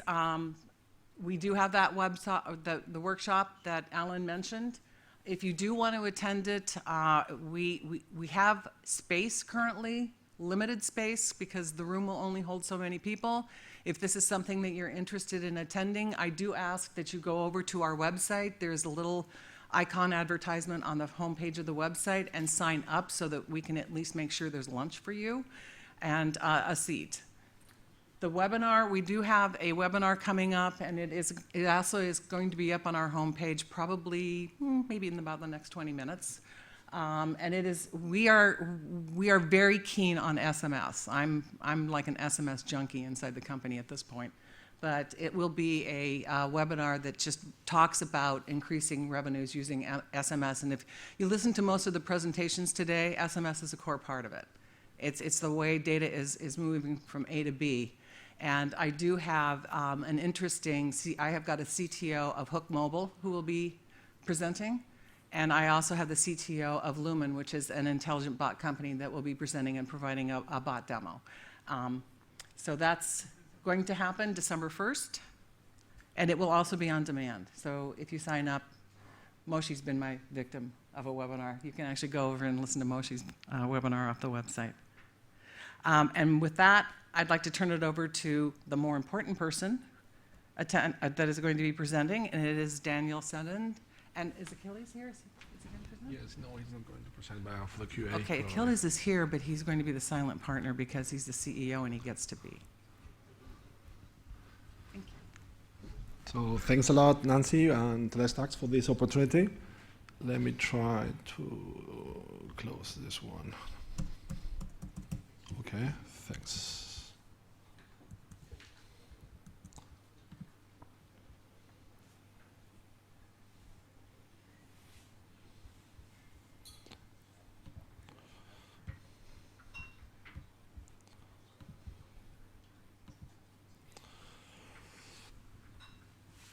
So basically our idea is to share with you basically what NACA is thinking about MVNOs in the future, but also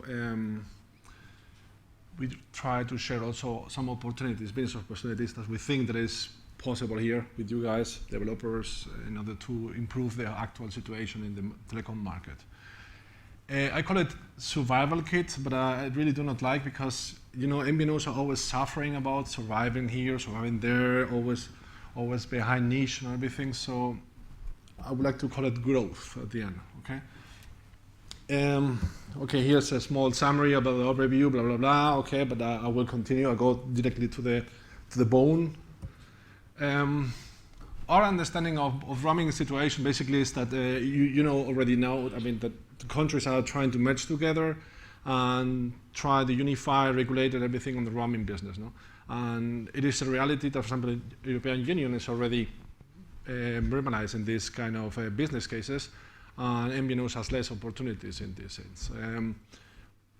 Also, on top of it, we have also tier 1 operators like Vodafone and Telefonica, which are merging together in order to increase also this pushing on this restriction in the return of investment for our MVNOs. So, as an MVNO, what we can do? So, for sure, the multi-IMSI on your device, that will help, for sure, because at the end, you can embrace the seamless opportunity of having local tariff and fight against it. We work already with the eSIM and the regular SIM. Basically, the eSIM, what it's doing right now in terms of specs or what is already in the trend, we have already in place, but we don't need the eSIM, so we do that in regular SIM. our technology is able to do the same features as the eSIM is doing. That's why it says, okay, eSIM future? Yes, it is future because it has to happen. But also I'm challenging here about regular SIM and the networks. Okay, as an MVNO, you said, okay, maybe I can pray, I have local tariff, and maybe all these foreigners or the tourists that goes to my country, okay, so maybe can buy my SIM card, and okay, then I can have some captive customers. But the reality, what I see 5 years ago, when I go to the airport, I used to have these booths now where you said, okay, local tariff, you buy a prepaid SIM card, and you can make cheap calls. No? The reality, obviously, it has some hidden costs on it. Well, what I saw is like if you go now to the airport, there's no more people around making queues, etc. So I assume that the customers will learn that it's not so simple, just waiting a queue, buy a prepaid card, and maybe it's cheap, maybe not, hidden cost on it, who knows. And also, we saw that some regulations in some certain countries, like in Asia, for example, maybe it's difficult to get it. In Switzerland, you have to be present, you have to give a passport, they have to take a look to you, and they acknowledge. So this is quite difficult. And as an MVNO, maybe we can grow combined with other products, smartwatches, tracking devices, who knows, no? So basically, what I'm going to say is, okay, we have NACA, we have the multi-MC, so what? So what are we going to do now, no? NACA is not a mobile operator, we just only a platform. So basically we are interconnecting the different countries with the local integrations with the different of the strategic of our customers, no, our partners. Here is an example what we're doing this year. Some of them will be finished by the Q1 of next year. Those are the countries. Obviously, some of them are very important. We invest a lot of R&D in SIM network conversations because at the end, if you have different SIMs, MCs on it, the interaction between the devices and the SIM card, you have to work very, very tight on this in order to make it seamless for the user experience. I mean, the user cannot stay there and say, okay, it's not working because it's not switching or something like that. And that's why in this case, we use Telestacks, many different approaches, his platform and the flexibility, which is very important for us, having sort of partnerships with some kind of this. So it is sufficient to grow with this multi-MC in the sphere MVNO business? For sure not. I mean, at the end, we need to find some symbiotic markets to combine. I mean, the coexistence. For example, we are just finalizing and introducing what is called the Coco Watch, which is a child control watches for the kids. I have here a couple of them. Let me see here. Those ones. This is already in the market. It will be in the market. It contains also some SIM card on it, so they are able to track the child's. Let me see if I can go to the web page. No, maybe not. Okay. So the thing is, this is one case. So this kind of case. Traditional business, maybe we can hit traditional business, like for example, finance. Why not? I mean, at the end, NACA says, okay, why if telecommunication needs finance, as finance needs telecommunication? That is a reality. In order to grow, finance needs to improve telecommunications, IoT, mobility, e-wallets, etc. And we do provide this experience. So last year we announced that we embrace already this finance sector in the company. And okay, what happened since then is basically we found a lot of entry barriers. Obviously, some of them are very, let's see, very traditional in terms of licensing. So we see that each country has his own money license, and there's not an association or something that interconnects all of them. And we see that also the interconnection cost between different countries to send money here or money there. There's somebody in the middle, a man in the middle, who is picking up, and there's a high cost on this.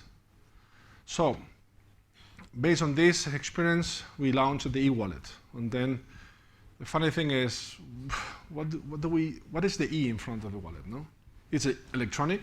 Is it enhanced? I mean, at the end, what is it? No.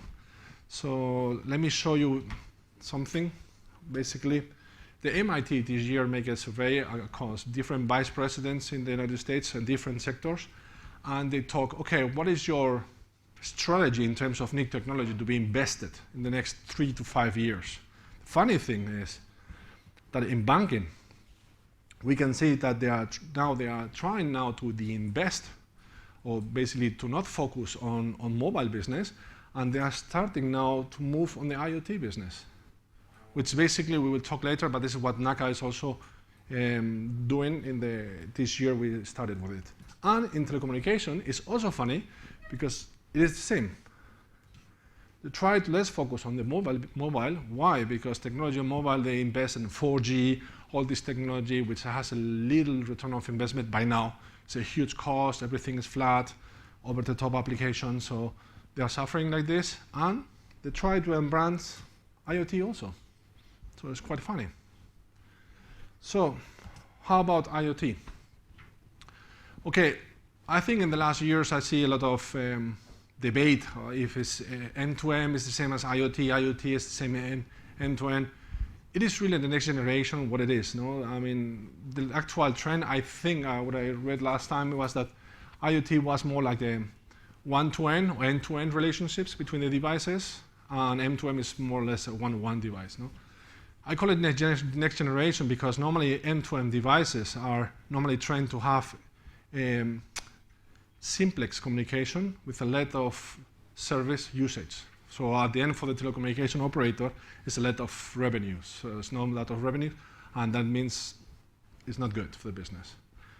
But in the other side, IoT, since it's a coexistence of different devices talking to each other, it creates more services.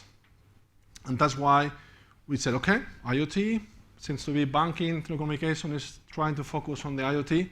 Hey, NACA starts to have the IoT in the finance sector.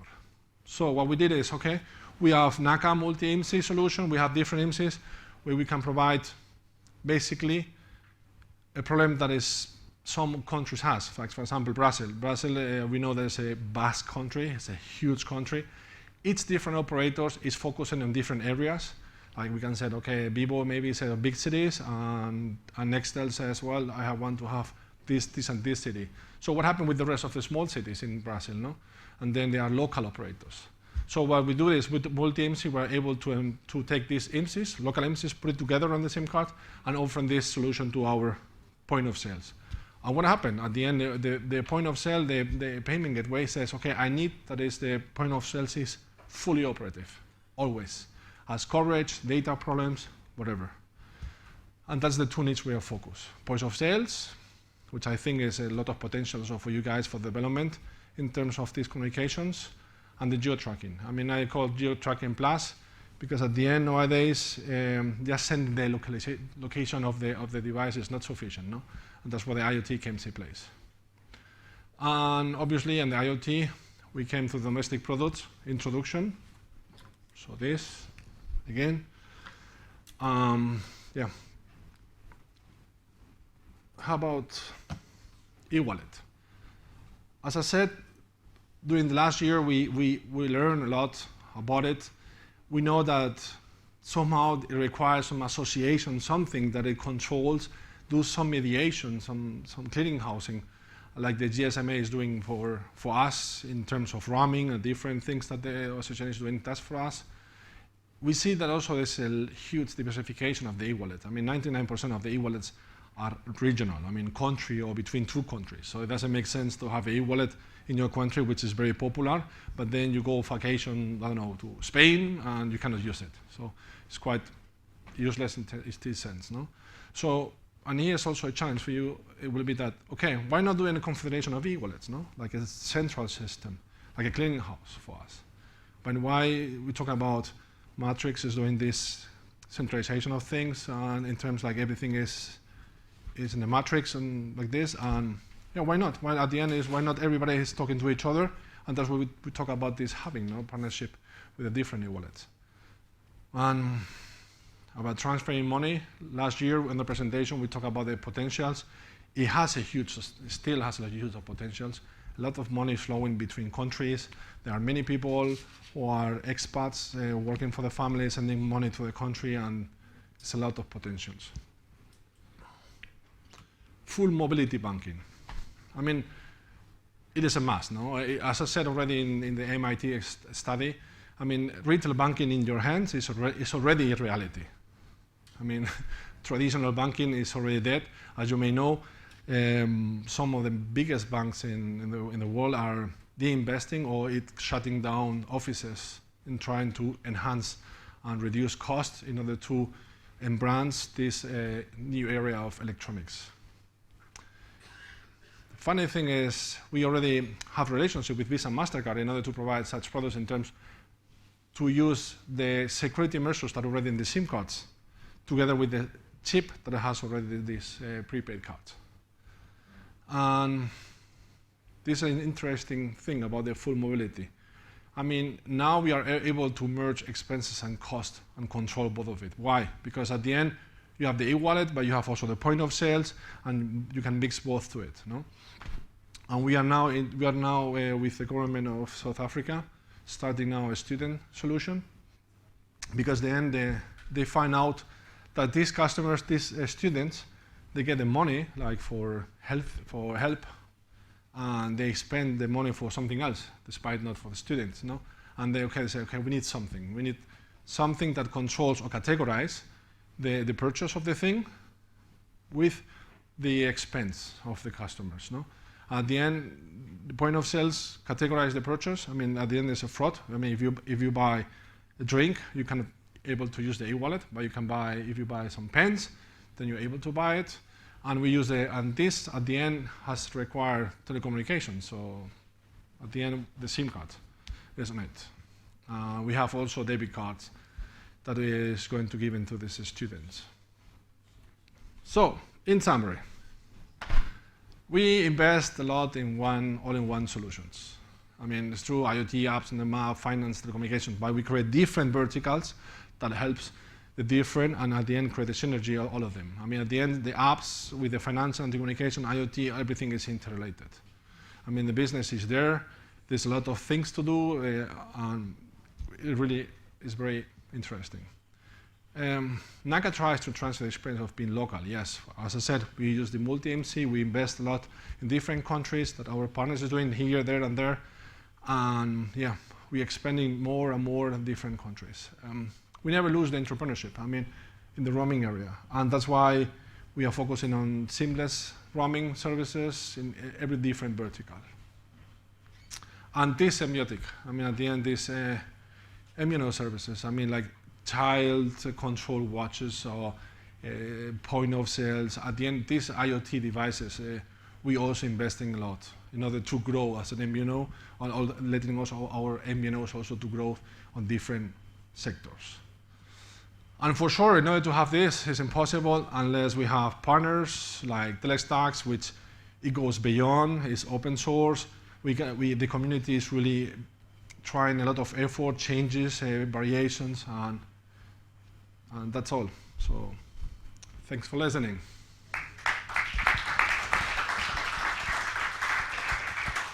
Excellent. Thank you, Daniel, for keeping us to time. Do you have any questions from the audience? If not, I'll ask one quick question. The child watches, yes. Where are they available? Not yet. We are in implementation phase. We have also the apps in iOS, in Android market. And right now we are on the sales channels to be ready before Christmas. And which countries will it be available in? I think Achilles is more on that strategy part. Okay. And what would be the prices? The price? The price of this magic device is less than 100 euros. Includes the SIM card and also the prepaid. Cool. Excellent. Again, a round of applause for Nancy and Daniel for excellent presentation. Thank you so much. So Chad, please come on down, get yourself set up. So Chad will be presenting on it's Voxbone, the power behind programmable telecoms in enterprises, CPaaS providers, and carriers. So Chad has recently joined. I'm sure many of you have seen Chad before in his work with, well, numerous companies, but in particular WebRTC Hacks. So just give them a plug, as they are a partner of TAD Summit and TADHack. So hopefully that'll all work. Did something.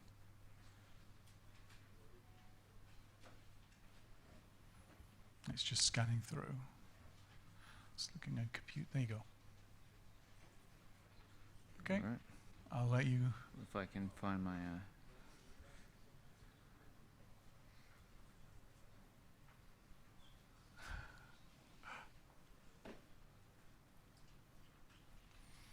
So just while Chad. Oh, no sooner was I going to do some fill-in. Then you're good. Some more filling. Oh, I'll do some more filling. Okay. So after Chad, we have John. Then I'll invite the leaders from the breakout groups to come on down and give a quick introduction. And I'll be asking the speakers from this session to just come down to the front here for Speakers Corner so you can ask them questions one-on-one. We're doing okay on time once Chad gets himself sorted out. Well, once I get my act together.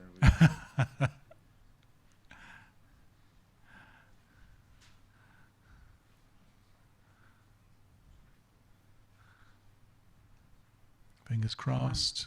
Yeah, it just needs. There you go. Great. Perfect. Yay. Over to you, Chad. All right. Thanks, Alan. So, I guess before I talk about Voxbone and some of the things that we're working on, with all the discussion about bots and improving the user experience, I want to talk about user experience a little bit. And in some ways, actually, in a lot of ways, I think the original phone systems, like 100 years ago, probably had a better user experience than a lot of what we deal with now. If you think of it, I don't know if you've seen movies or been in a museum and seen some of the original phones, but basically you walk up to the phone, you pick it up, and you talk and you say, who do you want to talk to, right? And someone on the other end connects you to that person, right? There's no dialing, there's no logging in, there's no registering, right? There's none of that, right? You just go to the phone, who do you want to talk to, and you get to the other side, right? Now, of course, the magic and secret behind that, there's an operator that was actually connecting your call and taking care of that for you, right? And that's a lot what we're trying to replicate today with bots. But hiring a lot of operators like that is expensive, right? So we went down the path of dialing and creating routing rules and all this to let users do this stuff on their own. And rotary dialing, hurts fingers, takes a lot of time. So we evolved, right? And we got the DTMF. Like how great actually now. So now you can just push a button, you hear a pleasant multi-tone instead. And sadly, like the state of the art, I mean, we really haven't evolved much beyond that user interface, right? I mean, this is an app that you can get for an Android device that looks like an iOS dialer, right? Because that's the best dialer. Like this is the state of the art. If you're in the enterprise, you're even luckier, right? You get more buttons, right? With all the technology, all the things that we have, the best you can get is more buttons. And it's kind of disappointing that if you look at Star Trek episodes from the '60s, they had this communicator where you just pick it up like the original phone, you say who you want to talk to, and you're talking to that person, right? And with all the evolution of the web and all artificial intelligence and speech recognition, we still don't have this communicator, right? We're still making things hard. So in some ways, it's no wonder if you look at who's winning in communications today, it's those companies that are focused on that user experience and making things very seamless and simple and improving things, right? And Facebook is definitely a good example of this, leveraging a huge social network, but realizing, hey, wait, actually trying to bundle in communications, and forcing that to be part of the same social media stream doesn't make as much sense as actually separating that out and actually having an independent application to handle that. So in just a few years now, they're up to 300 million monthly active users, right? Which is a pretty big number since they started from zero, right? But I don't want to depress everyone. Actually, I think this is exciting, right? Because new technologies create new opportunities, right? We have more chances than ever to create cool new things and great new user experiences. And I'm, a big fan, advocate of WebRTC. Alan talked about my blog, and I've been here a bunch of times talking about WebRTC in the past, right? But I see this as one of several key technologies and new capabilities and tools that we have to create some of these new user experiences. So with that, I guess that brings me to Voxbone.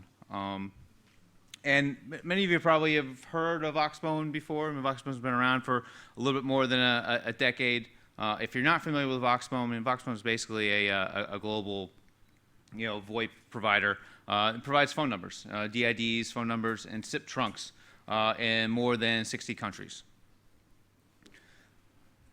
All right, Voxbone's been doing this for a long time. It operates, it actually owns its own server, it runs its own servers, runs its own backbone and own network, VoIP first type infrastructure. And beyond just the basic DIDs and phone number services, they've grown into other areas such as SMS and emergency calling and other new features. And Voxbone's typical customers and applications, it's actually a huge variety. There's close to 1,000 customers now, spans from call centers, enterprises, conferencing service providers, cloud PBXs, and telecom application providers. And it's really the telecom application providers that I want to focus on, and that's really the most germane and most relevant to the TADS audience here, obviously. So let's zoom in. I guess take a closer look at some of these, and you'll see some familiar names and faces on the list here. And this is just the public list. I can say with confidence, Voxbone, provides DIDs and services for the vast majority of telecom API providers out there in the world. Right. So we've heard a new term lately that's been thrown around a lot. It's a communications platform as a service.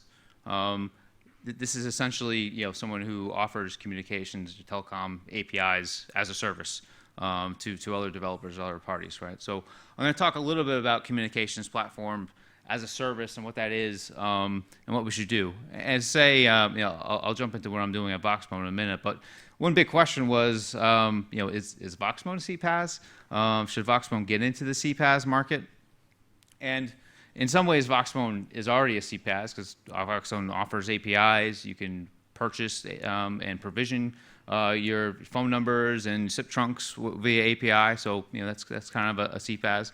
But the same way, a lot of Voxbone's customers basically take that same functionality and wrap it up and offer the same thing to their customers, right? So we're kind of in between. So and looking at this, CPaaS it can mean a couple different things, but certainly if you take Twilio as an example, with a little close to 3 billion. I mean, they've been dropping probably close to 2.7 billion market cap right now.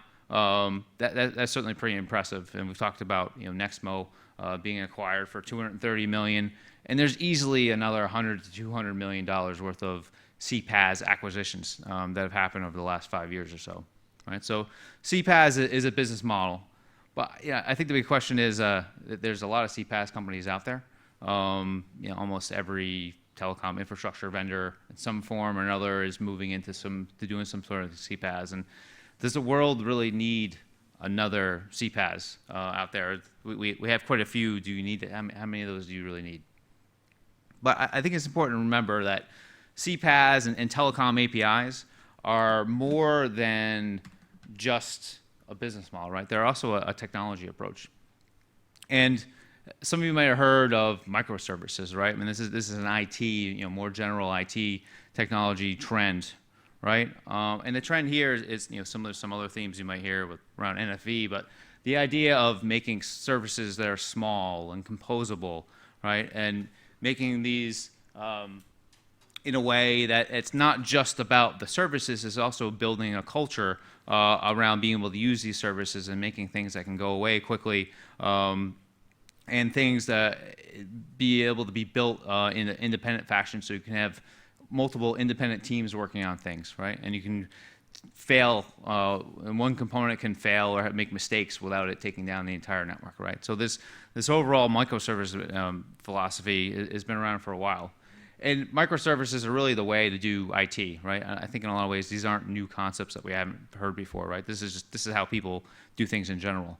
And APIs are the way that you implement microservices, right? And telecom is just another service, right? It needs another API. So telecom APIs are really just the way that you implement communications inside the IP domains, right? So with that philosophy, we really looked and say, all right, well, Voxbone has 15 or 20 CPaaS customers, right? There's a lot of growth there, but is there any reason why there shouldn't be 500 CPaaSs? Is there any reason why all 1,000 customers shouldn't be CPaaSs out there? And we think they all will be CPaaSs, right? If they won't be a CPaaS, and they'll first need to be a CPaaS for themselves, right? As they offer their own services and figure out how to improve and evolve their own infrastructures and their own offerings, they need to be a CPaaS to themselves. And some of them will choose to take that same architecture and that same approach and offer it externally. So behind that philosophy and that thinking, I joined Voxbone to help enable some of this. And we initiated a program that we call the Workshop, right, where we're working on a lot of these newer concepts and newer ideas and doing a lot of experimentation, right? Because certainly this is all new ground. It's just happening, and we want to figure this out together with our customers and our partners. So we're focused on three main areas. First is WebRTC, right, and adding WebRTC as another way of accessing customers and improving the user experience. There's a whole another set of area that we're working on of APIs, right? And we call these offload APIs because in most cases, doing things like recording and conferencing are their functionality that customers are doing already, right? These aren't new concepts, but there's a lot of opportunity for us to help customers offload them from our network and improve them, right? So we call them offload APIs. And the third domain is just cloud infrastructure in general. So Voxbone's been implementing an OpenStack architecture.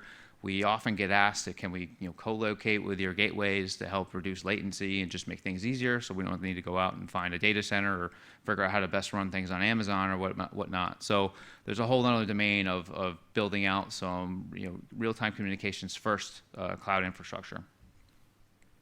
And going down this path, we realize that there's a pretty big gap between using having just the basic cloud infrastructure or using a public cloud or setting your own up and using somebody else's CPaaS, somebody else's APIs like customers do today, right? So some of what we're trying to do here is one, add to the API set, add to the portfolio, and just make it easy. If you can go and order a phone number, a DID, in a couple minutes, why can't you add recording or conferencing and other capabilities on it just as quickly, just as easily, right? So we're working on some of those functionalities. We talked a little bit about leveraging our cloud infrastructure. So if customers, most of them today, they run their own infrastructure, right? They do a lot of this stuff on their own, but perhaps they don't want to have to worry about figuring out what data center to go to when they're expanding into China or Asia or wherever it might be. So if we have infrastructure, a data center there, they could potentially run on that, right? And I think there's a lot of very interesting things that can happen when you start to blend those two things together, right? Where then you do start to get more of a PaaS. But still, I don't see ourselves competing with Voxbone CPaaS customers, but I think there's a lot of opportunities to make it easy for customers to become CPaaS and provide them different layers and different levels that they want for their stack, depending on their unique business needs and based on their technology and their aptitude. So this is really a lot to take on. And we're trying to do a lot. This is a new market. It's moving fast. We have investors that expect results and want to do things. And at the same time, I didn't really start with much of a team. It was mostly me and trying to figure out how to pull all this together, how to go out there and provide something that can be a suitable platform or offering that someone could use. And to pull it off, we decided to go with a lean startup approach, really be like a startup, act like a startup inside the larger company, and be very nimble, very agile, and try to develop a bunch of these services and products in a time span of roughly 6 to 8 weeks. from initial start to actually having customers using it and getting feedback, and then gather a lot of data and iterate and move on from there, right? So what I'll conclude with here is some of the lessons I've learned from this process. It certainly wasn't easy, right? And I've been at, I was a consultant before I started at Voxbone, but I've been there since this summer. So we're really just in the middle of it. But a few things I'll walk through.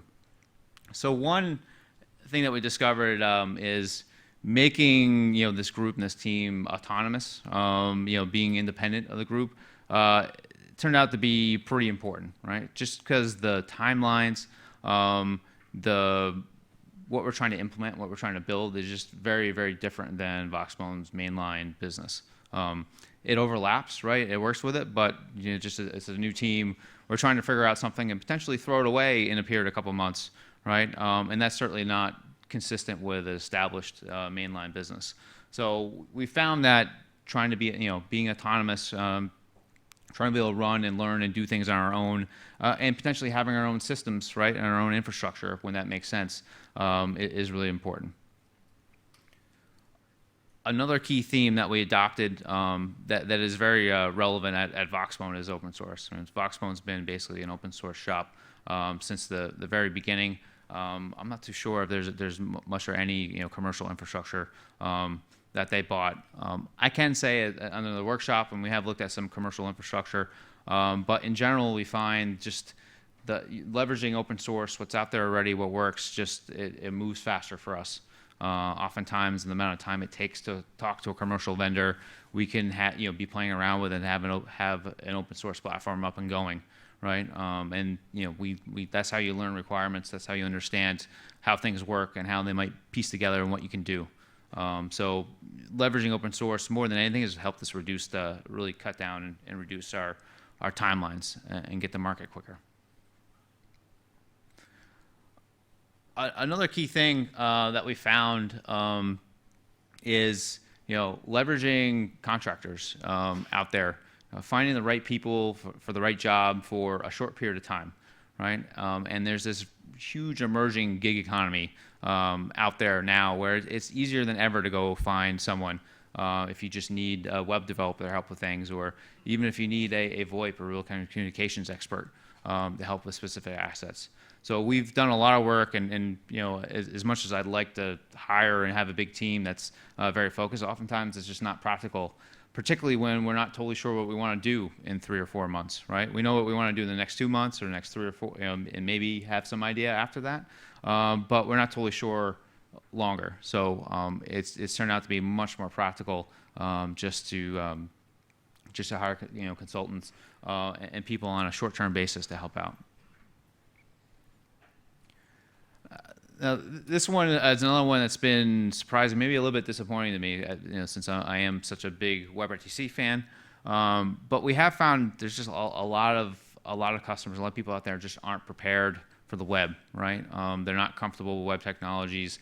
It's not something they've worked with, and not something they're familiar with. And as much as I work with WebRTC, one of the things that WebRTC requires on the web, if you use Chrome, is you have to have an SSL, a TLS. You have to run HTTPS and have a certificate. And I can't, I'm very, very surprised at the number of people I run into that don't know how to do that, right? Or they need help, or they need to go through, 2 or 3 other people to try to figure out how to do that. That all results in just slowing down the process, making things harder, right? So we found we had to do a lot more help than we anticipated to get people familiar with and comfortable with web technologies and help do it for them and walk them through them and go through that education process. So that's that's been really important and something we'll be doing a lot more of. Another key area is if I thought a lot of times you get the focus. All right, we're going to build all these things. You figure out how to build it. In general, we've done a pretty good job of figuring out how to build new services and features and capabilities.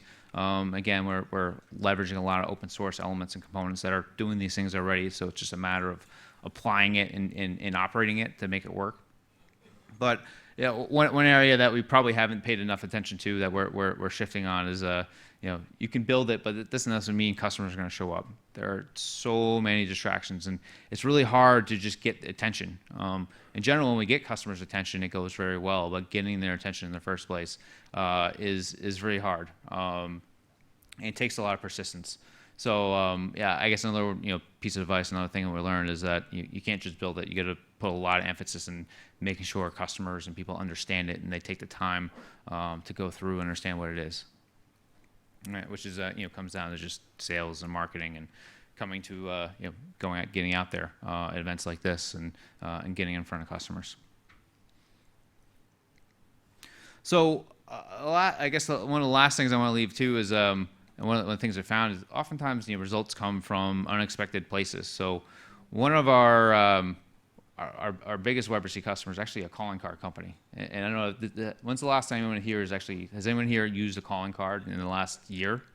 Right? I can't even, I associate calling cards I haven't had a landline myself in ages, but that's like maybe 20 years ago, 30 years ago, I'm not that old, but 20 years ago. It seems old, but there's calling card companies out there, and if you ever use a calling card, remember, we go back to my earlier part of the deck with the interface. You got to type in all these DTMF digits. It's a lot of code. It's pretty miserable, and people expect to be able to buy and upgrade and improve and purchase their cards online, because you do your financial transactions online now. You buy things online. So this one calling card company decided to just add the ability to make calls online with WebRTC, right next to the area where you can go and just reload your card, right, and add more value to it. And it's been phenomenal. It's taken off really, really well. Surprisingly, actually, the majority of the users are on Android phones. Not even using a specialized app. They're just using the web browser. That's how they prefer to do it. And this has gone really well. I would never expected a calling card company would be our #1 WebRC user. But I think that's also exciting, right? Because if a calling card company can embrace a state-of-the-art technology like this, then there's really very little excuses for everybody else, right? So it's just a matter of figuring out how to get them there. So with that, that was one user experience that I was happy we can improve for those customers. You can reach me. I'll be around tonight. And I did want to remind everyone, we are, Voxmone's sponsoring the reception tonight. If you want to win a bottle of port or some nice Belgian chocolates, which are awesome, fill out the card, go hand it in to the Voxmone booth that's outside, which will be moving upstairs for the reception. There's a little question about me down there too. I hope that means I get some drinks for it also. But with that, thank you. Excellent. Thank you so much, Chad. So to make sure we finish on time, if you could take your computer off so John can get set up. Do we have any questions for Chad? Oh, there's a mic on the table there. You can grab it. There you go. So you can. There you go. You're sorted. So is it on? Just push it up. It should be a little. Cool. So back to the calling card, which is cool. And it's exactly, the innovations come from outliers. It doesn't come from the people you'd most expect. So how does the use case work? Is it simply just outbound calling using WebRTC? It's charged to their card. Just interested to understand how that use case works. It's primarily the user has, basically just goes to the website, clicks on a button, calls into the calling card company IVR. Okay. Right. I believe, and since you can pass all that contextual information through, there's no need to punch in all the information, right? And in a lot of cases, the user, they have predefined destinations or locations there, so it just basically just passes them through. Gotcha. So it just eliminates having to enter all that data up front. So instead of going to the IVR, punching in 12 digits, whatnot, you get right through. So for the user, it's transparent. They don't even have any knowledge of the call being placed with the browser. It's just this button, the call set up. It's beautiful. Yeah, and everyone carries around their phone. I mean, I don't know if everyone carries around a calling card so you can look at digits and all that, right? Exactly. Cool. Any other questions? If not, again, round of applause and congratulations on joining Voxbone. Thank you, Alan. So last presentation before we take our break.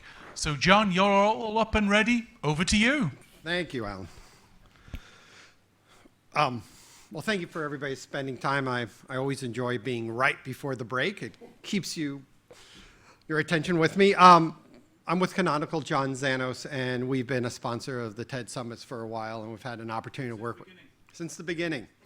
And what I've always liked is our opportunity to work with the disruptors and have a chance to talk to you over the next couple days. Because much of our time is turning back to the carriers and trying to convince them to be more disruptive themselves. So I'm going to talk about what we're seeing in terms of the network revolution and how we're trying to talk with them and how carriers are deciding themselves to change how they enable services. It's a real interesting journey, and I know many of you are doing it yourselves, and it can be infuriating, exciting, infuriating again, and then exciting again. So, a little bit about myself first. I've been in Canonical for 3.5 years, which is the company behind Ubuntu. I manage the cloud platform business, which is where we also do things with carriers and things with Alan. And I've also had the luxury of previously working with large IT organizations like HP and Digital Equipment Corporation, the oil industry, and a long history in the telecom space. We look at the problem that the carriers are dealing with in a way that we think many of them are starting to realize. The real problem is not cost reduction. The real problem is revenue generation. They've lived in the land where they've always had a way to be a monopoly, right? They've always had a way to make money off voice, and they had to manage their costs down. And now they're in a world where bringing services is much more important. It's not only bringing new services, but bringing new services on a daily, rapid basis. Just like Chad was talking about, it's bringing new user experiences, changing how they interact with their customers to stay relevant. Because there is a world where the carriers exist and they supply a network, right? Not a very interesting world, could be the world. Or there's a world where they are the supplier of services. And I know every carrier I talk to wants to be in that world, right? That's where they spend their time thinking. What are the new services? How do I compete with Facebook? What is Google doing? Why are they shooting up satellites? I shoot up satellites. You know, it's a competitive world. So when we talk to them, we say, look, this is what you need. Absolutely, exponential reduction of costs. You need to worry about this every day, but that's not your real problem, right? Your real challenge is how do you launch services daily, every minute?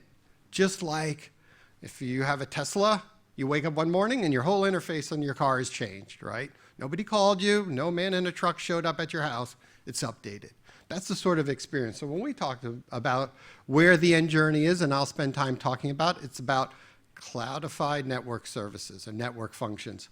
We work with them on trying to bring costs down with some things that I think a number of you have been exposed. It's always great for me to come to this event because even before I get a chance to talk, as earlier today, people are talking about snaps, Juju, Ubuntu as an operating system, but we're trying to bring open source into the carriers.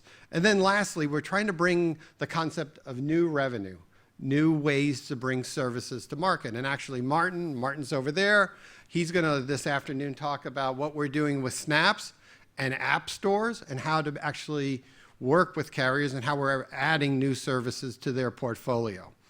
So keep this in mind as I go through this, because I'll be focusing on launching services daily, but through the course of the 2 days, you'll be exposed to a couple things. In the simplest way, we think of the carrier living in this world.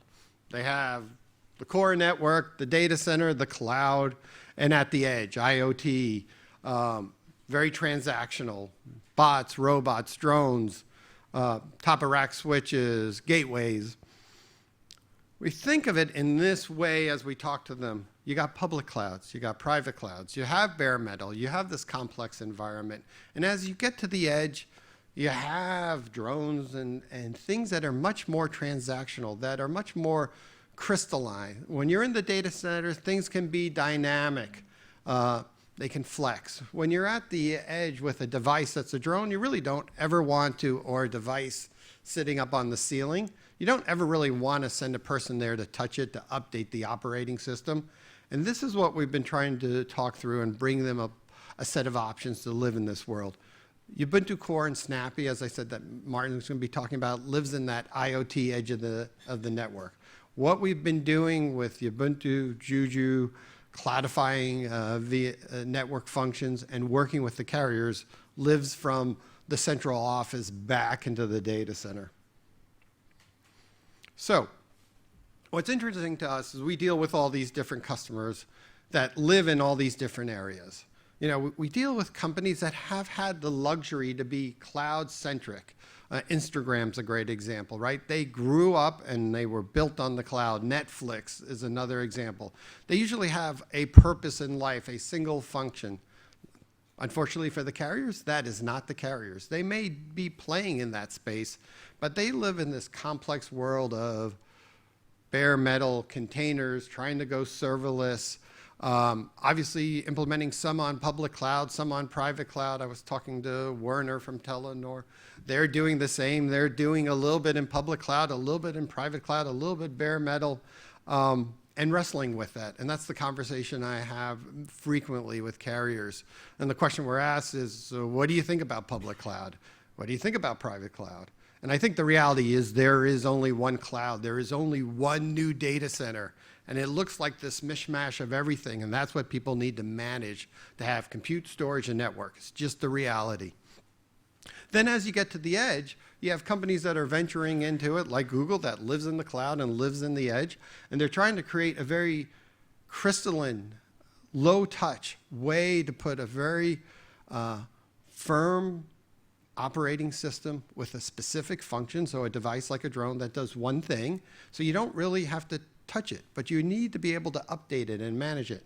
And that's what we've been doing with Ubuntu Core. We've been working with a number of carriers that are starting to venture into NFV. They're starting to lead or fast follow.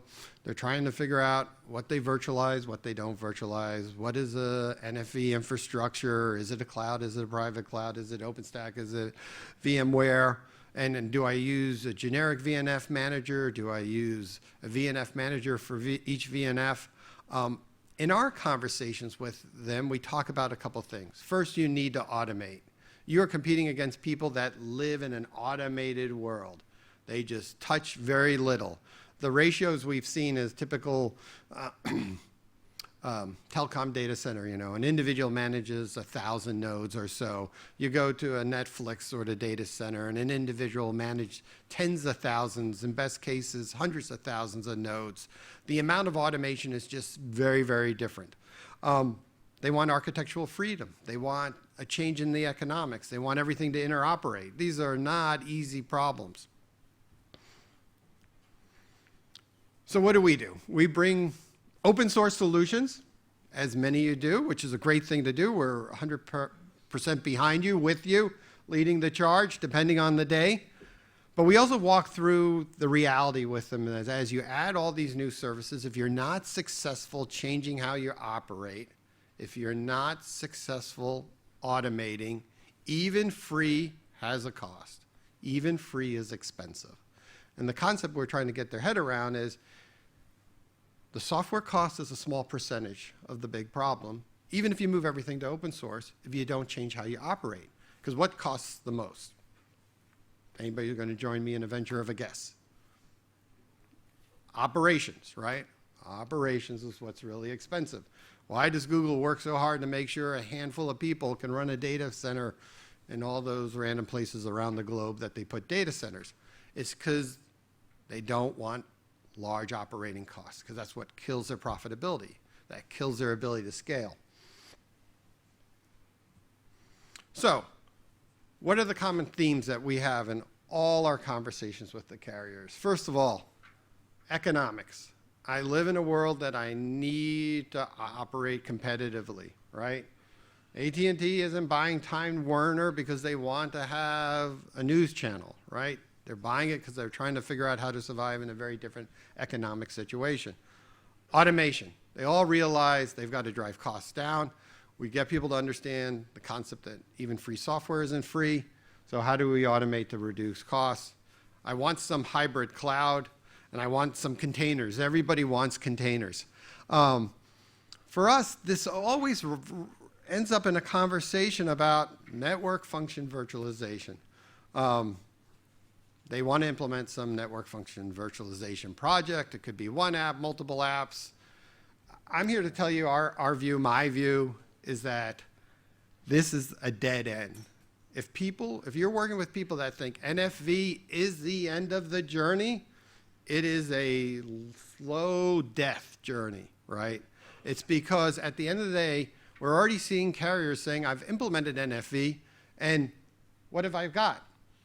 I've got a whole bunch of cloud stuff. I have a whole bunch of container projects. I've done some automation, but I'm not really seeing the economics.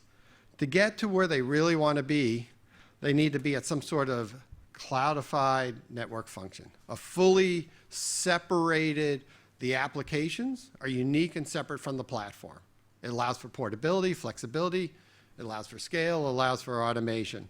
This is what we're trying to get them to. Is NFV part of the journey? Absolutely. But it's just one of the bus stops on the train ride or on the bus ride, right? It is not the end state. And for many of the reasons that some of the people that are leading this effort have already recognized that some of the economic hopes they had for NFV aren't fully actualized. So what are we telling them? So like, you really need to view it as an evolution, revolution, or a journey, but obviously you're going to start with virtualizing some functions. You're going to automate some things. You're going to implement some private cloud with OpenStack and some virtualized network functions on some public cloud or some hosted public cloud. It could be Chad's cloud. It's somebody's cloud, right? You're ultimately going to then say, virtual machines aren't quite enough. I'm going to move to containers. I don't know if they're going to be Docker containers or Mesosphere, but you're going to implement some amount of containers. You're going to get some common APIs. You're going to get some operational efficiencies. This is all goodness. But what we try to get them to understand, and some of the panel discussions I've had with people like Doug Nasser of AT&T, who gets the concept, is they ultimately want to get to cloudified, cloud-native network functions, where everything is truly elastic, where automation can be done at a very large scale, where you embrace a DevOps sort of model completely. This is not an easy step for the carriers in a world where they have more legacy than any other large IT organization. And they certainly don't have the luxury of a Netflix where they have a single function that they do absolutely well, and their life cycle started, 15 years ago, 10 years ago, not 105 years ago. This is the journey we try to get them to understand. And many of the carriers, certainly the people that have led this effort, are already realizing this, are already there themselves. So when we think about the journey, the start, we say, look, this is a 5-year journey. This is not something you should take lightly. But we're also very honest. I'm very honest in my conversations where I say, but if you don't go down this journey, you don't really have another choice, right? Because you compete in a world where services are coming to market 5 a day, right? Not 5 a quarter, not 5 a year. Certainly you start with virtualization, and most companies I'm sure you're dealing with add 1 or 2 network functions, and they wrestle with their vendor to virtualize it, and sometimes that's painless or painful. Ultimately, they start doing virtual machines and containers. That's middle 1 to 5 years, 1 to 3. When I think of leading service providers that are disruptors, they are in this middle space. This is where they live. And they are cutting edge, and they deserve great credit for moving their organizations. I was in Open Networking Summit in Palo Alto last year, I guess. And John Donovan of AT&T stands up and says, I'm demanding my organization to open source, at least 50% of the applications we use in the organization. I forget the exact percentage, but he's setting those sort of aspirational goals. And we see that in telecom companies around the world. But this end state at the end of this 5-year journey is where I think the real disruption occurs, right? This is where People are serverless, stateless, fully cloudified, cloud native, whichever term you want to use. This is where I think you all live, where we live, right?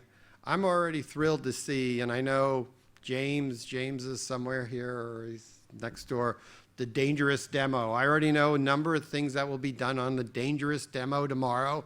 Is 5 years out today. I think if every one of you don't have a chance to see this firsthand, you should try to carve out at least a little bit of time tomorrow afternoon to see it. And I think there's, Martin, 50, 30 different things we're going to show. Anyway, a number of things that James, we're going to try to show in the dangerous demo, which we're only part of. And I'm thrilled that it's starting to move people, companies, application providers closer to this cloud native state or this cloudified network function. So this is where we're trying to take the carriers, where we all need to move the market, just because it's where services start becoming very, very fluid, where you get rid of the push button interface and you get to that star track sort of end state that was just mentioned. So, but you can't get there without a bunch of steps and side steps and 2 steps forward and 1 step back. Simply put, workarounds. So we see a lot of people trying to virtualize specific network functions and still have very specific hardware dependencies. The classic example I've had not too long ago, over the last 3 months from different carriers is, I had a partner that indicated their network function was virtualized, which was great, and they told me the performance I should expect, and then I ran it on my private cloud environment, and I didn't hit that performance, and then they pointed out, oh, you needed a particular accelerator on your server to hit that performance. So we're in this sort of half a step forward, half a step back world right now. With this, we say, hey, that's not a bad thing. Supply that hardware as you move down this virtualization, ultimately to the cloudify network function journey. Specific VNF managers, we've been a big advocate in a number of forums to say you want to get to a generic VNF manager. Our one is Juju. There's many other options, but the reason you need it is because if you have a VNF manager for every VNF, you don't really get a lot of flexibility in weaving things together, right? Because you're handcuffed. We see a lot of the VNF, the NFE community struggling on how quickly they can get there. And we've come up with an approach, at least, where you can put a wrapper around that and at least for the interim still operate with some less than generic models, but ultimately move yourself there. No testing automation. A big challenge that we've seen a lot is we've been working with carriers and they point out, I have one partner that tells me their VNF performs X, I get another one that performs Y, another one Z, and the hardest part for me is not only are they different performance, but they're all using different yardsticks, and it's very difficult for me to know if that actually happens. And this is where I think we're seeing some of what I'll call a little bit of NFV backlash, where then you finally implement, you did an excellent business case, and you deploy on as a carrier in your network, and you're actually not achieving the business case because everything isn't as performant as you thought.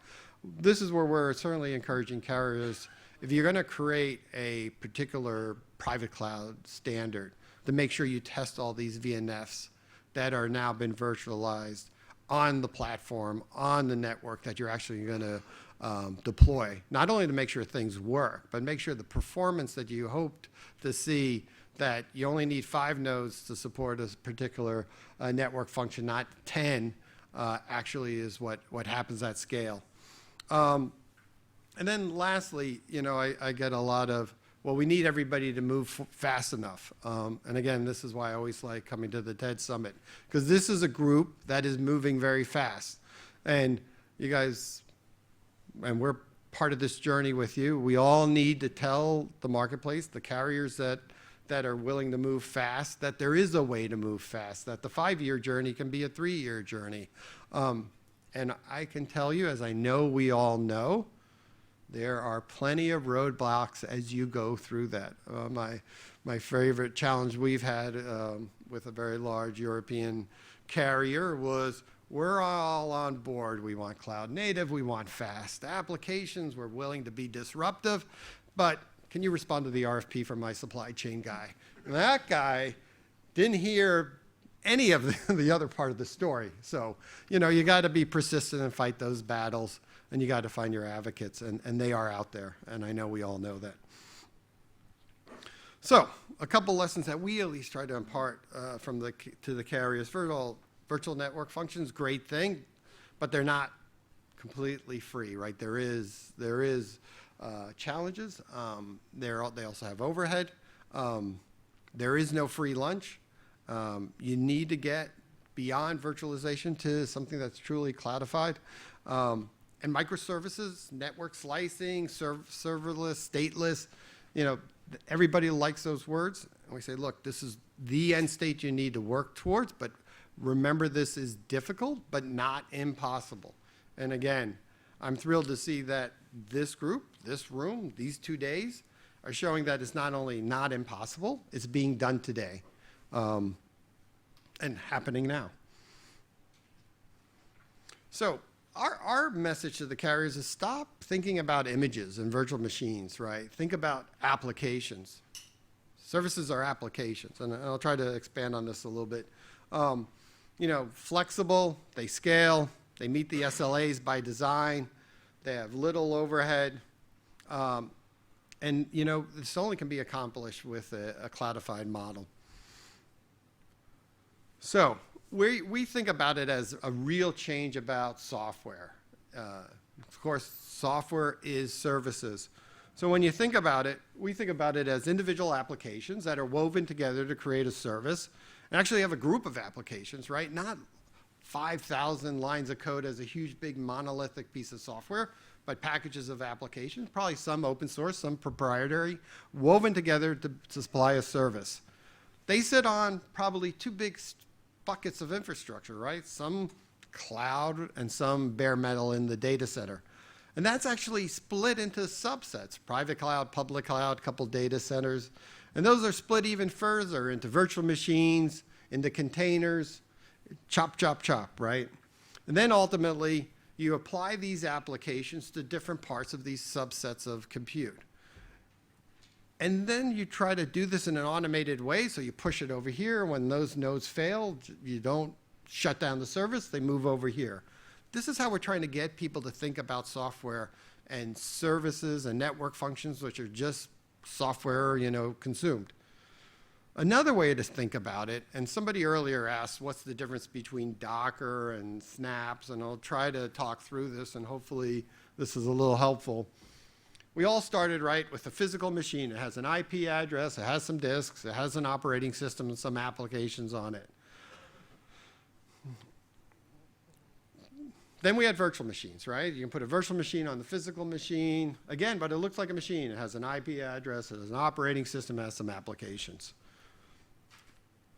Then we were able to put, we've created a technology called LexD, but it's basically a machine container. So less overhead, but still it looks like a machine.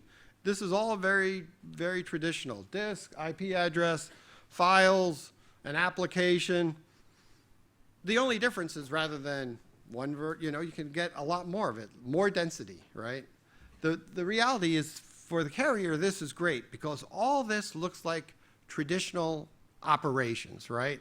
My guys know how to deploy applications on physical machines, virtual machines, and what we call machine containers, but they all behave because they have an operating system and IP address. Docker, whoever asked the question earlier in the morning, is the beginning of stateless, right? You have process containers. You have one application that is tied to a container. That container exists only because the application exists. If you want to get rid of the application, you get rid of the container. Very efficient, right? The reason we've seen so much adoption of Docker, it's a great way to go from development, laptop to server to production. So that's the world we're starting to advocate. Now, the other thing we've done, and the guys in this space are Docker, Kubernetes, Mesosphere, to name a few, is what we've done, and Martin will be talking more about with snaps. So in the IoT world, you don't want all this flexibility, right? So what we've done with snaps is another way to encapsulate an application, but it's very tightly tied to the operating system and tightly tied to the physical device. Now, the device now isn't a bunch of data centers and nodes and servers.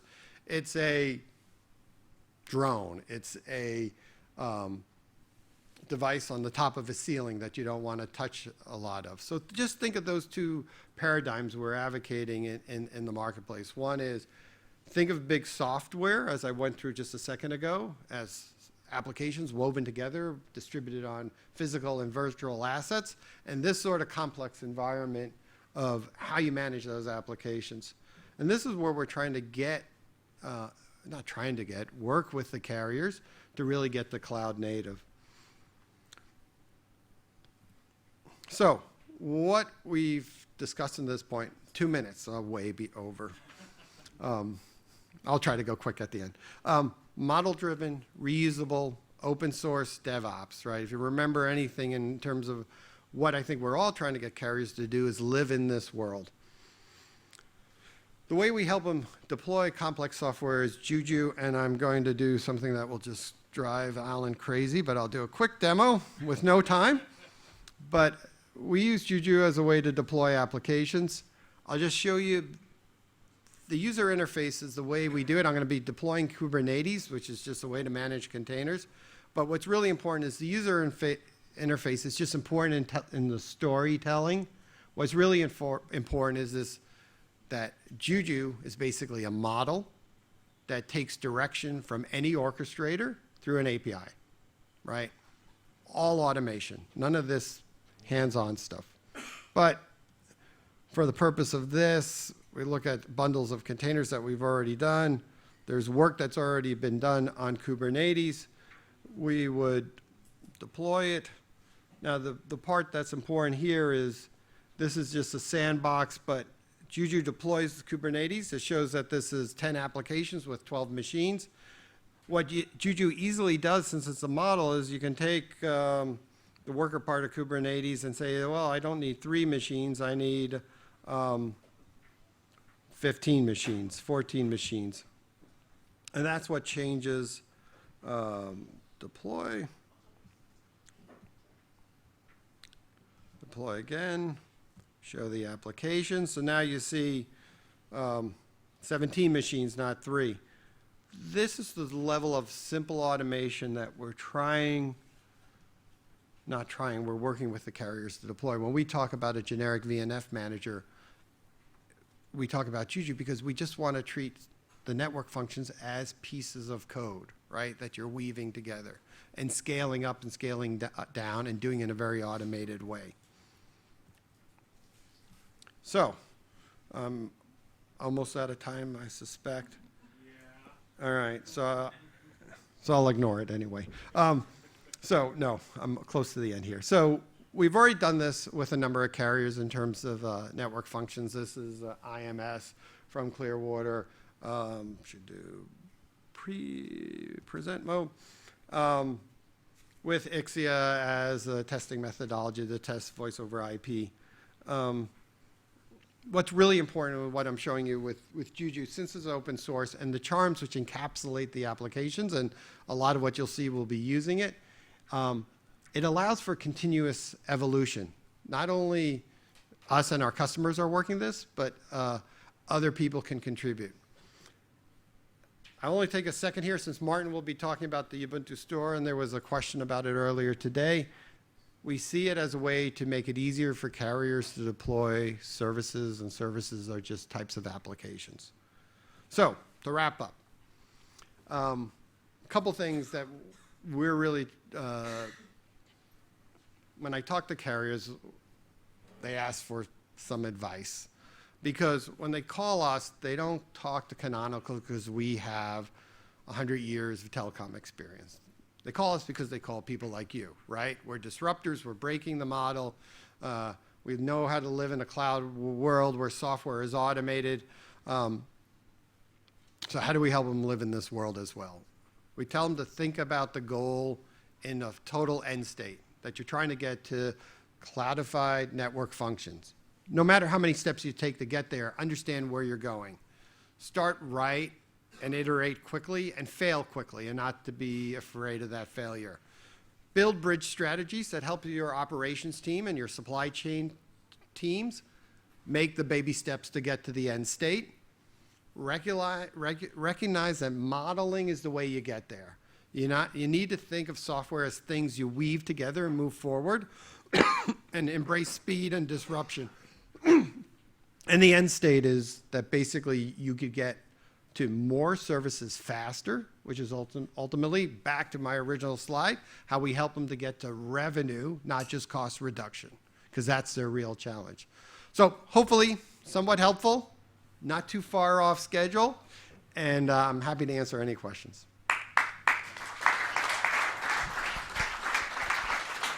Excellent, thank you, John. Now we're going to do Speaker's Corner over the break, so stay there, don't worry.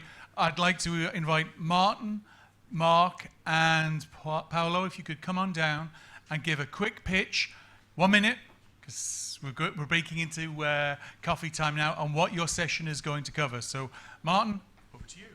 I'm just going to talk about one problem, which is how telecoms can make new revenues. Then on to Mark.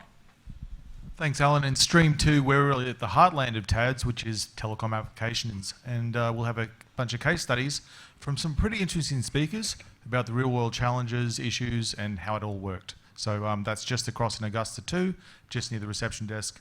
Really interesting. And Paolo. Thank you. So in our session, I'm going to talk about the Rethink project.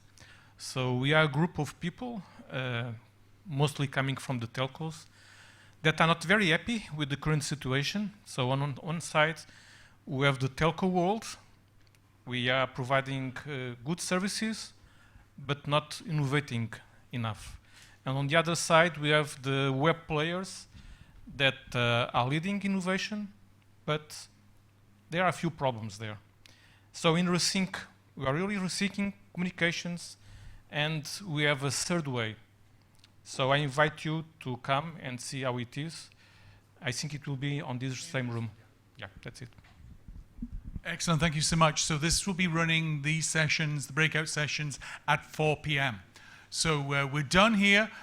Take a coffee break. I'd like to just ask John, stay there, because you're part of the Speaker's Corner. If Adam, Matthew, Roshni, Nancy, Daniel, Chad, if you'd come on down here. And this is a chance, if you've got questions for the guys, to come and ask them one-on-one, okay? And then coffee's being served as well. Good. That was great. Perfect. Just ties it all together. Just really sweet. Yeah.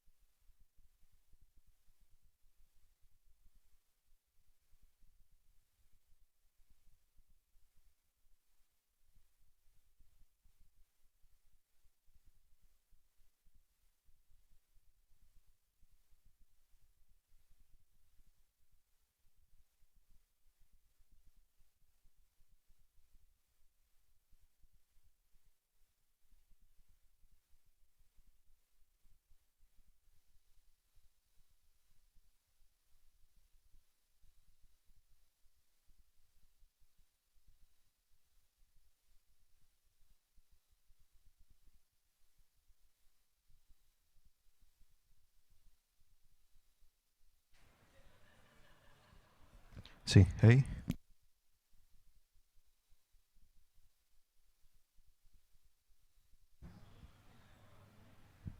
Sì, hey.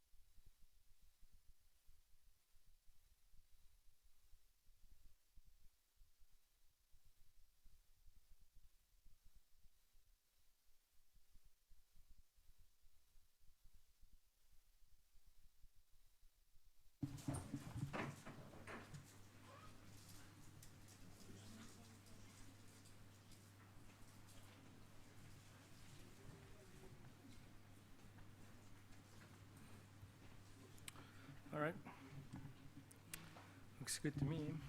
Your turn. You want just the VGA?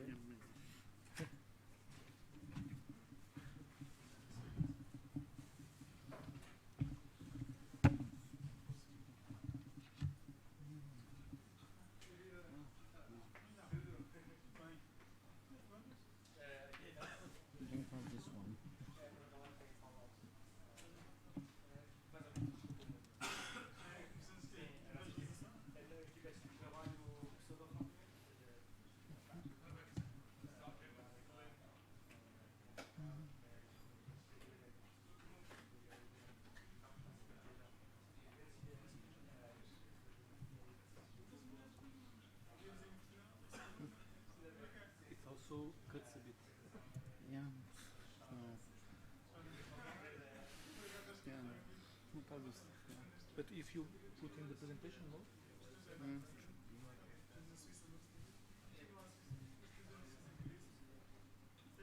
okay.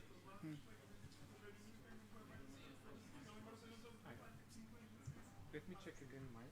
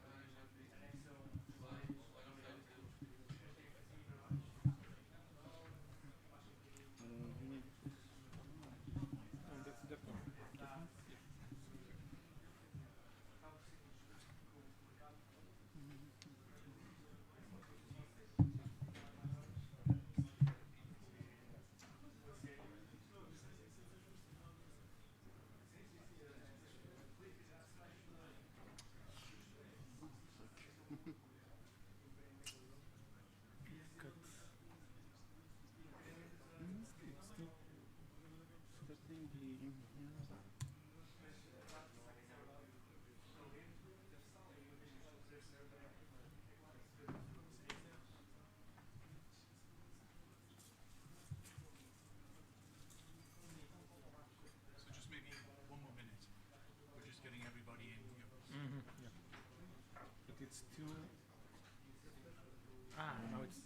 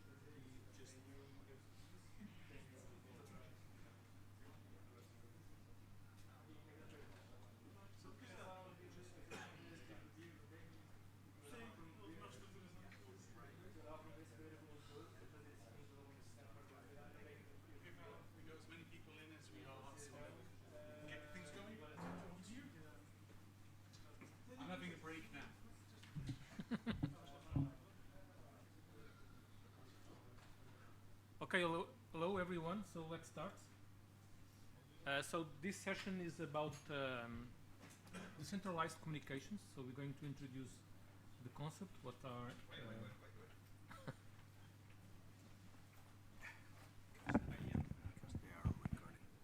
okay. Hello.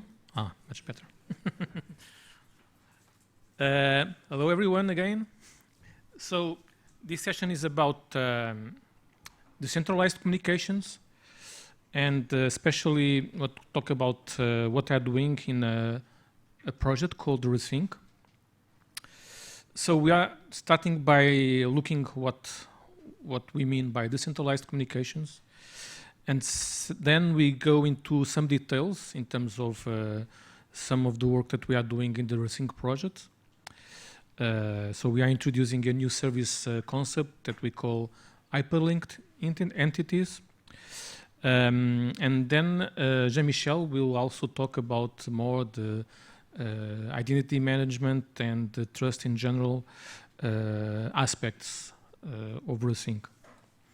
And then we also have David from IPFS that gonna talk about another project that is also related with decentralized stuff, but now decentralized web. And at the end, we have a debate to talk about how can we make money out of these trends. So I will invite Anastasios Gavras from Euroscom.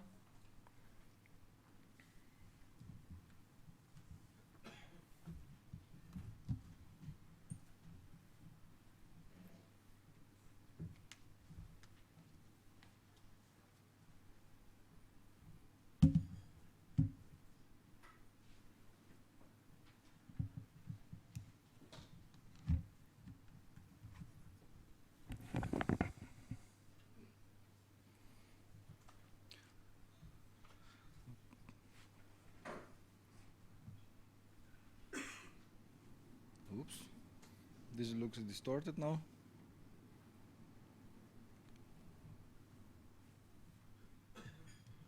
Try again.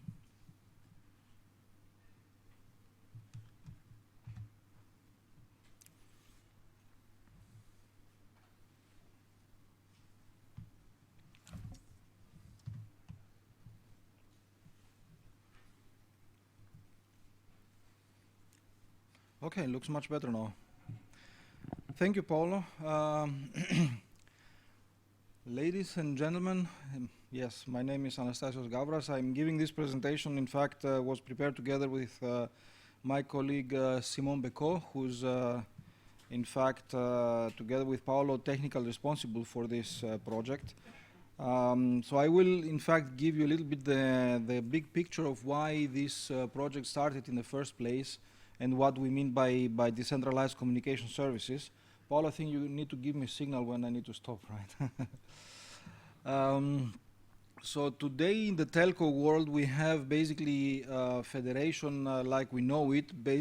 We have in a telecom operators network a number of users that are connected through the facilities, the services that a telco provides. And if I want to call someone in another operators network, there are all sorts of gateways and brokers in between that facilitate that. So we have a model where I think we can reasonably well define it as a telco federation of today. However, this is only possible because of very strict and in fact many standards that are basically set in the industry to facilitate this calling from one place in on this planet to another very remote place even in this planet. But standardization, I don't know if some of you have been involved in standardization, this takes a lot of time and a lot of effort. In fact, today we can even claim that standardization is a kind of a killer for innovation and the time to market for new services. They have in fact very, very high cost.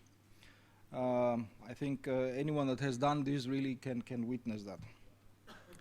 On the other side, we have the web players, stakeholders, where the market today is basically dominated by very few big players, which also have the same model, if you like, for their users, their subscribers. So inside their domains, the users can communicate among each other. However, if it comes to cross-domain communication, today there is really barely something possible that crosses domains between these web players. So what we see today is that these big players, these big web players, they lock up their users into what we call walled gardens. And this is kind of a status quo today. So the question if for a user is just call me on where? Yeah, which is the service that I'm using, which is the service that my peer is using Do we need to pre-agree on an application, on a service provider, on all that stuff? So it is a kind of cumbersome if you don't have, and you don't have the same user experience, like you just pick up the phone, dial the number, and you connect to whoever, to the peer user, whichever operator he or she is using. Now, a bit more technically, this whole question is illustrated in this very complex slide, where on the top we have the current today existing federated distributed model of the telcos, where basically every telco has its own infrastructure, platform, identity, service, and communication service on top. So you see all these stacks of functionality that are facilitating, in fact, the communication among the different people. Now, how do we break this up into a much more horizontal distribution model using identity providers and basically any kind of communication service or service that exists to facilitate communication among users? So basically, to move to a more user-centric communication that allows basically everyone to find everyone else wherever he or she is a subscriber and communicate basically on the spot. So if you compare these two worlds, more or less, you see on the left side the old-fashioned federated telco worlds. There are some attributes that we can attach to that. I mentioned the well-defined standards that enable this universal interoperability. It is globally available, but these standards are very difficult to achieve sometimes and take a lot of time. And in fact, because of that, there is little room for differentiation, because after all, I mean, a voice call is just a voice call, wherever you cannot really differentiate much on a voice call itself. On the other hand, we have a very strong trustful identity on the telco network, which is bound either on location or the SIM, the subscriber identity module, and well, fairly reliable service if we can compare with well, the nines that are measuring here the availability of the services. On the other side, on the OTT world, we have a kind of a very agile, a very vibrant environment where many services, many different services pop up almost daily. But we see that people actually cannot freely communicate outside this world of an OTT, so they are basically locked in.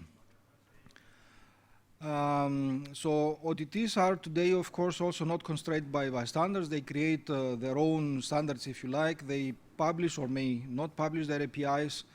And in any case, they are leading, in fact, the communication innovation today and showing us what is actually possible. Another issue here we see almost daily on the news as well is the privacy issues, that some of these OTTs don't take privacy of user data very seriously. Now, this was the starting point for us as a project Rethink, to say, well, we have actually to rethink the service delivery. So how do we change this model of service delivery and remove all the problems that we see today in both worlds, or in other, putting it more positively, how can we combine the best of these two worlds? So the strong points of the telco world and the strong points of the OTT world. So how do we create a decentralized, open, interoperable, secure, identity decoupled connect, breaking up all the silos and so on and so forth. Now, some of the technical details, the next speakers will enter, like Paolo or Jean-Michel. I won't go into that. But what we promise here, and to some extent we have already achieved and can demonstrate a number of these features, is that we here propose a global rich contextual communication framework with, which also supports instant interoperability also for non-subscribers, by meaning non-subscribers to a particular domain. It is open to all, unlicensed. It's very easy, in fact, to get started, to develop, which means that it is actually very good for new startups, small companies that want to enter the business. They can start, in fact, from the framework, just go into the links that I will show you at the end and start experimenting. There are very few standards that we use, so we try to minimize standards as far as possible. We discover over time that one area where standards might be playing a very big role is identity management. So there probably we need to set or to rely on existing standards to a large extent. The solution is here based on a distributed framework on the web, which is focusing on the user. So it is not focusing on the on the service provider or the infrastructure, sorry, but is much more taking the view of what are the user needs. We give back the user the choice of who is managing the identity and who is managing the data of this user. So not the service provider will choose, but the user will choose. Which means at the end we should have something like that, where two people, when they want to communicate, the one can say to the other, just call me, you can find my ID, and there is a discovery service will be described so that regardless of the service provider, which is visible at the right side, the user can in fact, through discovery service, based on some global registry, can in fact discover the peer user, and this peer user does not necessarily need to be in the same domain as the calling user. So, but how does this now look like from a business perspective? So we decentralize everything. As long as a telco, for example, in a kind of a more centralized model, sits on every communication and can control every communication that is established, it's fairly easy, of course, to charge for the call setup or the duration of the call and things like that. Things of the past, of course. Today, the metering has evolved as well. But this complete decentralization, of course, means also a few other things. And the panel at the end will be around that, on how to, in fact, go to monetize these services for the service providers' perspective, from the vendor's perspective, from the telecom operator's perspective, and what are the value-added services that we can, in fact, deliver to the user in order that he is willing, in fact, to pay some amount. Now, from a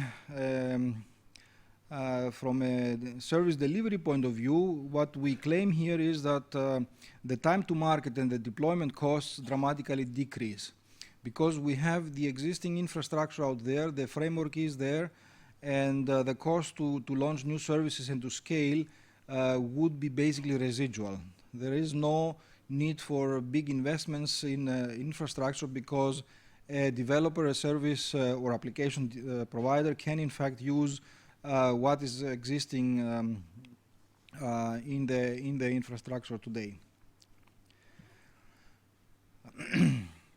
From a telecom operator's perspective, there is also the opportunity for what we would call business mentoring in a consumer-friendly environment, which means that a telecom operator that operates, for example, a framework like Rethink, can offer to the developers, to the application providers, the value proposition that it can, in fact, bring together the entrepreneurs and the consumers in an open and user-friendly environment, and can enrich the product portfolio with contextualized offers. So it is a means that the application developer can tailor applications for even small target groups, target customer groups, without really much effort, which means that it can increase the customer satisfaction also for these customers, which are maybe small customers and maybe a small market, which means also that for the big players, these markets are usually not very interesting because they don't scale automatically. And of course, finally, increase the IRPU, which is of course important for anyone that would like to make a business. Keeping relevant in the market. The relevance here means that how can someone that offers services in this market can stay competitive or increase its competitiveness after all by offering, for example, personalized service bundles. Again, through this flexibility that the framework provides, Paolo will go into the details, one can really stitch together bundles that are customized per customer, per target group. And also you can offer user data management, can enter the user data management business, for example, identity management or data management backups without breaking the user's privacy. And we'll see also why this is possible, in fact, also in the next presentations. I'm sorry. Now, for small businesses and startups, what does this mean? We think that this means that by using this framework, anyone can be actually a communication service provider and use truly immersive communication to engage consumers.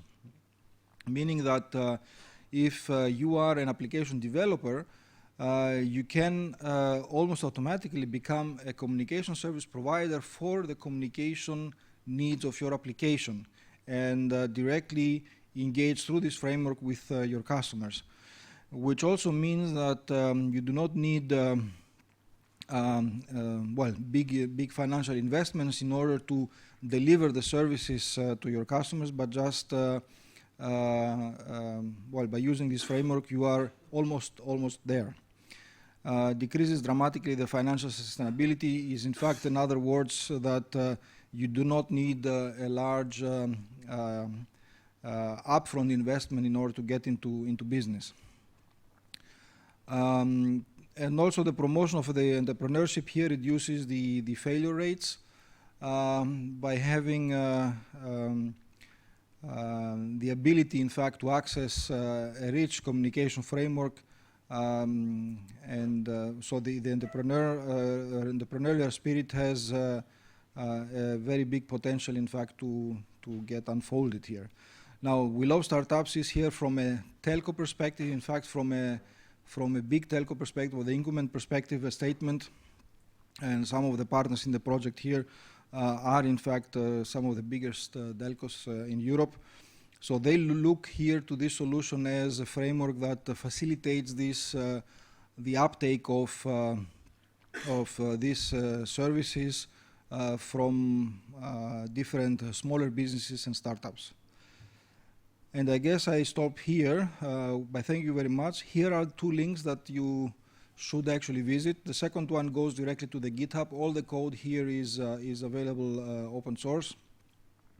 Of course, the entry point may be the main site, but through the GitHub you will enter, in fact, into the technical details.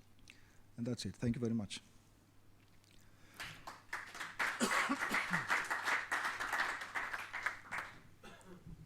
Any questions?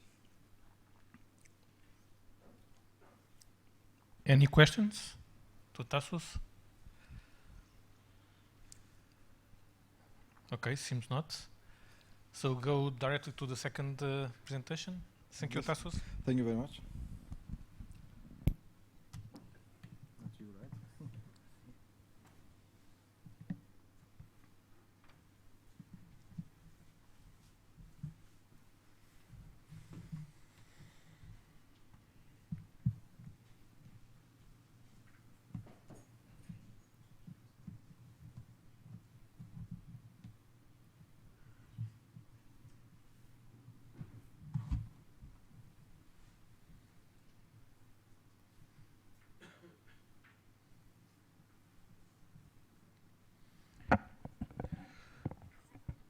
Okay, so now I'm going a bit more technical. This means that I'm going to introduce some of the main concepts that we are using for RuSync. And I will start by introducing this new service concept that we call hyperlinked entities, which is, it follows very much the microservices architectural patterns. This means that an hyper-T is itself very autonomous, so it provides a set of business capabilities with the minimum dependency on other services. And besides that, it has a few unique characteristics, including the association to a user. So this means that at the end, an hyperT performs some tasks on behalf of a user. And the user, the identity of the user is completely decoupled from the provider of the hyperT. So this is really another big difference. So, and gives the power to the user to select the identity to be used. Another very important characteristic, and this is very much following and fulfilling the requirements that Tassos just mentioned, that is an hyperT is inherently interoperable. So this means that the standards that are required in order to make two different hyperTs interoperate is minimum. We don't need to standardize protocols or service APIs in order to have two hyperTs to talk each other. Just the data format is required to be in common. And for that, we are using to formalize, describe the data format JSON schema. It could be something else, but we have decided to use JSON schema. Another very important characteristic is that we have chosen to use JavaScript at this point in time. And so this means that hyperTs can run everywhere. So you don't have to install any specific software in your device in order to have hyperTs running. Then hyperTs have a descriptor. So this is used in order to know what are the capabilities of hyperTs. And basically, we use this to define what are the data schemas supported by hyperTs. So what are the data formats that hyperTs can handle? And also the type of resources. And by resources, we mean things like voice, chat, file sharing, whatever.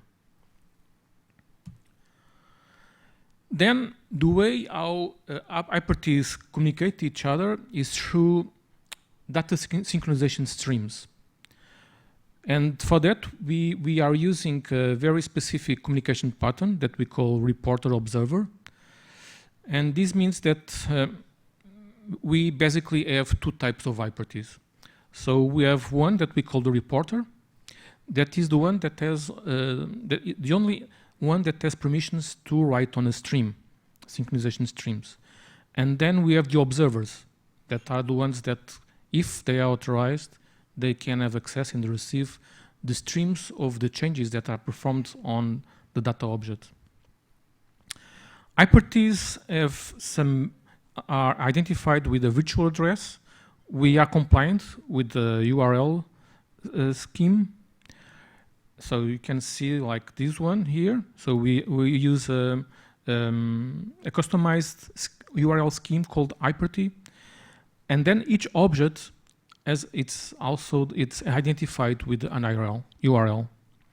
Depending on the type of the object, you will have a customized scheme for the URL. So in this case, it's a hello world example. So we have a hello scheme. Then for the project, for the different use cases that we have identified, we have standardized a few schemas. For example, for WebRTC use cases, we have defined a connection data object. And the connection data object, basically, it's compliant with the WebRTC standards. So we have defined, we're just taking what the API specification is using. And for each direction, we have a connection data object. So in this case, the connection between A to B has a data object connection, and from B to A, another connection data object. So this is used in order to support bidirectional communication between two hyperTs.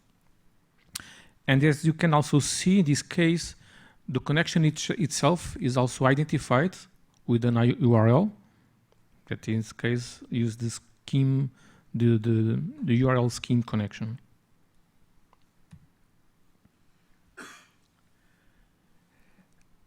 Then we also have use cases for Internet of Things and machine to machine. And for that, we have a context hyperty with a context data object.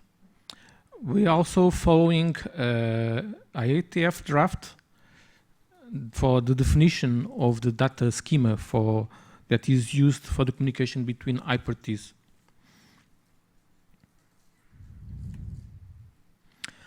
Just to give you an idea about how it works, I will try to have a short demo that is supported by some of our test beds in the project. So let's see if it works. So I'm gonna load the runtime where hyperteas are executed. So on the left, I'm using a domain, iBroker domain. It's based on our test bed. On the right, we have another domain that in this case is from Deutsche Telekom. I'm also loading the runtime. And now I can select the hyperty to load. In this case, I'm going to load two different hyperteas. So I will pick, so you can find here a few ones that we have developed. And I will use, in this case, a connector hyperty that we have developed to support WebRTC. At this point, I'm going to select the identity that I want to use with this hyperty. So I am the one, the user, that is going to select the identity. It's not the service provider. So I have the option to select the IDP. In this case, it's Google. And I'm going to select my own Google identity. So the hyperty now is loaded, running in this browser. You can see the data about my identity that is associated to this hyperty. And now I'm going to do the same on the right. But now I'm going to select a second different hyperty developed by Deutsche Telekom. And it will also, in this case, it will automatically select the identity that is on the Anonymous tab. In this case, it's from Rsync. Let me just extend a bit more. Yeah. So it's like a fake identity from Rsync project. And as you can see, it's really a completely different hyperty. At this point, there is no knowledge between these two domains. So this means that from the iBroker domain has no knowledge about the T-Labs domain. And as you know, in WebRTC, there are no signaling protocols standardized. And these two domains have not standardized any common protocol for that. So now, let's imagine that I want to talk with this fake user. I'm gonna put here his address. So in this case, it's an email address. I could use something else, but that's what we have now. At this point, I have still to set the domain where it is, but we are working in the global discovery where it won't be needed in very soon. So it's from T-Labs domain. I'm gonna search, so it wanna, if everything works okay, it will retrieve the hyperT that is associated to this user. It's telling me that this is the address of the discovered hyperT. Let's check. So it's the same address as you can see here, and also the capabilities of this. So it supports audio video connection. Okay, that's what I want. Then I can try to call this user. So let's see if it works. So an incoming call is coming in with the identity associated to the user. I can see, okay, I trust this guy. I'm going to accept. And then here you go. So we have established WebRTC call between two different domains and with different implementations of hypertext, and there were no standard protocols or APIs for that, just a data format. So this proves that it's possible to have interoperable services just without having to standardize protocols or APIs. I'm going to disconnect and resume my presentation. How long should I have? 4 minutes. I have to hurry up. Okay, so now going to the very fast just to show what is behind. So how do we support this? This is almost like magic, right? So what we have here is really a decentralized service framework where we have this kind of model, a messaging framework with a few virtual routers that are used to route the messages among the different hypertext. We follow a resource-oriented messaging model. So this means that we have some basic operations that are performed on each resource. So we have create, update, delete, read, CRUD operations, and edit, subscribe, and subscribe to support PubSub. And then we have applied this into our system. So in this case, 3 levels. We have the sandbox level where hypertext are executed for security reasons. And this allows to have hypertext from different domains loaded in the same runtime, securely executed. And then we have at the runtime level, have the message bus that routes message through different sandboxes. And a third layer, which is at the domain level layer. So this means that it's where messages are routed through different runtimes at the same level domain. Another important concept that we use in order to achieve this is the protocol on the fly. So this means that the protocol that is used to interoperate between different domains is selected and loaded during runtime, not design time. So that's how we don't need to standardize protocols. Depending on the domain, I have a well-known URI where to download the protocol stack, and that's the one that is going to be loaded and executed in the runtime.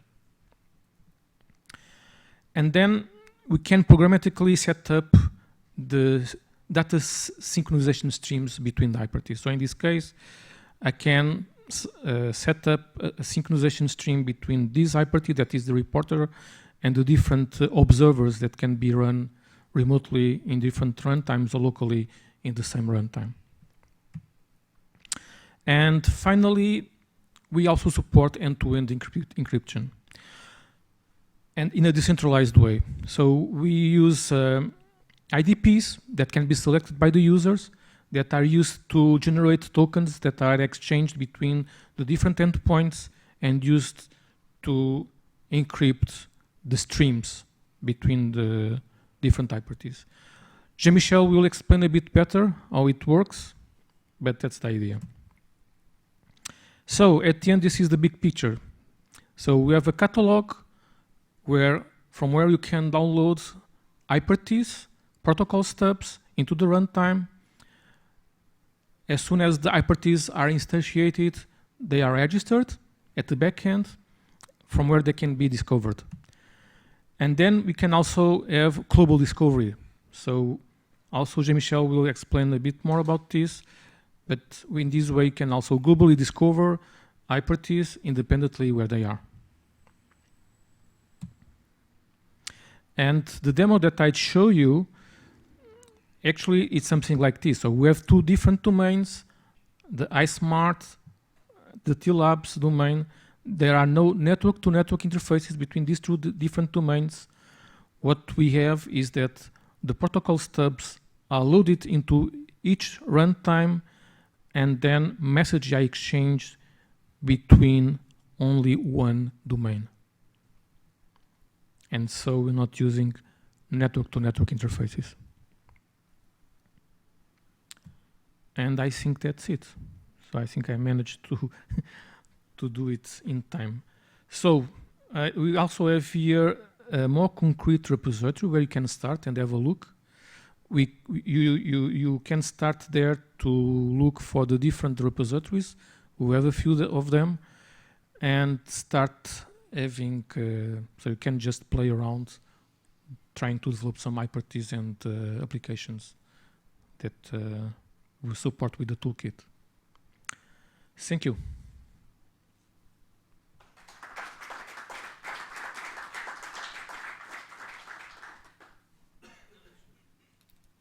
Now questions with this. Hello? Yes. Yes.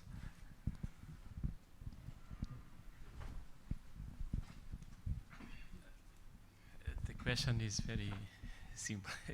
Can we use this for intercommunication between, for example, Viber and Skype, or between Viber and a public switch network or mobile network? That's the Okay. Thank you, Zenet. Yes, we should. So that's actually something that we are working for phase 2. So we are just finalizing. Actually, we have already finalized phase 1. And so we are supposed in a couple of weeks, months, to have interoperability with IMS, also with other types of legacy domains, that's what we call, including Slack, so like over-the-top domains. So this means that we want also to demonstrate that we are not another island.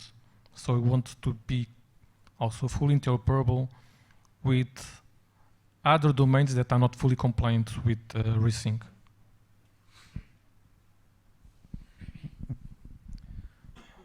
More questions? No? Okay. One more? I would like to know how is the learning curve to enter into all of this? 1 month, 1 year, what do you think? Hopefully, not much, but actually that's something that we want to have feedback. So we really invite you to have a look on the GitHub. So we are trying very hard to have it very developer friendly. So that's from the very beginning we design APIs and actually also having some tools really to facilitate the developer. So in principle, the developer doesn't have to know all this stuff. So just a few APIs are required from the developer perspective. So the backend should be really behind the scenes. In this case, it's possible to use some backend that already exists, and I just call the APIs and have some service working, right? Yes, actually, by default, the toolkit that you can install for the development uses by default one of the test beds that we have. So we don't have to set up like the full environment in your PC. I think we still have time for more one question. I would like to add to this answer about the learning curve. This is something that we try to find out as we speak. We have put some developers on the framework and basically ask them, just use it, just do whatever you want, just tell us what is your experience and when you feel comfortable to actually develop something.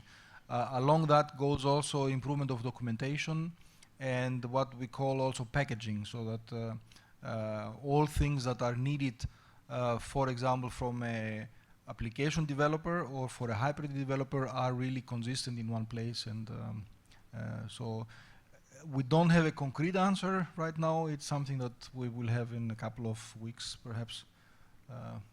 But I admit when I tried to look into that, I was a bit overwhelmed.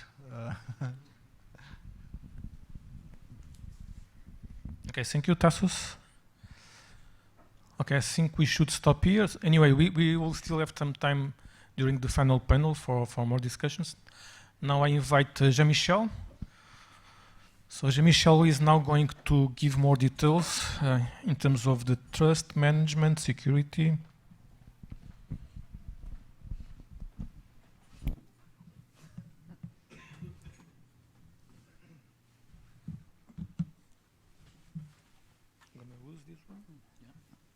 Thanks.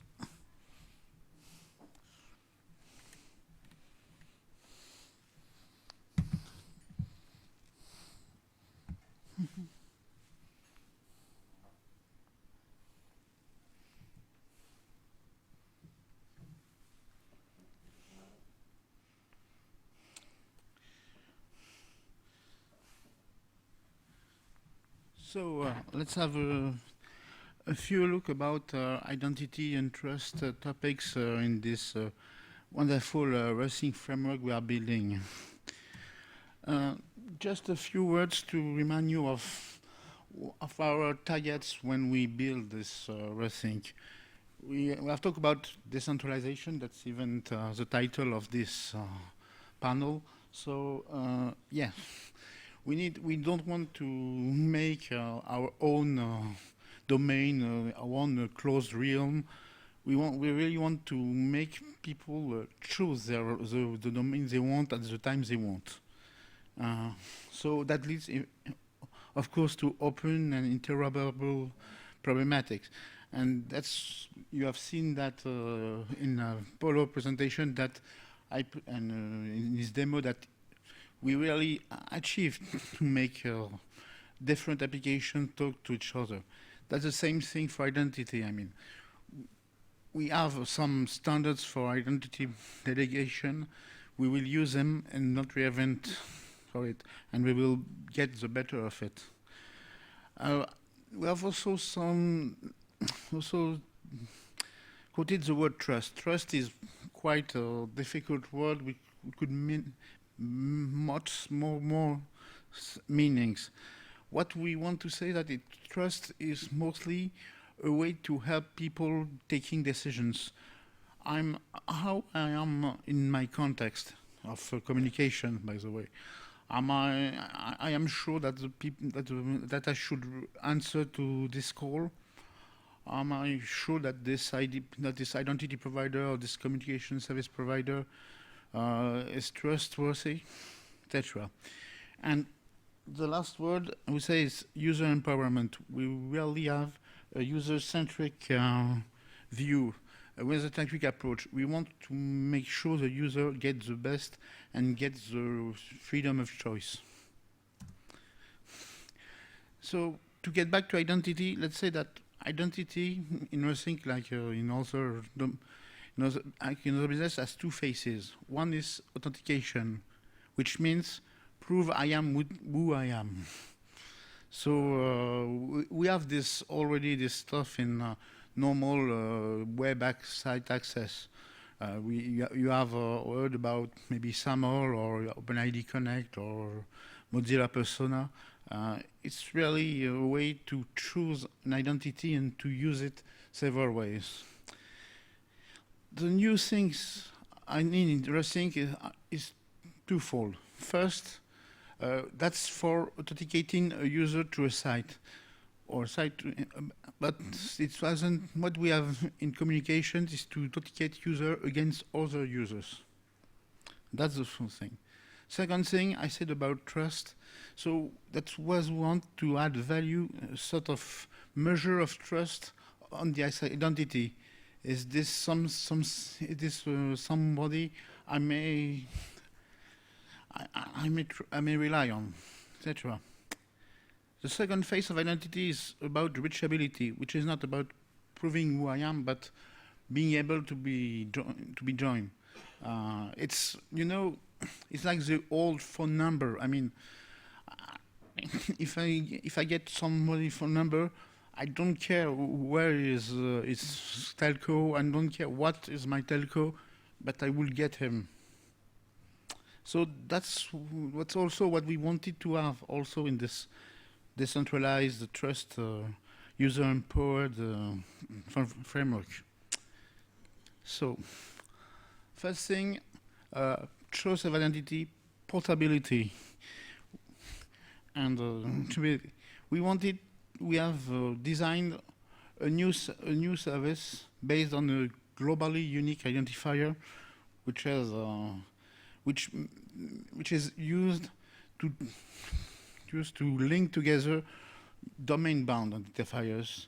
So it's on the user end. It's him that is generated. It publishes in what is called a global registry, and we ensure that only the user, the owner of the GUID, is able to modify the record in the global registry. And as we are also in a decentralized vision, we made this global registry decentralized through the use of DHT technology. We also use the GUID, also using this GUID to build a distributed social network, which we call the RAF connector, by the way. And on top of that, to make the link between a user and its GUID, we're designing a global search engine.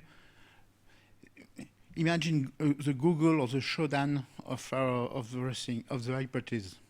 I mean, I may have Polo. Yes, let's say I go to this discovery. I say Polo. Say he's in Portugal, whatever, and yeah. So it will use this global registry to get back where Polo is registered as CSPs, and that each CSP has its own registry for managing its own hypothesis. So with these two sets of registries, we will result in a list of hypertext URLs so that I can join Polo. Second thing is about trust. So again, user empowerment. So we bring back as close as a user the identity choice. So that's why we build an identity module in the client runtime. And the identity module is the way for the user to choose the identity on whichever identity provider he wants. He gets tokens, identity assertion that prove his identity, and can present them to another peer in any communications. The same way he will check identity tokens he received. Be sure to be able to adapt to any identifier, we use just like we use protostub in the communication part. We use what we could call an IDP stub, which is the reading from the IDP, so it's adapted to this IDP, whichever protocol you use. And we didn't really reinvent the wheel, because it's what WebRTC does already with this IDP proxy. It's exactly the same thing. And we deployed it on our testbed for OpenID Connect and Google, which is a flavor also of OpenID Connect. We also have designed like Microsoft.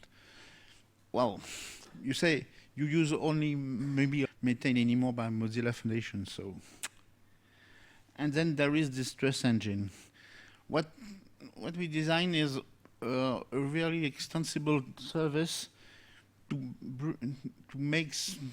give more information on the identity, on an identity token. So what we are currently building is a use of some white and black list of good and bad guys, and we also plan to use the distributed social network I've already talked about, to add some more information. The truth is, I don't think this trust engine at the end of the racing will be complete. So we really want to demonstrate it, to get feedback, and to better understand and extend the trustworthy metrics that could be interesting to implement. So rapidly, the mutual authentication is mostly used in the when, for example, Alice calls Bob. So Alice, through her identity module, can get an identity tokens on an IDP she chooses. She will bind it to its call offer, send to Bob. Bob, using his own identity module, will be able to call this IDP through the IDP proxy mechanism. It will be adapted and could check the identity token, the identity assertion he has received from Alice. Even though he could contact also the trust engine to have more information on this identity assertion. Maybe if this IDP has a good reputation, example, and then after verification, he could also have his all call answer, binding its identity assertion, so that Alice could also check that that was the right target.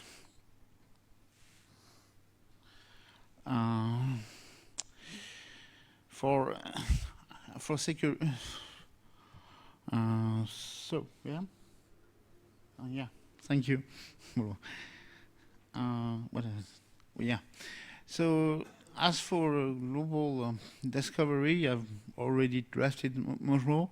So in this discovery service, we will provide one, but anybody could. Anybody could provide its own and add competitive advantage to it.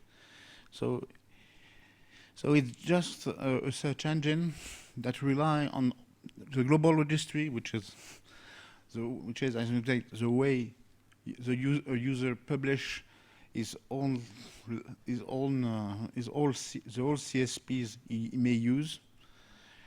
And then the domain registries, which is one per domain, and the name, and that really has for a domain a list of live hypotheses, which could be filtered by they support voice, they support video, they are for work purposes, etc., etc. So just to fit the big picture we have of support service, so I've been mostly all this. So we have also some policy engines for access control features, but that's basic security stuff. So identity in Rethink, it's really a global framework for so that any user can choose its own identity you want to use at any time, authenticate himself to other people. It's also a global framework for reaching any user, whichever domain is registered, whichever domain is connected, whichever its reachability is achieved. We have this global discovery service, this search engine for people. So you have Google for services. You have Shodan for objects. You will have a global discovery for people. We have this trustworthiness evaluation to help people make the good choice. Should I hang on when this guy calls, etc. And globally, it's really giving more information, giving more power to the user. It's free of choice of its communication service provider, of its application provider, of its identity provider. He can change identity whenever he wants. He can be reached wherever he is, and is better informed globally. So that's it for an overview of identity and trust. Open for questions.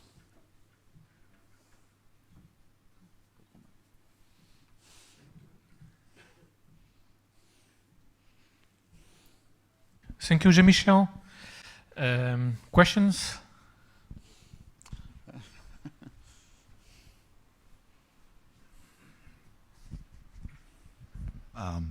Just remark, because I'm also from the Rethink team. So the cool thing about is that you can that you have with these identity pieces, you can start either you do it by yourself if you want to take care about how to reach, how to find the URLs and how to reach them, or if you want, so you can step by step.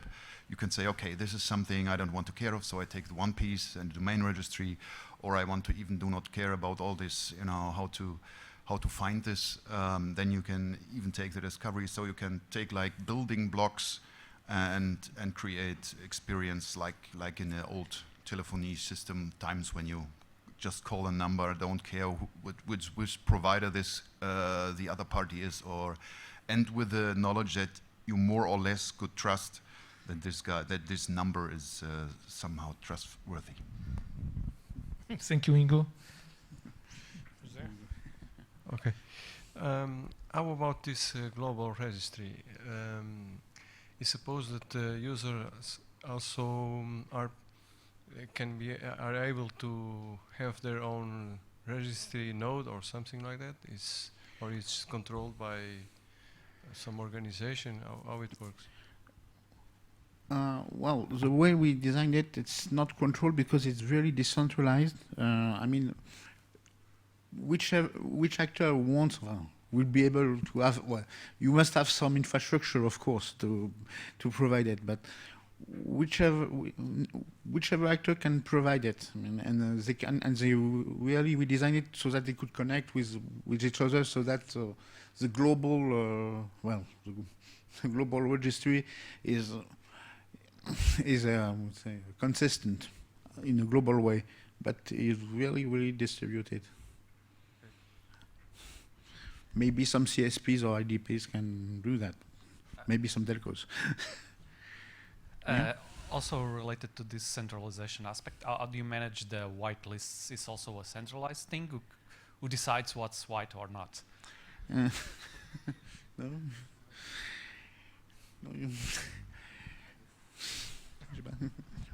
I can answer because this thing is still another discussion. We think that this who's trusted or not is trust is a very personal decision. So it's up to the first thing is our first, how do you call it? Basic. Your mindset is it's up to the user who you trust or not. But there might be white or black if you know as a company or as a service, okay, there are some addresses outside that are not trustworthy. Then maybe you can send as a centralized instance, or your antivirus program can say, okay, this domain is not trusted, so I set it on the blacklist. That might be another function, but the first thing is that trust is personal. And if you say, hey, this guy is annoying me the second or the fourth time with some junk calls, then you put him on a blacklist, and it's your personal decision. Yeah.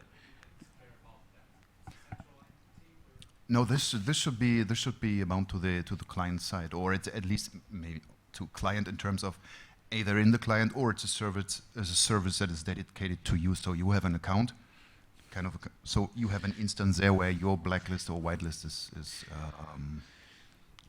listed. I mean, as for actors, all is needed is a trusted actor to provide trust. Trusted whitelist. As for the whitelist, I think it's the same as we now. For example, I personally experiment on my PSTN service. I mean, I have some people calling me and never leaving message, or to leave message that I won whichever car if I call blah blah blah, and sometimes I just wanted, and when I check on this, and when I didn't get the message. Sometimes I try to Google the number on the web, and I saw some forums. Say, oh yes, they call me. It's advertising. These are nasty people that wants to that say you owe them money, but whatever. And well, maybe there is something to be taken into account when really hundreds of people said this one is bad. Maybe we could try to make it bad globally, or I said to a community at least. But again, like we leave the user the choice of its identity provider, it should have the choice of its trust provider in the end. Okay, thank you. We should now move to the next section. Thank you, Michel. Jean-Michel. But in case you have more questions, so we have a final debate where you still have time to ask more questions.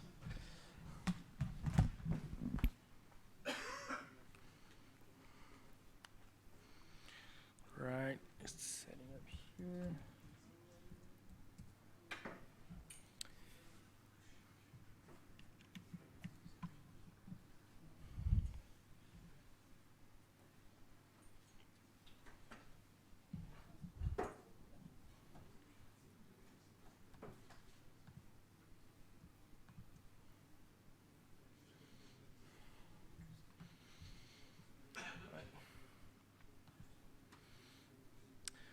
Cool. I'll get started. So hi everyone. As Paulo said, this is going to be the last talk, and then we are going to go into a panel. But before going to the panel, I would like to talk about the distributed web. So who am I? I'm David. I work at a company called Protocol Labs, and I'm a software engineer in peer-to-peer systems and also a researcher there. At Protocol Labs, we develop technologies, well, protocols, to make the web better. And as we have seen throughout the presentations today, the web has some issues. Things like identity, communications, interoperability play a huge deal in creating rich ecosystems that people can create their businesses on. However, we have seen growing in the last decade of like walled gardens, like these silos of information where people are just controlling users' information. And as Mark Andreessen put in 2011, like software is eating the world. And today, it's not even a question anymore if your business should be online. And what that created was that like today, like every minute, like tons of data, like terabytes and terabytes of data are generated online. Video, news, images, messages, etc. And because the way that the internet was designed, it was designed to be dumb from the beginning, thanks to the end-to-end principle and some other architectural decisions, we keep passing the same bits in the wire over and over and over again. To illustrate this, let's look at a simple example. Like if I want to watch a video in a platform like YouTube, and imagining that we are 8 hops away from YouTube. We are actually more, I checked, we are like 14 hops from this venue. But like just to make it simple, let's consider 8. So like if we want like to watch a simple video, maybe around like 200 megabytes, like not a high res video. And we have like 30 machines here of people trying to download this video. We'll put like an effort of like 48 gigabytes of data passing through the wire, like hopping from YouTube to our user machines.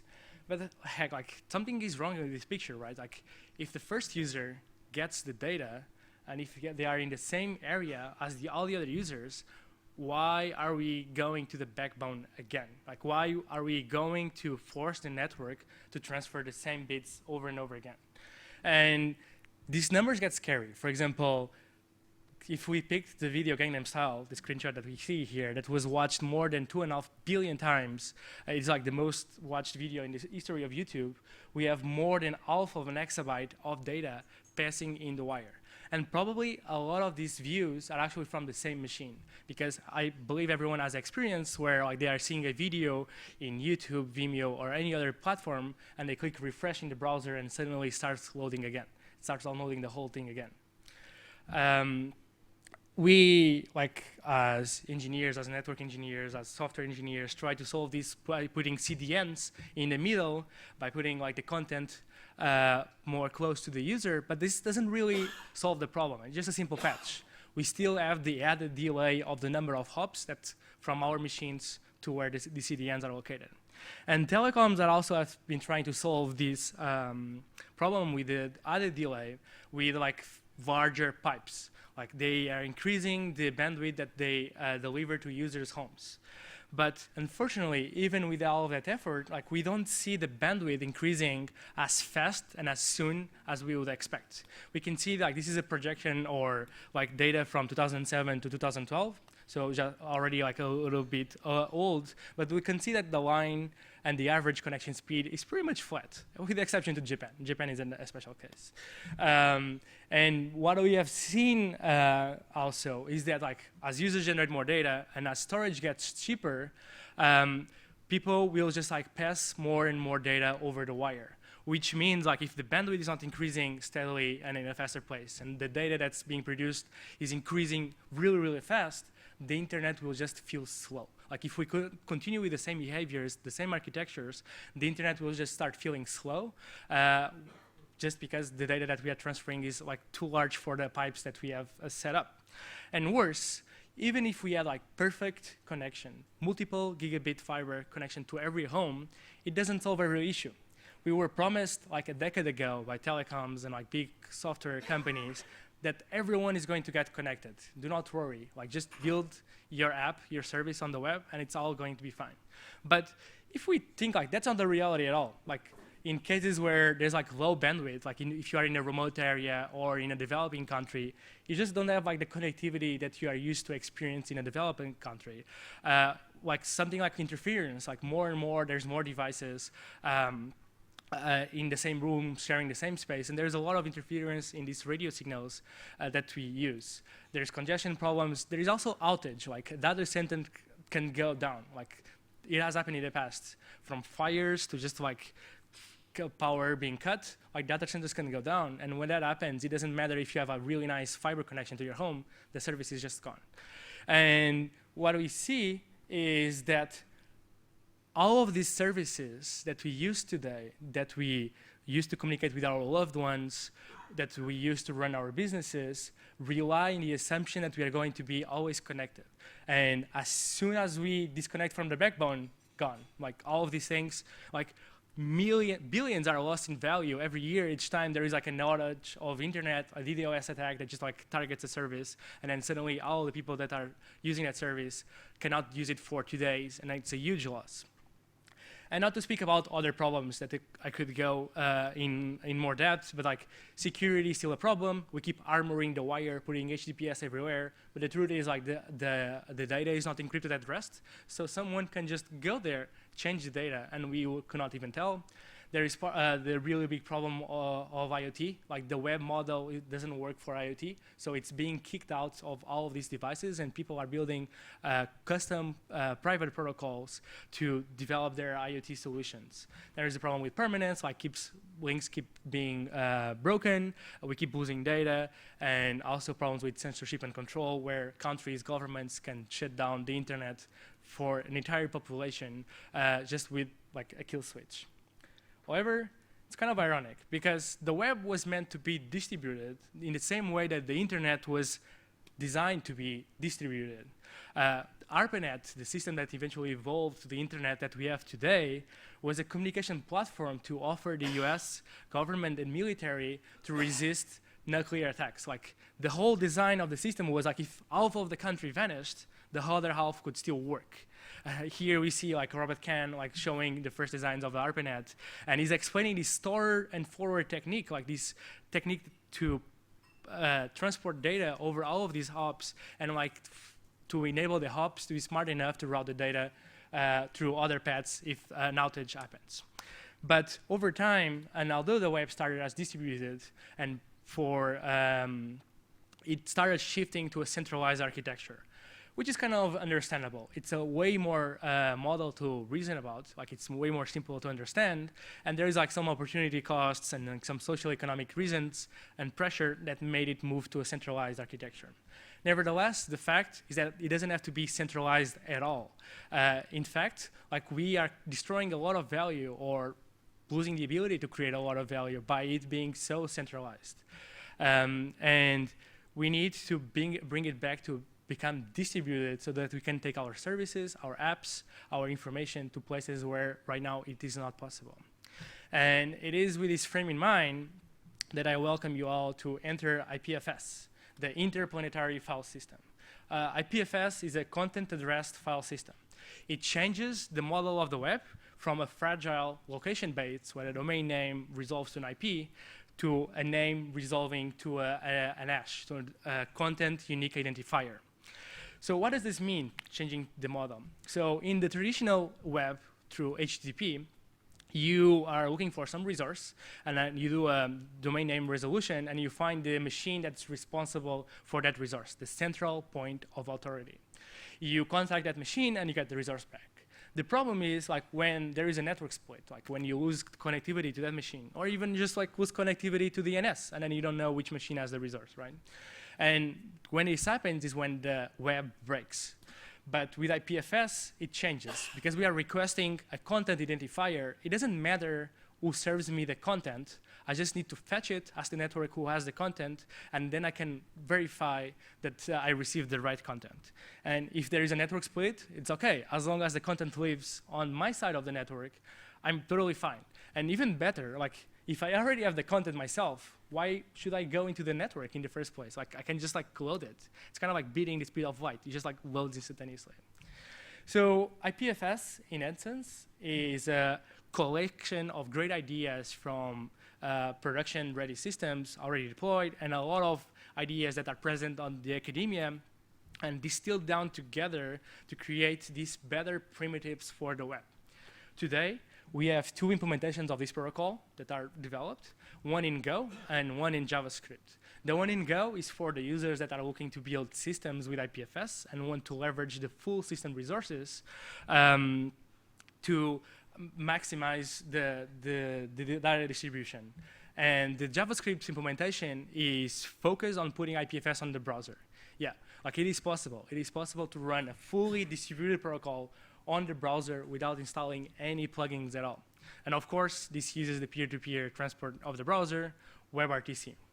So what is inside IPFS? Like starting from our self-describable data types. Like we use always self-describable data types to enable us to support several types of cryptographic hashes, several types of addresses, several types of encoding of data, like from Git blocks to Ethereum blocks to native IPFS data, any kind. And also, we pack our identifiers of the content more than just the hash value of the content itself, but also with a codec that describes what type of data that content is. Okay, I'll try to speed up. So this is like very useful for parsers and query engines because it like you basically bring up the extensions, the type of the file. And then like all of the data in IPFS is a secure data structure. Like everything is represented as a DAG and a cyclic graph, and every link is a Merkle link. A Merkle link means that like it's an like a secure link. You check it by its hash. The idea of like secure links, which we call Merkle links, comes from Ralph Merkle, the creator of the first Merkle tree. And you might be familiar with Merkle trees because you might have used them on Git. You might have used them on a blockchain, or even if you use software like BitTorrent or that, you are also using Merkleized data structures. And by the way, I need to make the note, like whoever said that money doesn't grow on trees didn't expect Bitcoin to come along. So intuitively, IPFS is this like Merkle forest where every Merkleized data structure can live and can be referenced to. Then we also have packed distributed naming. This is heavily inspired in a self-certified file system. It's basically naming that's like digitally signed, so it's a way more secure model than like just trusting some DNS point with some TTL value for those names. Then we have our network layer that grew up to become a standalone project that other groups are using called WePeer-to-Peer. WePeer-to-Peer is a secret sauce that enables us to do IPFS in the browser and also in desktops, native applications, because we can just change the properties of the network stack, keep the same primitives, the same addressing, and like the app that's running on top doesn't even have to know that it changed the runtime. So we get to hear a lot of developers saying that like IPFS is the layer that I always wanted as a developer, and it is the way that I always expected the web to work as a user. So what are people building with the distributed web? It seems like it's a great protocol for distributing video, like video and streaming, because like you can even put like more quality video on the network, and because everyone is going to be streaming this video, it's just going to load faster. Legal documents, people are using this because since you can authenticate every piece of data that you receive through IPFS, it is perfect for like documents that they have to be, they have some legal integrity. there is apps like IPFS Pics. You can go online today and like upload your photos, pictures of this event to IPFS Pics, and then not only have a shareable URL, you also have like the content hash, so that like even if IPFS Pics is online, you can still fetch these pictures. Apparently 3D models and VR worlds are very big, so IPFS is like the perfect use case to transport those models. There's people building games, scientific data, like moving tons of terabytes of scientific research data. This is actually one of the main motivations that led to the development of IPFS. Blogs and websites, and totally distributed apps, and more, right? So we have started, like the conversation is still in the early beginning, but like we see a lot of interest of like do some cross-pollination between the Rethink project and IPFS, and we think we can learn a lot from each other and reuse some parts and coalesce some of the efforts. For example, peer-to-peer, the secret sauce that can give you the power to run in the browser or any kind of device, really, independent of the capabilities of the device. It's really modular, so you can like just pick the pieces that you want, the transport that you want, pack it into your application, and if there is some missing piece, you can always plug it in and like enrich the network stack with the features that you need. Another thing that's also very interesting is IPLD. So as we've seen, like Rethink levels leverages the JSON schema spec, and JSON schema is super useful because it gives context to the data. Like we can reason about the content, the data that we are passing through. The only serious issue with JSON schema is the fact that like it requires a URL. Like we can see at the top, there is a URL that like if we are not able to resolve this name, it means like this data has no validity at all. But with IPFS, you can like throw a schema ID, and then you can like not only cache the schemas more efficiently, you can also like retrieve them from your local peers, from your local network. So it enables Rethink to work in scenarios that it would not be possible before. You can see even the user got more happy. I'm sure if you got that. So really wrapping up. So IPFS, it is a protocol to upgrade the web. We don't want to create an alternative web. It's the way that the internet was built. Like we can change layers, and in the end, if the user, with adoption of IPFS, the user will just notice that he's using IPFS because the web will work in scenarios that it didn't work before and faster. So it's a protocol to make the web offline, to make the web smarter, distributed, permanent, safer, and especially faster. IPFS is a very large open source project. Like we have more than 350 contributors like coming, and 70 come every week from the academia, like doing research review, checking our specifications. We have people from the industry trying out our APIs and like deploying products. We have people that just come and contribute like with code. Like even our management, like our sprint management of the development is completely open, so anyone can just come and join the process. Everything is on GitHub and IRC. You can go to github.com/IPFS, and you will have access to all the code. Everything is MIT licensed. Again, everything is documented there. We work as a distributed team, so we write everything down. So yeah, this is what I have to share with you about IPFS today. I hope I managed to get you excited about IPFS as much as I am. Thank you again for inviting me. Excited to be part of the panel. So. Open for questions. Great. So 1 or 2 questions before the panel. It says here I have 3 minutes. Hi. I'm curious, how do you handle server-side dynamic content? Or use server-side dynamic content? Does it have to be server-side? Yeah, because I'm thinking most of the web nowadays, the web pages are generated dynamically at the server. So.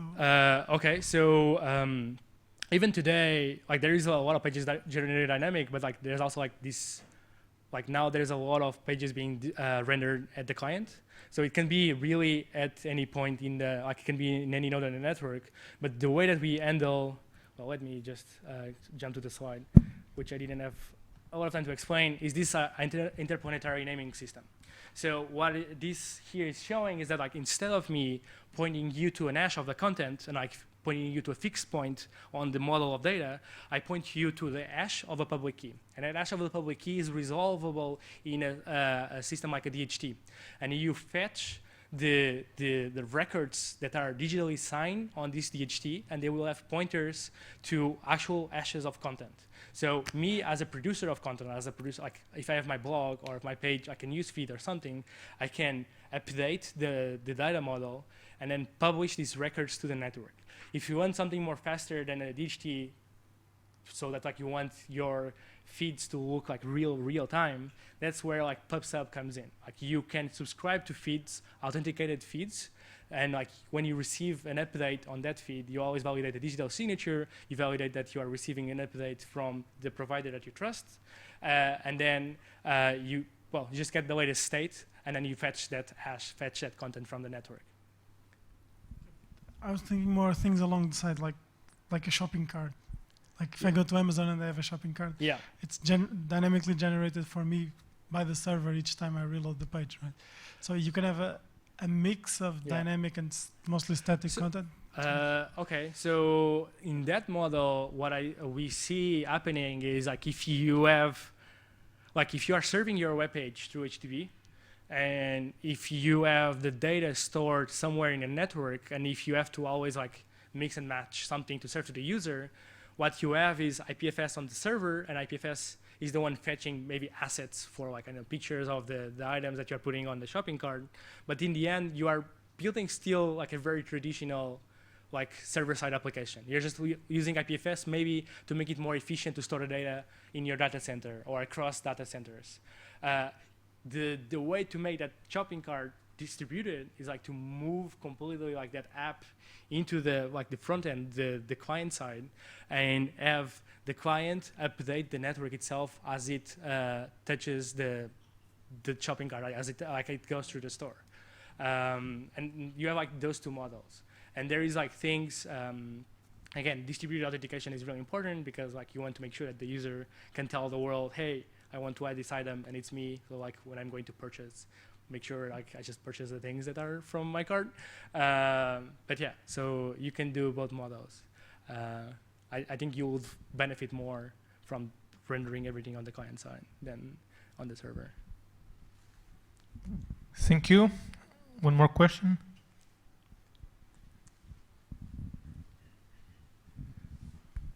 Hi. So I have actually two questions. First one is, do you think by your method, the IPFS, you mean to replicate the data to a series of hops? Because it's not concentrated in one server, but it's replicated to a lot of servers, let's say, distributed throughout the network. Are you planning to exchange communication, so to increase latency by just replicating data throughout the network instead of just pushing from one side on the server, of course? So this is the first question. Second question is, who is paying for all that storage? Because there is no centralized cloud provider who is who is holding that storage space, and of course it takes money to hold that data. Okay, so. Awesome, thank you. Excellent questions. We do get that a lot. So IPFS is a protocol that works as a transport. So we don't force, contrary to other protocols that exist in this space that like force users to store data for other users, we are not forcing anyone to store anything. So in this case that we see here, like these other users will only have the data if they request it first themselves, so that they can like also reshare it with the rest of the network. What we are building on top of IPFS though, so like again, IPFS doesn't push data into anyone's machines without user's request. This is a really important part because we don't want people to be responsible for data that other people are like trying to store in the network.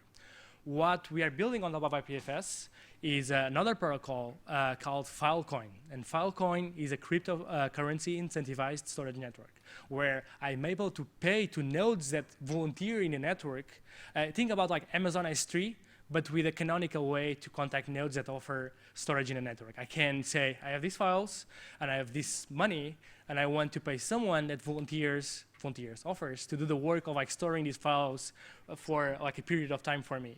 And then we have a proof of retrievability that we will check over time if the file is still like fetchable from the network. And for the nodes that are like serving that file over that period of time, we'll get compensated for storing the file for me.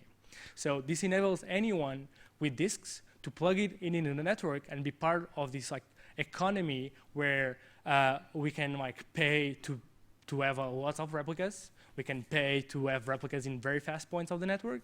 We can pay to have replicas in points of the network where it's very hard to like have data serving there.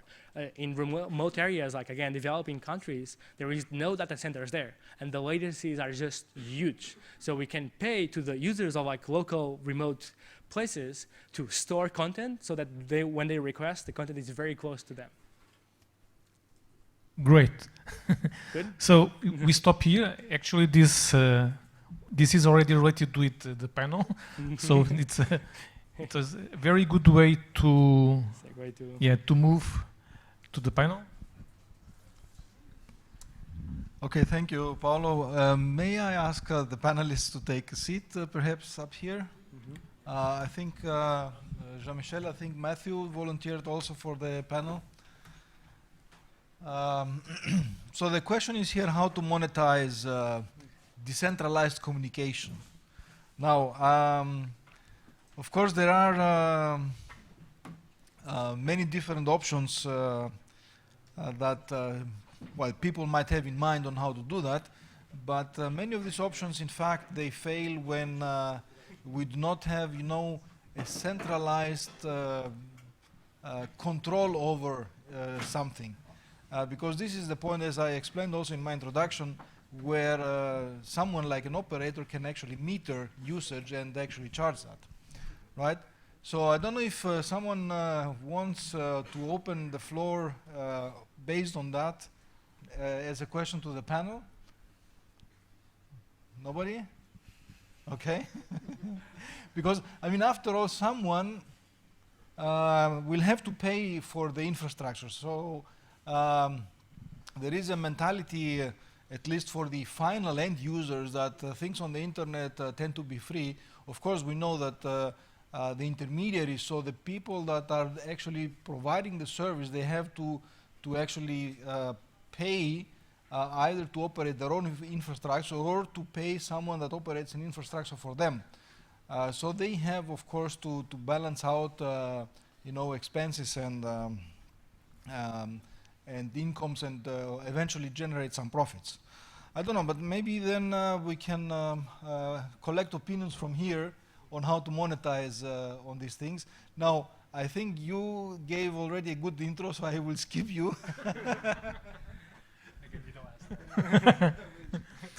Okay. My perspective, actually, it's also very much aligned with what Tasso presented. So there are a few business opportunities that different stakeholders can try to exploit. For example, from the telco perspective, I think it's a good way to promote entrepreneurship,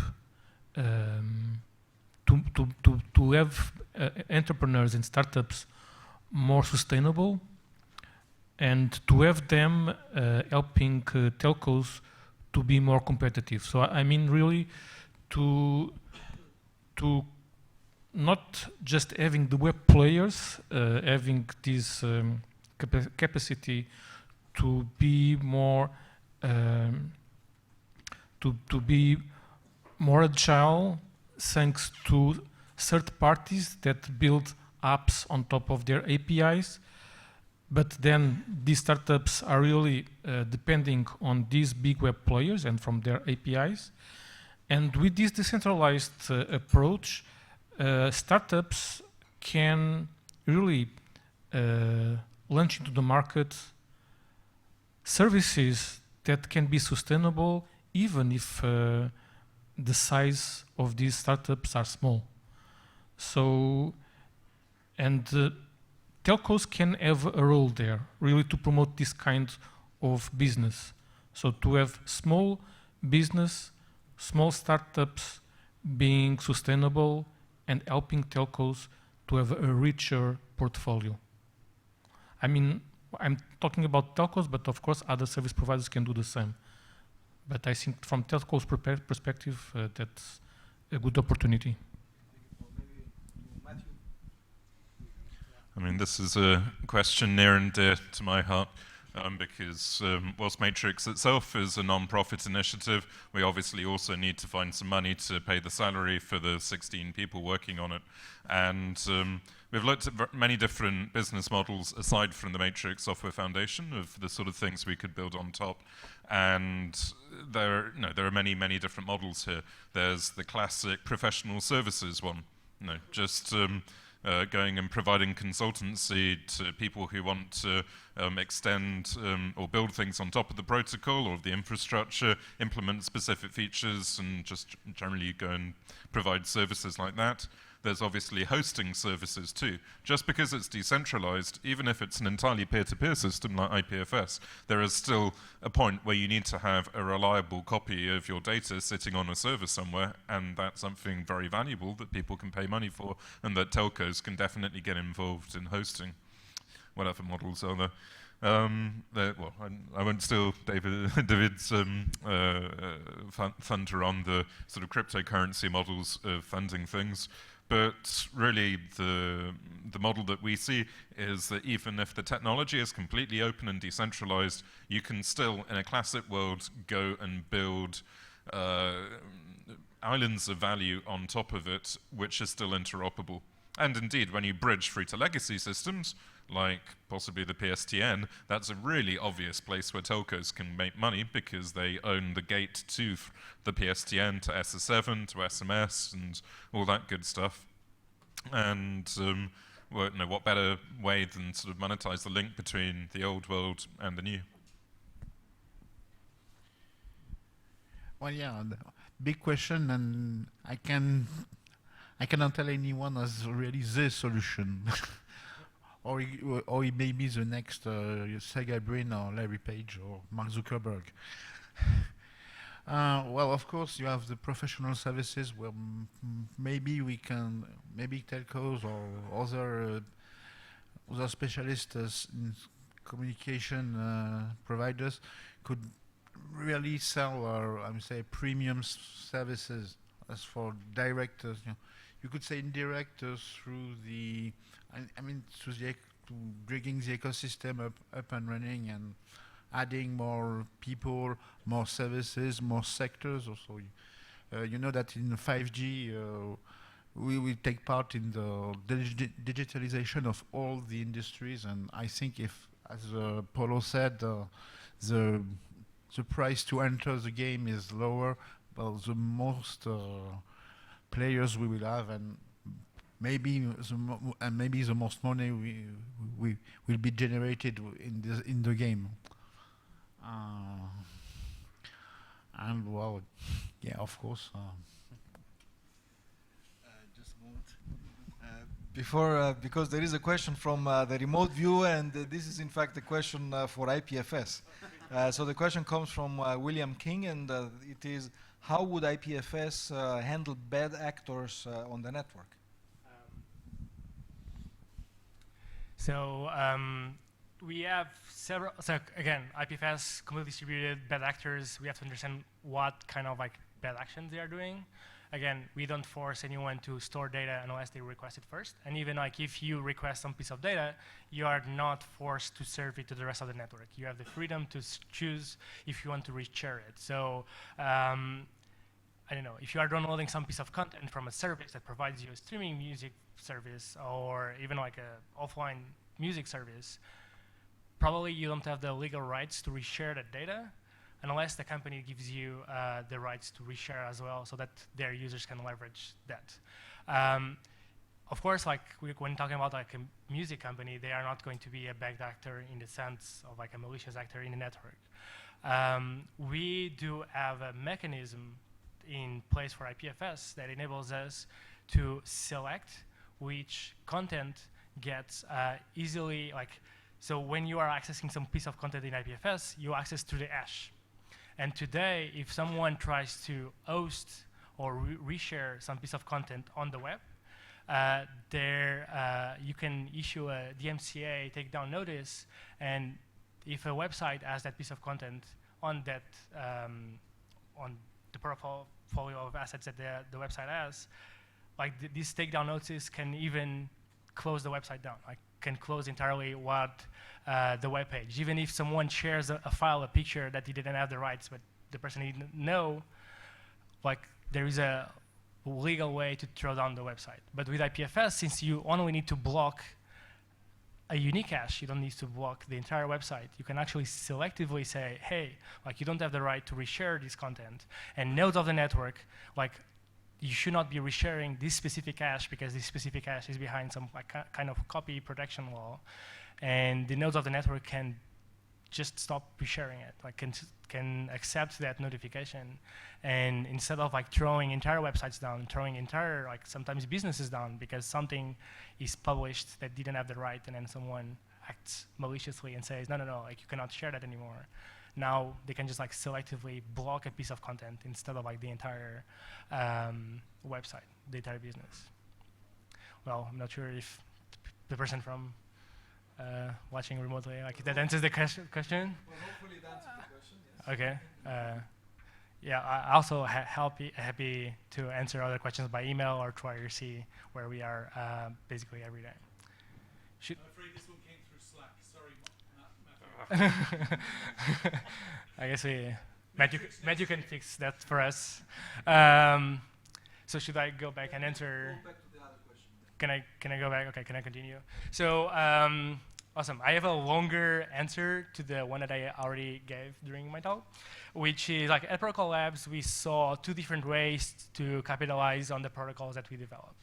There is the more node model where people build services on top and they sell these services, sell these subscriptions, sell these guarantees, as Matthew was saying about like replicating data is a huge business. Like you can have a very efficient protocol to transfer data, but like putting replicas on the network, making the data available is a huge business, right?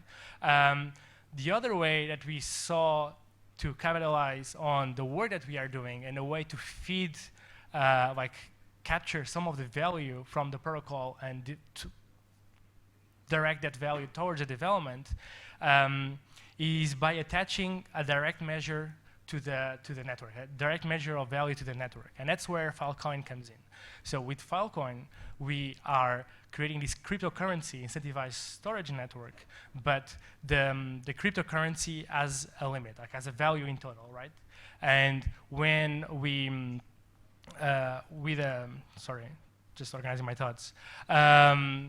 With this cryptocurrency deploying into the network, we can capture some of the value, some of the currency from the beginning, and then we are incentivized to increase the value of this network, the performance of the protocol, the adoption of the protocol. And as this network gets more widely used, the value of the currency also increases. It gets more valuable over time. And we have seen other cryptocurrency startups doing this in the past. Like they create some protocol, it's cryptocurrency incentivized, they capture some of the value, they capture some of the currency, and then as the protocol develops, they can start consuming that cryptocurrency that they captured and like feed it back to the development of the protocol.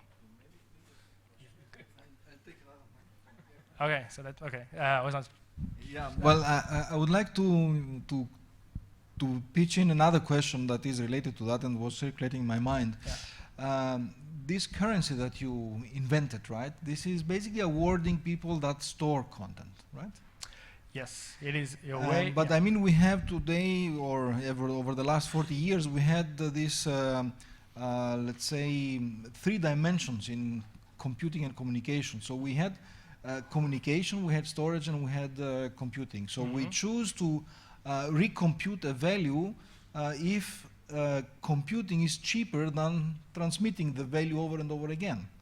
Or storing it in multiple places if storage is cheaper than communication. You see what I mean? There is always a balance between the cost of computing something, communicating something, or storing something, right? Yes. So I was wondering whether this this idea of awarding something for storing can be transposed, in fact, also to the communication part. You see? Or even to the computing part. Yes, yes. So we are focused on cryptocurrency incentivized storage. There is no reason why you cannot like incentivize people that make available, like so Bitcoin is basically that, right? Like the miners are computing a proof of work and like they are feeding the network with that computing. Of course, and for our misfortune, Bitcoin has this tremendous computing power attached to it, like way bigger than like the top 500 supercomputers, and like it is going out to waste. It's just like to computing these hashes so that like the blockchain can exist on the network. So like there is this super professional right now like endeavor of sustaining the Bitcoin network, and like lots of power, lots of money put into just like for the blockchain to exist. So imagine like if we can channel all that computing power to some useful work and make it not only exist to like sustain the blockchain, but also like to something that people can use and people can pay for those CPU cycles that are made available. And bandwidth can also enter in the equation as well. It can also be a protocol where people can open channels to each other, and depending on the most valuable channel, the one with better bandwidth, less latency, people can like sell that channel to others and be incentivized for it. So I feel that Matt has something to say. Yes. Just before that, is there any more question? Okay, let Matthew answer that, and then you get the Oh, I wasn't going to answer directly to what David was just saying in terms of the evils of Bitcoin, but was just going to, an interesting anecdote happened about a month ago when we wrote an article about the importance of the decentralized web and put it on TechCrunch, and it went quite viral and had all sorts of conversations off the back of it. And one of the things which I wrote in the article was to describe GitHub as an example of how the decentralized web can be effectively monetized, which was deliberately a little bit controversial because GitHub is built on Git, completely open, decentralized protocol, and yet they go and provide sort of classic business model hosting of it, which is a very valuable business. I think it's, what, $2-3 billion valuation currently. So, I mean, clearly, you can take a decentralized tech and build value on top.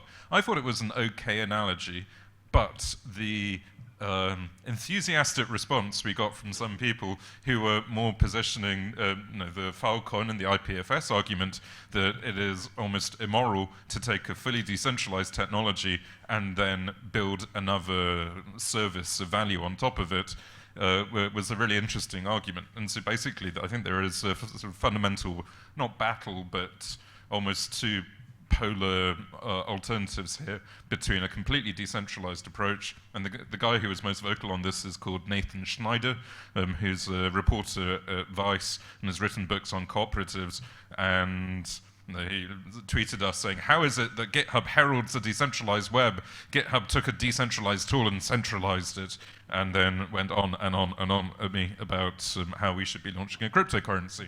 So, I mean, that's basically the choice that you see for monetizing this. From our side on Matrix, we've gone down the boring model, well, not with the Matrix hat on, but say the Riot app is using the boring conventional model because it's almost another company's worth in its own right to get the cryptocurrency right. So we have a lot of respect for the IPFS guys going for the more sort of philosophically pure approach, shall we say. Sorry. Yeah, my question, it's not exactly on the same topic, but so currently what we have is successful internet businesses building large infrastructure. Google has lots of data center, Facebook has lots of data center. Those who don't have data centers buy services from content distribution networks. So I feel that the assuring the quality of service, so having control over the quality of experience, the delivery of the service, must be a very big part of the business, otherwise they wouldn't invest so much money in it. So Rethink and IPFS propose a different model, more decentralized, more peer-to-peer, but one of the disadvantages will be, so on one hand it significantly lowers costs, facilitates new startups, business, entering a new business, etc. But on the other hand, we'll have to give up control on the quality of service, I imagine, so, or somewhat, or give up some control. Do you think this, given this, trade-off, will we see successful companies which start with this distributed model eventually as they become big enough going to a centralized model? Or do you ever see the ones currently using a centralized model moving to this one? So, okay, with me answering, or trying to start answering that. So I'm not sure if I entirely. This is not working. Okay, I'm not sure if I entirely agree with. It has to be a trade-off where, like, for distributed technologies to work and be pervasive, like, companies have to lose control of the quality of the experience. I think there are two different things. One thing is, like, as you said, and well, there's a lot of business opportunities in building infrastructure. And better protocols enables us to build better infrastructure. And right now, as it was referenced several times, there's a lot of silos. And it is really hard to move data from a service provider to another service provider. And it seems to me that it's a natural evolution that once there is a technology in place, the primitives to move data around in a way that's, like, very efficient and really good for the users will start preferring, like, being able to use services that don't log them into a provider.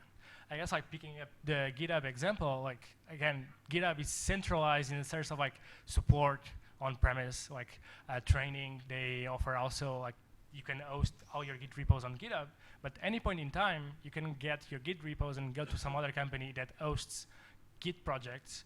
Of course, they try to, like, get you in by the nice experience of GitHub issues and other features there. But again, Git is a distributed protocol.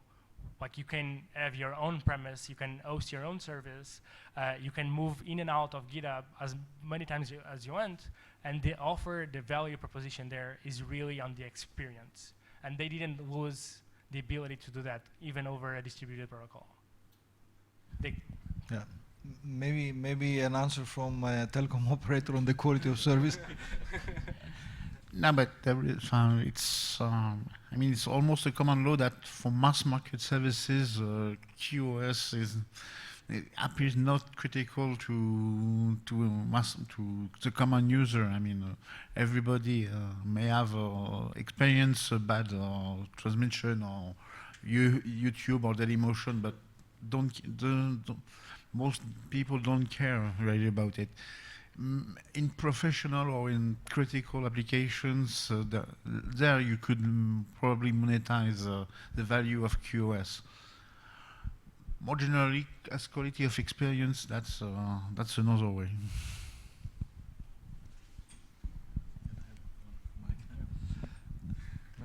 Just quickly from my side, yeah, I agree completely with that, especially that QoS in the end is only as good as the last mile. And it's all very well having 99.99999% uptime in your backbone if all of your subscribers are on a link that drops out 30% of the time.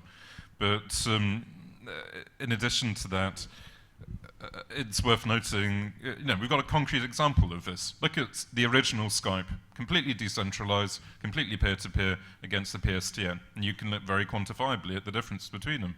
The call setup was like 2-3 seconds on Skype rather than possibly a couple of 100 milliseconds on the PSTN. Do the consumers care? No. Skype ends up being ridiculously popular. And likewise, yeah, the GitHub example is a classic one of how you can mix the two together, but also BitTorrent seems to do pretty well as a way of transferring files around the place as a completely decentralized system. So yes, the cost is slightly worse, and the development overhead is a bit more complicated, but it's not enough to be a showstopper at all. And we've had a really interesting argument going on with Signal and Moxie Marlin Spike, who runs Open Whisper Systems, who makes Signal, about centralization versus decentralization, because Signal is aggressively centralized, which is interesting for a privacy-protecting end-to-end messenger. So for instance, if you were a country and you didn't like Signal, then your government can just block it, because it's centralized, which feels like a very strange thing to have in a so-called privacy-protecting application. And back in San Francisco in June, when everybody got together for the Decentralized Web Summit, I ended up going and spending an afternoon arguing in a very fancy tea shop with Moxie about the benefits of centralization versus decentralization, and it was very much this whole question, not from the cost perspective, but basically, we estimated that to build a decentralized system is about 5 times harder than a centralized one, at least, possibly an order of magnitude harder. So why would you do that? especially if it's a privacy protecting system where any more complexity is going to give more room for bugs, which makes it less secure. So the argument kind of goes back and forth, and he does blog posts talking about why decentralization is bad and vice versa. And basically, yeah, it's not an obvious answer and a very debatable one, but we think that freedom is as important as privacy in the end. Okay, thank you for that. Any other question from the audience? Yes, here is one. Hello. It seems to me that apparently both Matrix and Rethink are trying to cover a bit the same goal of making interoperable different silos, the multiple silos. How do you see this? It's really a common goal? You see some kind of merge in the future? What's your thoughts, Matthew and someone? Okay, I was expecting that one. That's why we are together, right? Actually, so I do know Matrix for some time, and actually in Rethink we are using Matrix. So we are trying to also to demonstrate that somehow we complement each other. Of course, there are some overlaps, but at the end, I think that we can complement each other. And IPFS, something that at least I just knew a couple of months ago. Unfortunately, it was too late to have it in Rethink from the very beginning, but hopefully we would still be able to have something. But again, I think that very much we also complement each other. And yes, we are looking forward to cooperate and have something done together.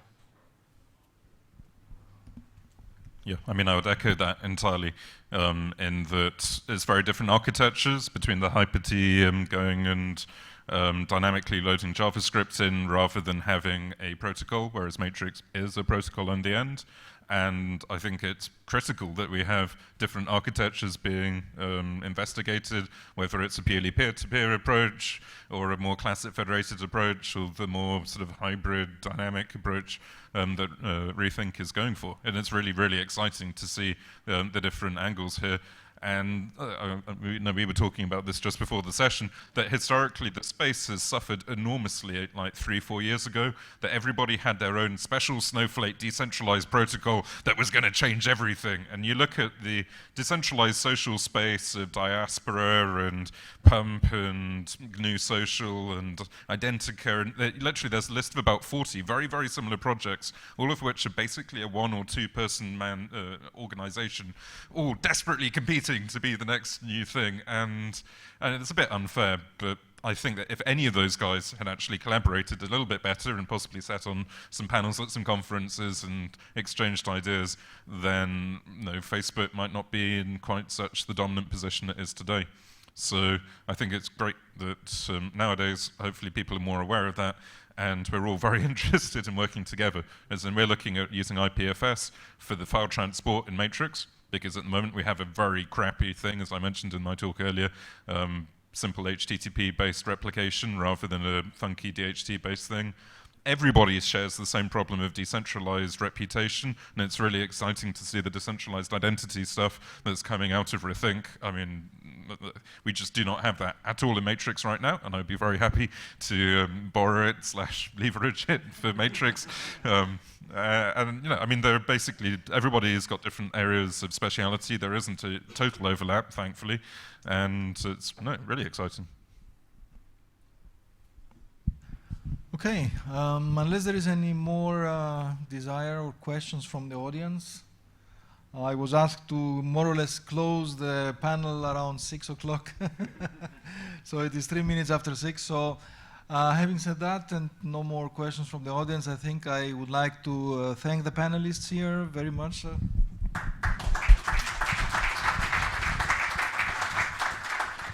Thank you for sharing your opinions, your thoughts with us and the audience, of course. And okay, thank you. Just to mention, upstairs is the bar tasting, so you'll hear the other two groups have already finished. So you'll hear the laughing and the raucous noise. That's where they're doing all the pot tasting.